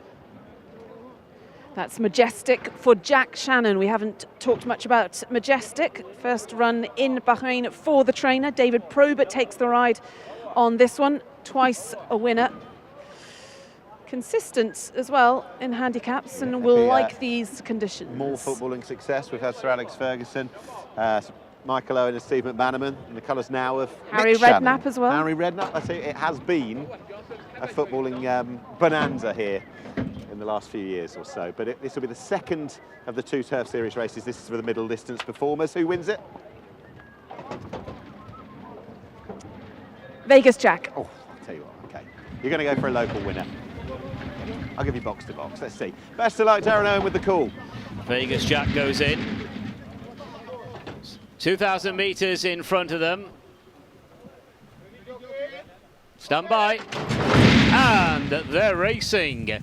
And off to a good start was Bonds Boy. Majestic jumped well, so did Box to Box, and right there to the outside is the parent, but it's Box to Box and Bonds Boy. Those two breaking the line very nicely. It's Bonds Boy, Box to Box. They're being followed down the side of the course by the yellow cap of El Wasmi. That one's got the rail to run against. Signalman is next, then Cracks King, Young Ireland on the wide outside return of the Mac as they go around the first turn. Yantani is the back marker. So down the far side they go, and it is the parent who makes the running from Bonds Boy. Half a length to Box, who's running in third. Then three deep is Young Ireland, who's being followed by Cracks King. El Wasmi to the inside. Signalman, Majestic. Lucanda is buried in mid-division with Oliver Chauffeur Company. Then comes Snellen in the royal blue. That one is covered up at the moment. Going down the far side, Lion of War is off the pace with Mr. Allen. Then Return of the Mac, who's being chased on the far side by Vegas Jack, and Yantani is the back marker inside the final 1,000 metres of their journey, going down the side of the course, and the leader is the parent, who leads by about 2 lengths as they approach the final 800. So it is the parent in front. They're queuing up behind with Bonds Boy right there in the red cap, then Box to Box, El Wasmi, Cracks King approaching the turn. Majestic is on the move. Signalman and Young Ireland are poised to the outside. They're homeward bound, heading now towards the last 400 metres, and it is Bonds Boy the leader from Cracks King, and the parent Box to Box, Majestic, Oliver Show. Snellen is making eye-catching progress, is bobbing and weaving to do so 300 metres from the finish. It is Bonds Boy the leader from Cracks King, Box to Box, and here comes Snellen. Majestic Yellow Jacket is also right there. They're inside the final 200, and it's Snellen now in front, the Irish filly, by about 2 lengths to Majestic. It's Snellen who's not for stopping Majestic, and Line of War chase home Snellen. Snellen the winner, Majestic second, Line of War third, Box to Box and Bonds Boy dispute fourth. Snellen has won it, number 10, Snellen. Gary Carroll for Gavin Cromwell. Oh, this was a superb performance, and Snellen has made significant progress down the straight. Needed a bit of luck in running, needed the gaps to open, but those gaps certainly opened for Snellen. Winner of the Chesham Stakes as a 2-year-old at Royal Ascot, and Gavin Cromwell, a man for all seasons, flat and jumping. It comes alike. Number 10, Snellen, has taken the money. Majestic second, Lion of War is third, Box to Box and Bonds Boy in a photo finish for fourth position. So that's first number 10, Snellen, second number 15, Majestic, third number 14, Lion of War, and it is a photo finish for fourth place. Number 10, Snellen, the winner of the Muharraq Cup. We spoke to him pre-race, and what a way to round off the story. First ever runner in the Middle East, and what a way to go and win your first ever race, Gavin Cromwell. Well done indeed with Snellen. I guess there was a point in the race, it was a hard watch, but by the end, it was anything but. Yeah, listen, she didn't break very well. Gary took her back and rode her for luck, and listen, he got all the splits down the rail, and it worked, and she was really good. We talked about it beforehand, and the 2,000 metres was a question, but I guess if she got that, what was never going to be a question on this ground was her turn of foot. She can accelerate. Yeah, and that's the way it planned out, and yeah, she certainly showed a turn of foot. She doesn't mind Bahrain, does she? When you saw her beforehand, taking everything into account, the travel and whatnot, were you very pleased with physically how she was looking? Yeah, well, okay. We were really happy. She did a lovely piece of work last Friday at home, and Gary said, "I'm going to Bahrain," so he was adamant he was coming to ride her. So that was a good sign. So 2 weeks' time, is it next time, or the next race in the series for her? Yeah, two weeks' time on the 3rd. And are you going to be coming in and out as well? We're going to see plenty of you. Yeah, I'm not certain. I'm only going to be here for the 3rd, but I will be over and back. I'll let you go and greet your winner. Well done, Gavin. Thank you. Thank you. Cheers.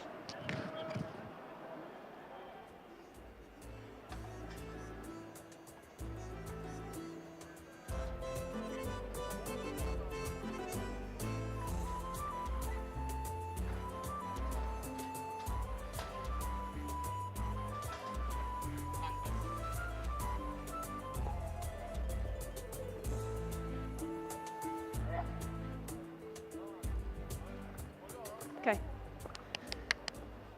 Well done to our winning jockey then, Gary Carroll. Congratulations. She's got a bit of class about her, hasn't she? She does, and she was a filly, I thought anyway, haven't got to the bottom of her yet. She's going forward now, she's bigger and stronger, loves fast ground, and first time in a mile and a quarter, and she loved it. I think she'll go further too. Did she have a nice run through? I jumped out of stalls and she spotted the road and backed off. I ended further back than I would have liked to have been, but I got a lovely run through, and that gaps came, and she won well. She certainly did. And on a personal level, your first win in Bahrain, nice to tick that one off the CV? Oh, definitely, yeah. Lovely track, lovely country. Everyone's been so nice since we came here. I'm not here long, but even my trainer Gavin said they've been very, very, very good to us, so hopefully we'll be back plenty more. Well, enjoy the celebrations. Well done on victory then. Gary Carroll winning on Snellen.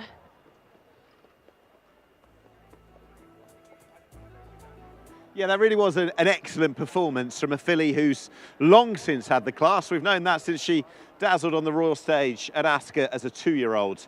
She is a young horse still, and while her future and the next career will be in the breeding shed, they're going to make hay over this winter, you would think. And listening to the jockey there, while the 2,000 metres was a question, she's answered that, and he's very much of the opinion she might get that bit further as well.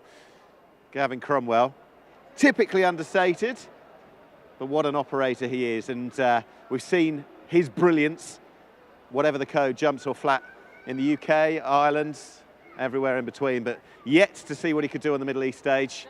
Well, there you go, there's the answer. First up, Snellen, what an excellent performance that was. She'll be here in 2 weeks' time. There are some big, big prizes as part of this rich turf series, and based on what we've just seen, she's going to be a fixture in the best of the races. In the colours of Lindsay LaRoche, for Gavin Cromwell and Gary Carroll, the final winner as the middle distance turf series kicks on, Snellen.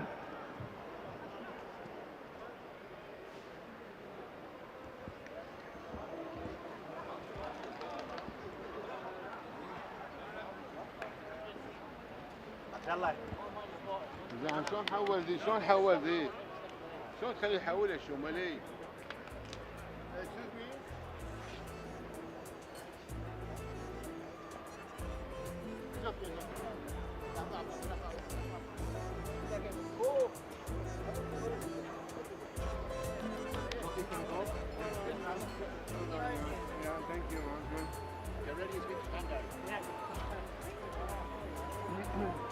خليه ياخذنا على جنب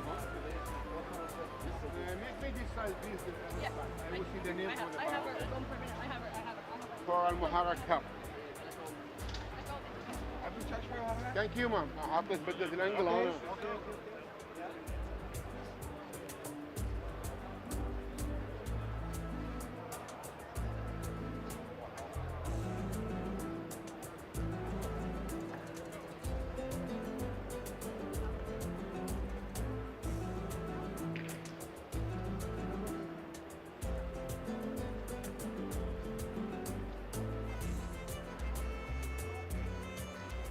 The result of the 9th race, the Maharraq Cup by TEXEL. First, number 10, Snellen. Second was number 15, Majestic. Third, number 14, Lion of War. Fourth, number 13, Box to Box. And fifth, number 2, Boughey.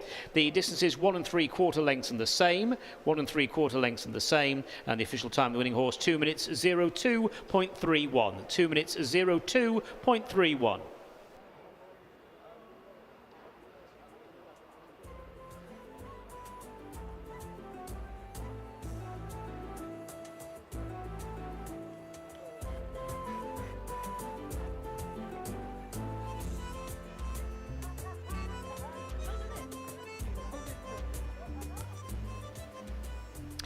So to confirm the full result, first number 10, Snellen, second number 15, Majestic, third number 14, Lion of War, fourth number 13, Box to Box, and fifth number 2, Boughey. To confirm the distances 1 3/4 lengths and the same, 1 3/4 lengths and the same. Official time of the winning horse, 2 minutes 02.31, 2 minutes 02.31, and the result of the 9th race is now official. Weighed in, weighed in.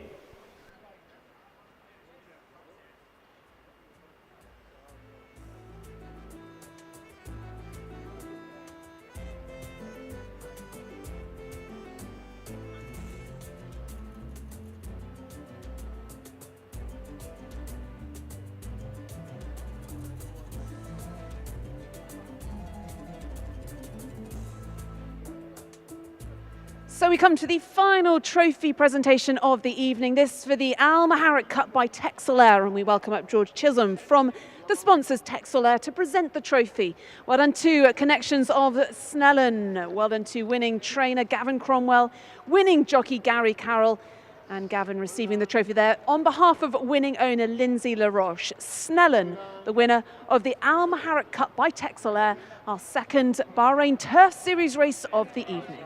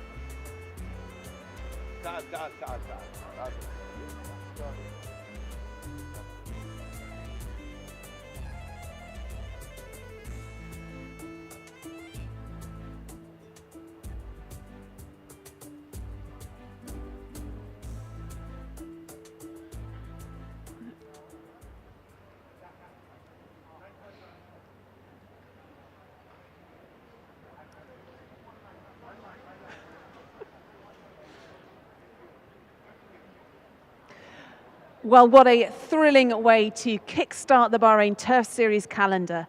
Well done to connections with Snellen then. Great to see Gavin Cromwell over his first runner in Bahrain. It's a winning one with Snellen.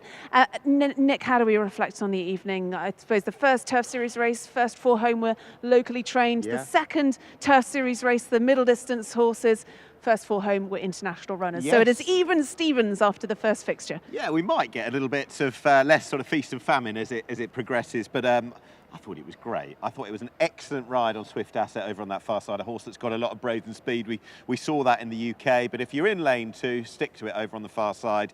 And for whatever reason, the locals proved the way home, but as you quite rightly said, come the middle distance race, Snellen, that tremendous turn of foot, but then runners from Jack Shannon, from Charlie Johnson, and of course, Box to Box, they prove that there's real depth in the European middle distance campaign. I will say about Box to Box, he'll be chipping away as the series progresses with those points, so watch him. Yeah, let's reflect on the sprint then. As I said, the first 4 home were locally trained. Swift Asset came here off the back of 2 wins, but I guess it was, in terms of the international market, a bit of a surprise, but yes, he had that rail and he was an absolute bomb out of the gates and he managed to hold on. Great for local jockey Abdul Rahim Jassim, his first Turf Series victory, meant a lot to him. And a nice victory there. A horse with a bright future. His third win on the trot. You just, you wonder where he's going to be progress from here. And I think he's been expertly placed and teed up.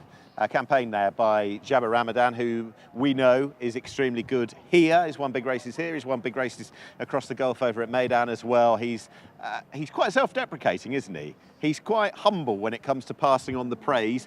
And there are other trainers in Europe, Aidan O'Brien, of course, who likes to praise everybody else who's in part of the stuff. But I think he should take quite a bit because the horse did well last year, won, 2 of 4, showed a lot of speed and has carried that in first start this year. Will he be a big fixture the rest of the series? I'm not so sure, but at the same time, if you can win any race out here with the prize money, the quality and the competition, that should be celebrated. Yeah, I don't know. I think he's coming here and he's now won 3 races on the trot, so I don't know. I think he could be. Jabbar Ramadan won this race 12 months ago with Darien. I think this horse, Swift Asset, is a better horse, though, so it'll be interesting to see how he progresses through the turf series. Right, moving on to the Maharraq Cup, and in complete contrast, the first 4 home were internationally trained, and the first 3 home for new trainers to Bahrain as well. Gavin Cromwell, Jack Shannon, and Charlie Johnson. Great to see those guys here, and yeah, I think Snellen, as we talked about, she's a class horse, and class showed in the end. Class outed, didn't it? Good ride as well. Very, very patient, considering the way, well, look at the drone. It will give you the angle as well, that once she got through, yes, she's got the acceleration, the kick, but it wasn't all smooth sailing. And what I love about this series is not only the fact that if you're the winner, you can plot and campaign your path henceforth. It's the others, isn't it? You've got Jack Shannon with Majestic, you've got Charlie Johnson with Lion of War, Box to Box, of course, we know who's got that mapped out campaign. They're going to be able to go, right, let's take stock of what happened, how that went, what went well, what didn't, and come back a couple of weeks or so later if they so wish. I think it's got that kind of that appeal to it, hasn't it, this series? Yeah, I mean, this race won 12 months ago by Isle of Jura. He then ran in one more Bahrain Turf Series race before he was then handicapped out and ended up in some of the top races here. Obviously, he's a class horse. Snellen isn't rated 94 in this race, so will likely stay within the 100 limit of the Bahrain Turf Series race. So it'll be interesting to see whether she's going to turn around quickly. Our next fixture is on the 3rd of January, whether she's going to run there. That's the plan, it would seem, according to the trainer. That was the plan, I think, pre-race, and assuming she's fit and firing post-race, he's not going to mind, is he? Said he'll be here for the 2nd, but maybe not the 3rd meeting. Right, how do we reflect on the rest of the card? Because actually we had 9 races, a double for George Scott, and also a double or treble rather, for jockey Alberto Sanna. Some very nice locally trained horses. Galatia, the Oaks winner, really impressing this afternoon. What other winner would you take home? Oh, she proved that she can do it over 2,000 metres and beat the boys accordingly. Her star is still in the ascendancy. I think that the small field local sprint, you're going to hear a lot about Zeal. You really are, and he looks class. The dogs were barking, weren't they? They were, come on, we know that. No, he came in with a big reputation, son of Havana Grey, and he absolutely stormed 1,200 metre winner here in February. One piece of evidence we had.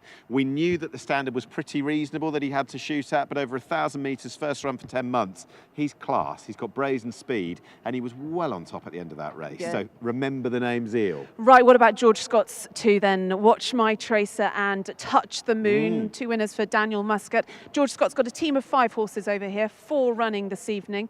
They all ran well, but 2 winners. He'll be pretty relieved, I think, as well as obviously there'll be celebrations tonight. But after Isle of Jura last year, you're coming here with a lot of pressure, so to have 2 winners on the first fixture is nice for the connections. Yeah, and good old Rocket Rodney, he'll be wanting the 1,200 metre turf series at some point. But as you say, 2 different rides from Dan Muscat as well. Touch the Moon caused all sorts of problems here in the parade ring, going out as well. I think smacked his head on the starting stalls. Obviously all fine to race, by the way, but seemed to over race. I thought he was a busted flush down the back. No, none of it. He kept on. He's got a big future.